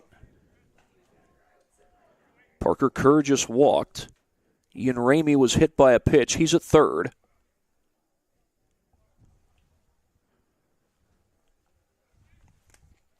Throw back to first. Not in time. Jacob Deacon able to scoop it up. Deacon started this game behind the plate.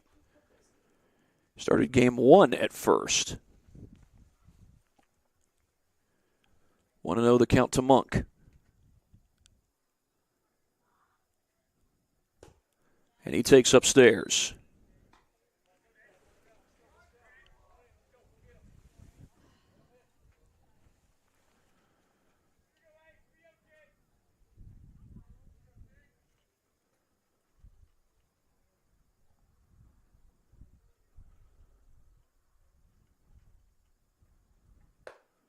Upstairs. That was about letter high, probably above letter high.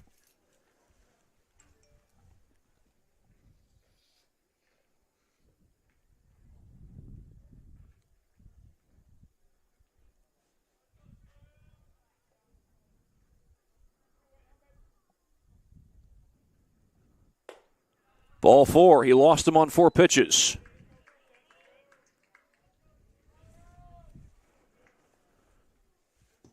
And the bases are loaded for Cole Strick, a dangerous hitter.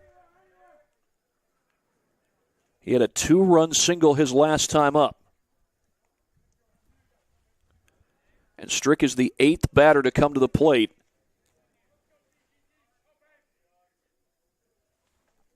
In the bottom of this 5th inning. First pitch swinging. It's a fly ball. Well hit. Deep left field. And down for a hit up against the wall. That might clear him. 2 runs already in. It won't clear him, but it's a 2-run double for Cole Strick.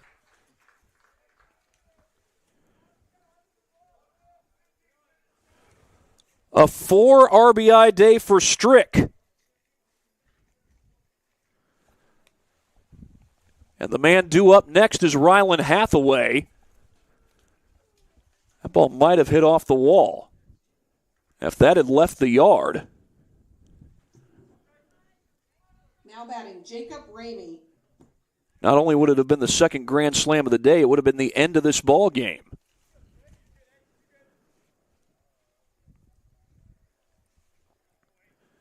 Well, this is Jacob Ramey coming on to hit in Rylan Hathaway's spot.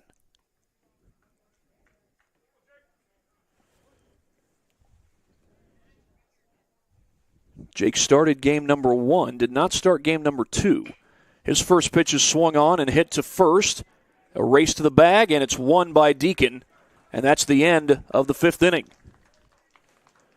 Game 1 went 5 innings. Game 2 will go into the 6th. We're back after this on SummitCitySports.com.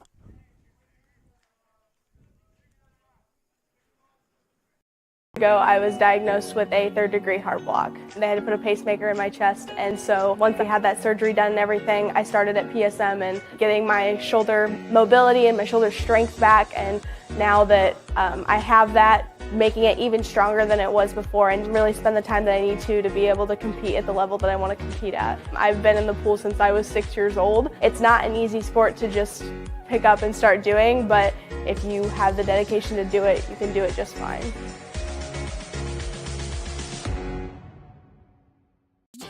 The future is what you make it, so make it matter. At the University of St. Francis, we'll help you build a purposeful life, one based on your interests, goals, and desire to make the world a better place. Learning is personal here. You'll be known by name, supported by experts, and connected to professional opportunities. Our Catholic values will inspire you to use your education for the greater good by serving and leading others. Remember, the future is what you make it. Build a life of meaning and purpose at St. Francis. You belong here. 10-2 in favor of East Noble. They lead Northrop as Josh McGrath is back on the mound. Northrop got 2 runs against McGrath in the top of the 5th. But East Noble gets 4 runs in the bottom of the 5th. A 2-run single by Ian Ramey, a 2-run single.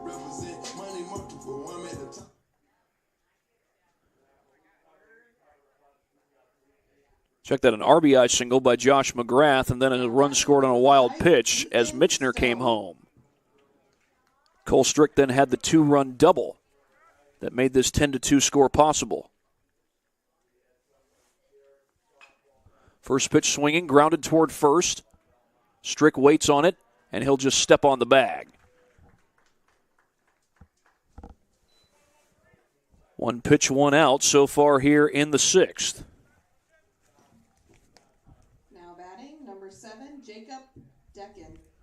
Jacob Deacon to the plate.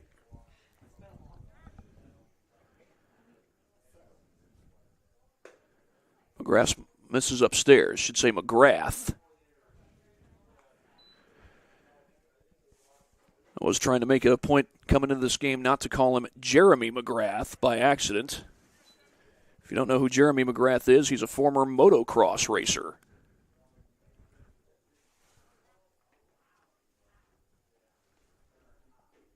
1-1 the count on Deacon. That runs inside, ball 2. Malachi Williams on deck.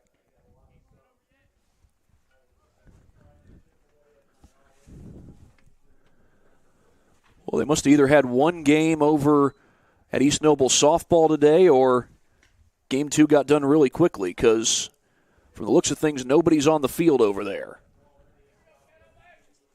And I'm told it's just one.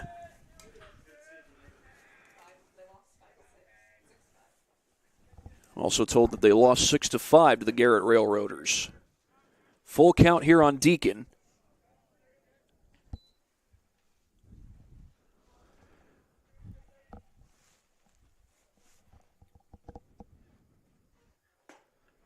That's off the plate, ball 4.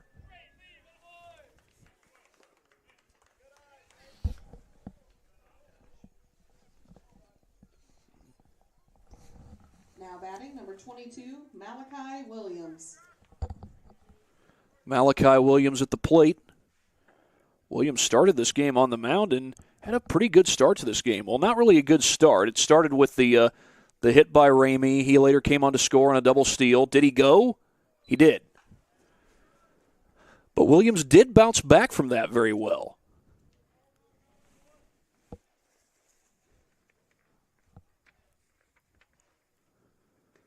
But then East Noble got to him in the 4th inning. They scored 5 runs. As this pitch skips away, long throw down to second. Did they get him? No.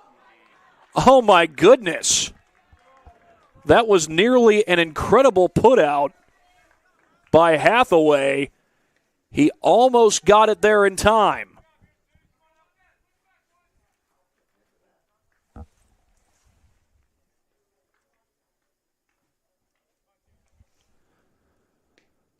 Slap foul, and it's 1-2 on Williams. East Noble had that 5-run 4th inning, then 4 more runs there in the 5th to make it a 10-2 lead.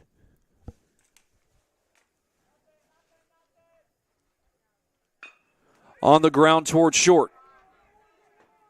Long throw, not in time. Infield single for Williams.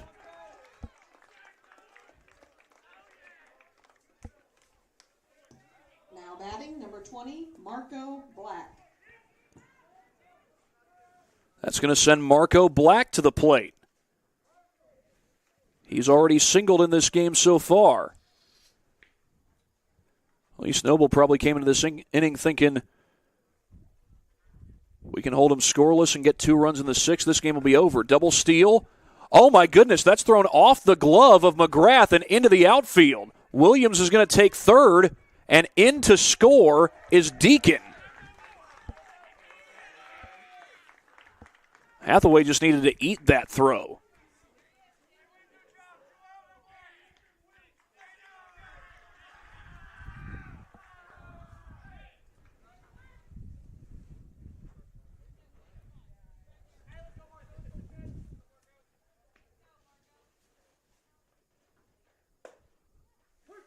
To the top of the zone for a called strike to Black. Like I said, Hathaway just needed to eat the throw there. You'd probably have runners at second and third in that situation. Right now, McGrath trying to find the strike zone. He had trouble with that early when he came in the 5th. This is his second inning of work. Officially, he's gone 3 1/3. On the ground, hit to third. Bobbled at third. The throw's going to come home. Out at the plate. Ramey guns down Williams.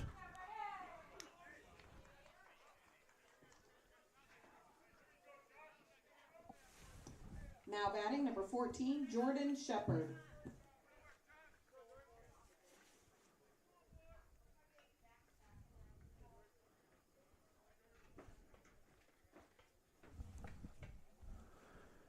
Here's Jordan Shepard batting in the spot once occupied by Liam Quinn. There goes the runner. The pitch is a strike and thrown all the way into the outfield.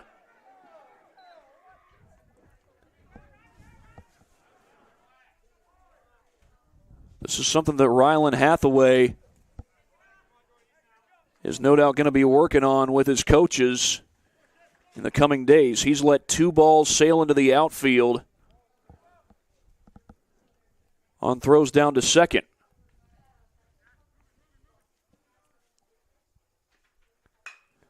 Well hit ball into left field. That's a base hit. They're not going to send the runner. Black stops at third, but Shepard with a single. Number 30, Carson West at the plate.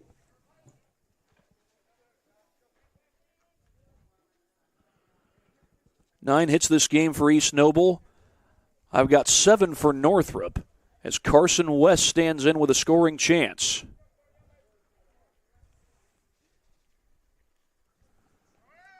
There goes a runner, swing and a miss. This time the throw comes back to third. Ramey lost the ball. He went for the tag but did not have the ball in his glove.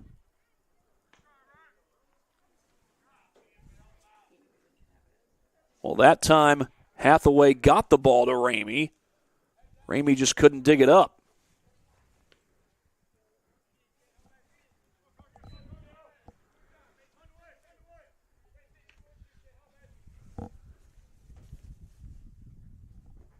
Swing and a miss at a ball in the dirt.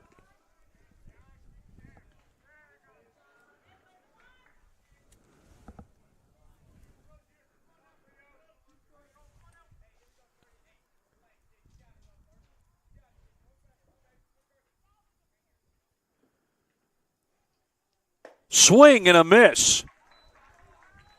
And McGrath strikes him out to end the top of the 6th. But one more across for Northrop. It's 10-3.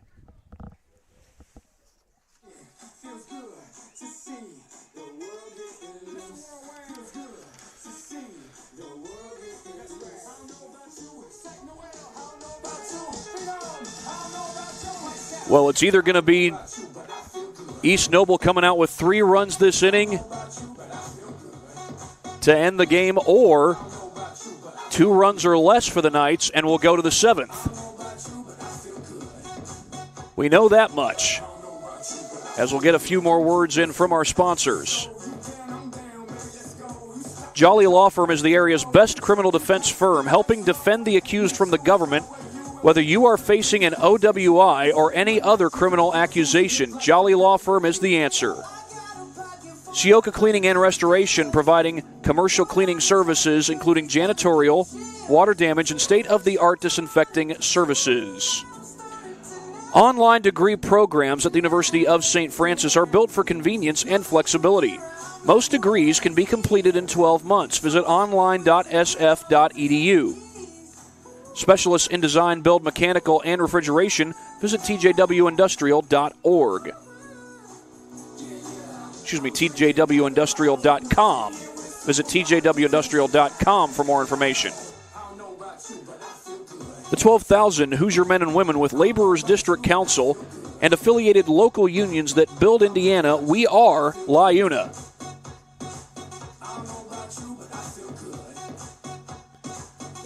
We head to the bottom of the 6th inning between East Noble and Northrop. East Noble took game number 1 12-0. They've got a 10-3 lead here in game number 2. So if East Noble gets 3 runs this inning, that will be the end of the game. If they don't, if they get 2 runs or less, we will go to the 7th inning, and Northrop will still have a chance to come from behind and win this game. It's a Northrop team that had not scored a single run until this second game of this doubleheader. But they've got 3 runs across here in game number 2. Put together some good threats there in the top half of the 6th inning, and we did see some good pitching from Malachi Williams up until that 5-run 4th when East Noble went from up 1-0 to 6-0, and that was the end of the line for Williams on the mound. He's now at short. The man on the mound right now is Ethan Stone.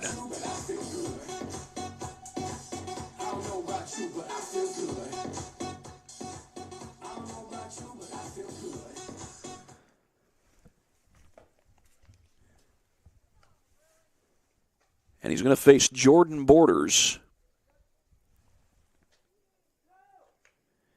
here in the bottom of the 6th. Be Jordan Borders, Josh McGrath, and Jackson Leedy coming to the plate for East Noble. That's who's scheduled to come to the plate. Borders is hitless. He's 0 for 2 with a walk and a run scored.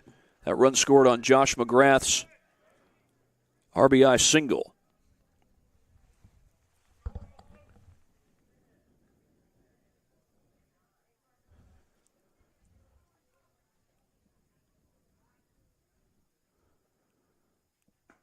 First pitch is a strike to Borders. Kind of buckled as the pitch came across.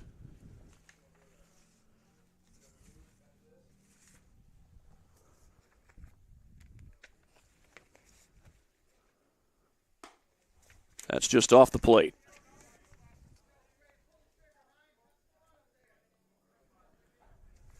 This is Stone's first outing on the mound this season.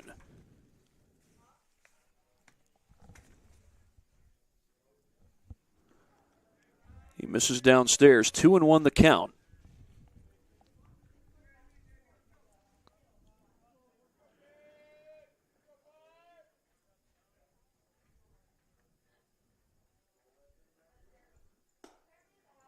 Missed outside.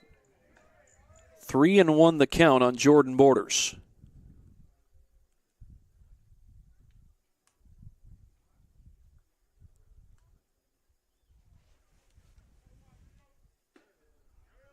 Off the plate.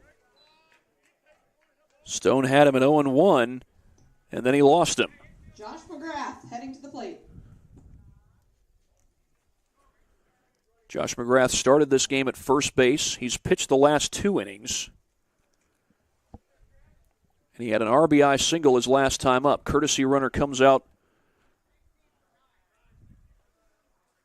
I should say a pinch runner comes out for Borders. That might be the end of the day for Jordan Borders. That's Gray Mullins. A junior who's also on the JV roster.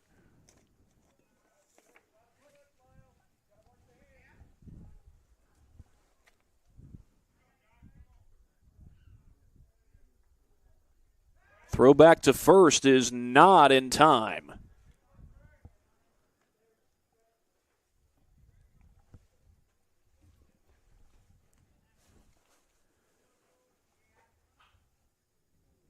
Josh McGrath did hit 300 last year with 27 plate appearances. Had 9 RBIs. He's got 2 RBIs today, one on a bunt single.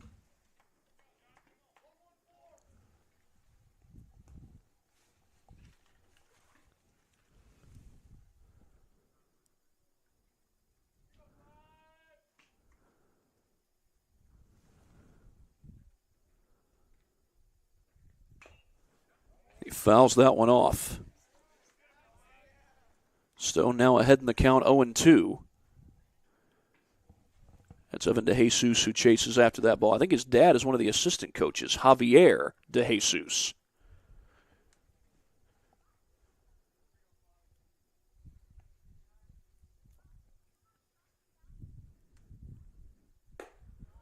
Upstairs. Stone was ahead in the count. Still is ahead in the count. Just had a 5-pitch walk to Borders moments ago. McGrath slaps that one foul to stay alive. Jackson Leedy is on deck. Hayden Michener would hit next if needed.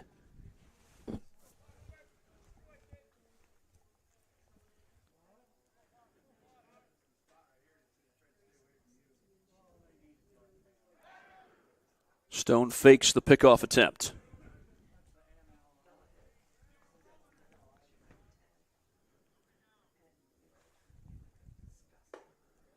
Upstairs, just above the hands.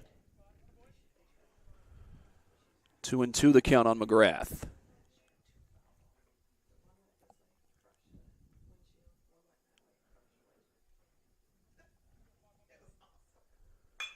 Well hit the other way, but playable, and it's caught out there in left field by Carson West.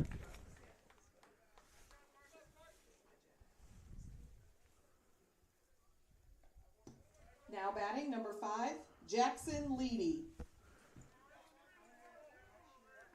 Jackson Leedy will come to the plate.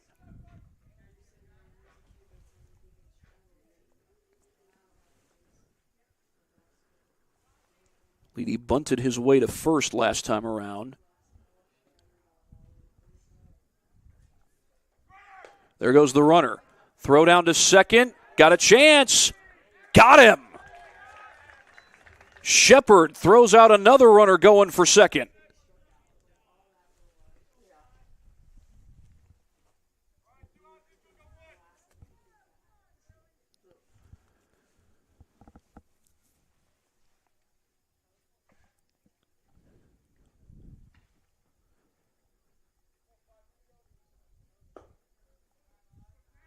This is down and away.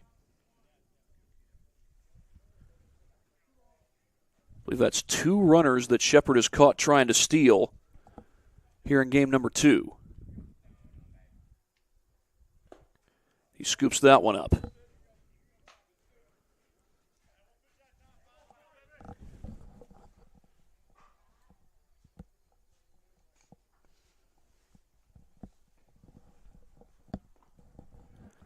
He walked him on 4 pitches.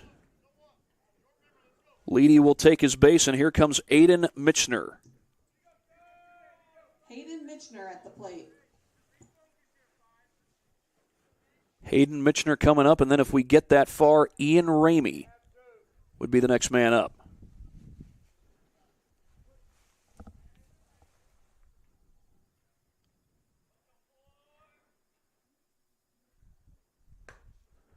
That's way off the plate. Starts as a 1-0 count to Michener. Michener does not have a hit. He's reached base twice, though, and he scored twice. He fouls that one off.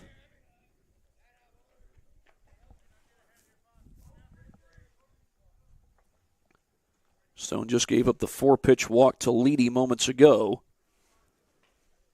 That foul ball was huge as far as his confidence on the mound. Trying to battle back and get the last out of this inning. Throw back to first, not in time. Northrop's looking to keep East Noble scoreless here in this 6th inning, then put together a rally in the 7th. They'll need to make it a 7-run rally at this point.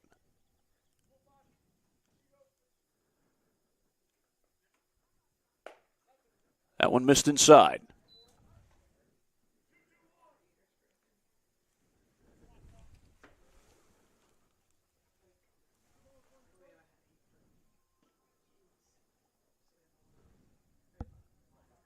There goes the runner.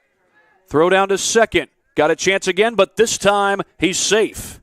Jackson Leedy swipes the bag.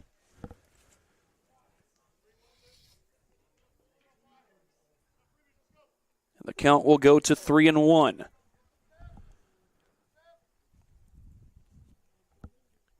Again, Ian Ramey is on deck.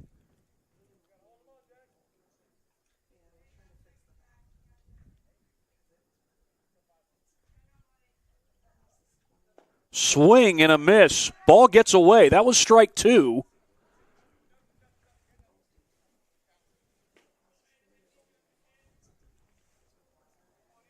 Leedy advances to third on the pass ball.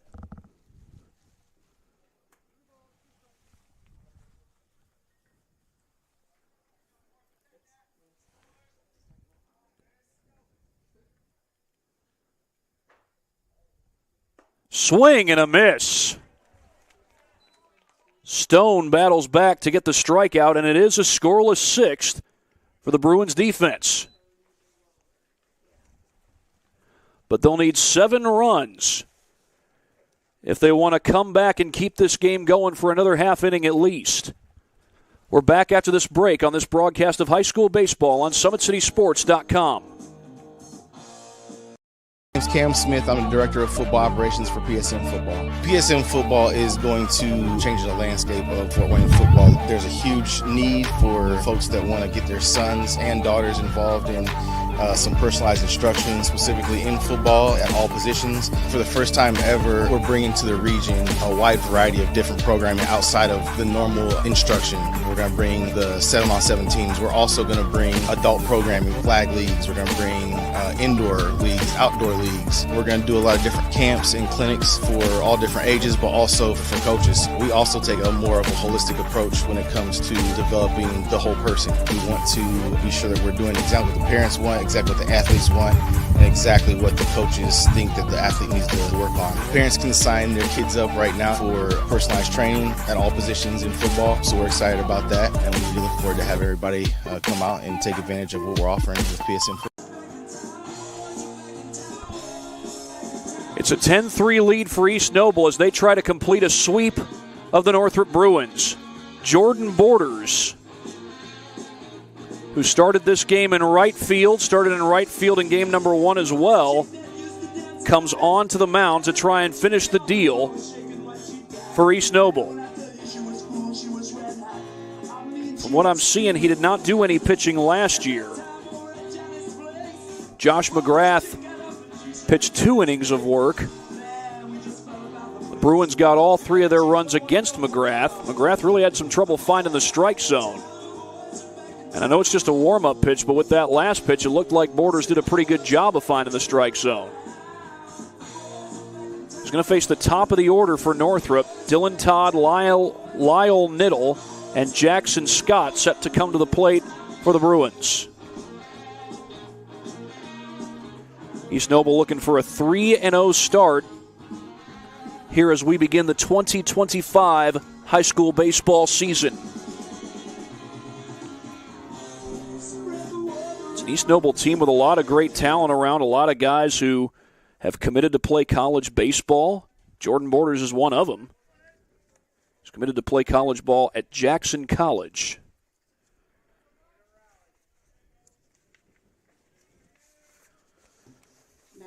Had short rest after going on the road last night to Angola, but East Noble came away with the win that night. They're back at it on Thursday, taking on the Snyder Panthers.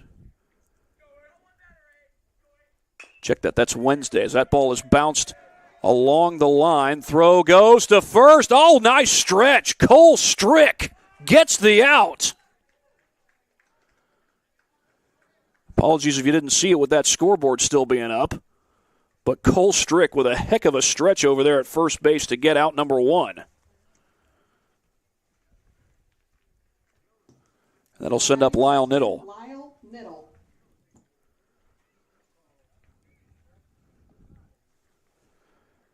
Niddle's been using that pink bat all day long. And I'm not sure if there's a special reason why he used it. Forgive me for that. That one apparently caught the zone.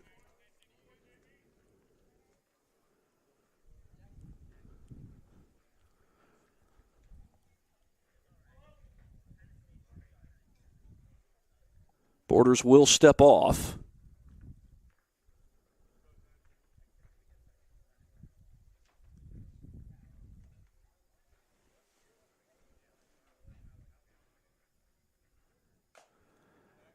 It looked like it went off the mask of Hathaway. Actually, that sounded more like a ricochet off the glove. Sounded more like ball on leather than on that hard plastic that those masks are made of. Hathaway going with the hockey-style mask behind the plate.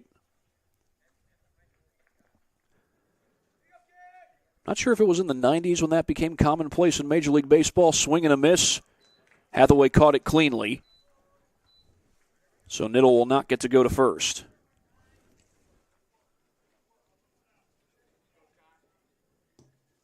Number 4, Jackson Scott at the plate. Last chance for Northrop. Jackson Scott, the batter here in the top of the 7th. East Noble won 6-3 at Angola last night. And that one bent across the corner. A breaking ball there from Borders.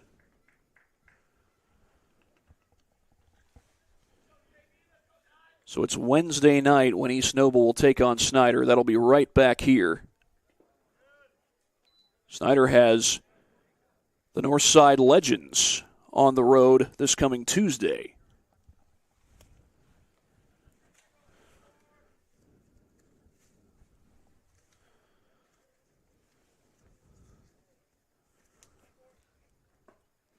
That one misses downstairs. As for Northrop, they're back at it on Monday. They're on the road taking on the Leo Lions. I do plan to have some more high school baseball for you on Monday. Swing and a miss. And that actually was strike 2, not strike 1, not strike 3. We do plan to have some more high school baseball for you from Taylor this coming Monday, weather permitting. Last I checked, there's a 50% chance of rain in the area. That's Homestead versus Fishers is the matchup. Got him! Called strike 3, and East Noble completes the sweep.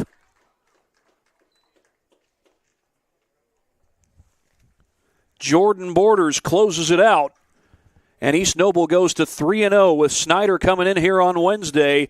They sweep Northrop 12-0 in game 1, 10-3 here in game number 2.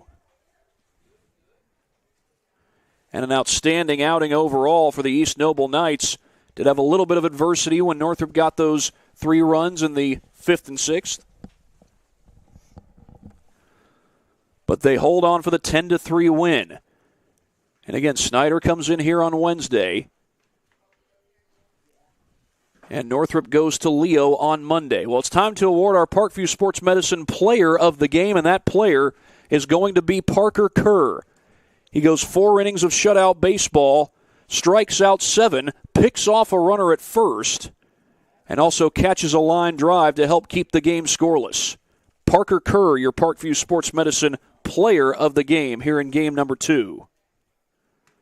And that is going to do it from Kendallville, Indiana. For my cameraman Joe Northern, this is Thad Goff saying so long from East Noble High School. You've been watching high school baseball right here on SummitCitySports.com. So long, everybody.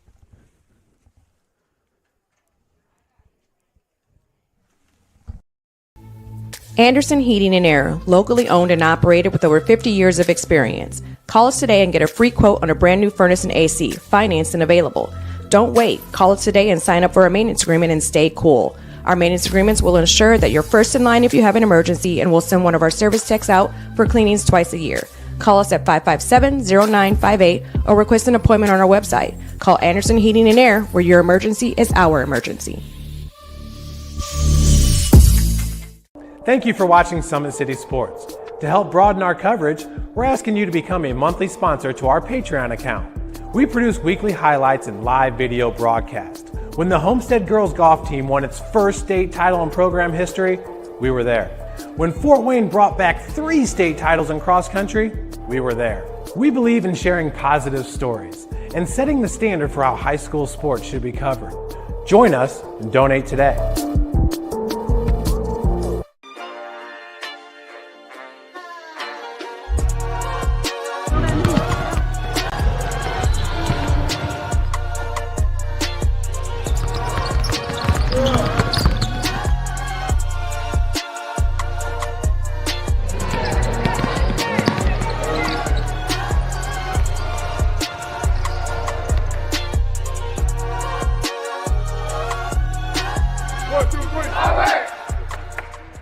Why choose Kelly Chevrolet?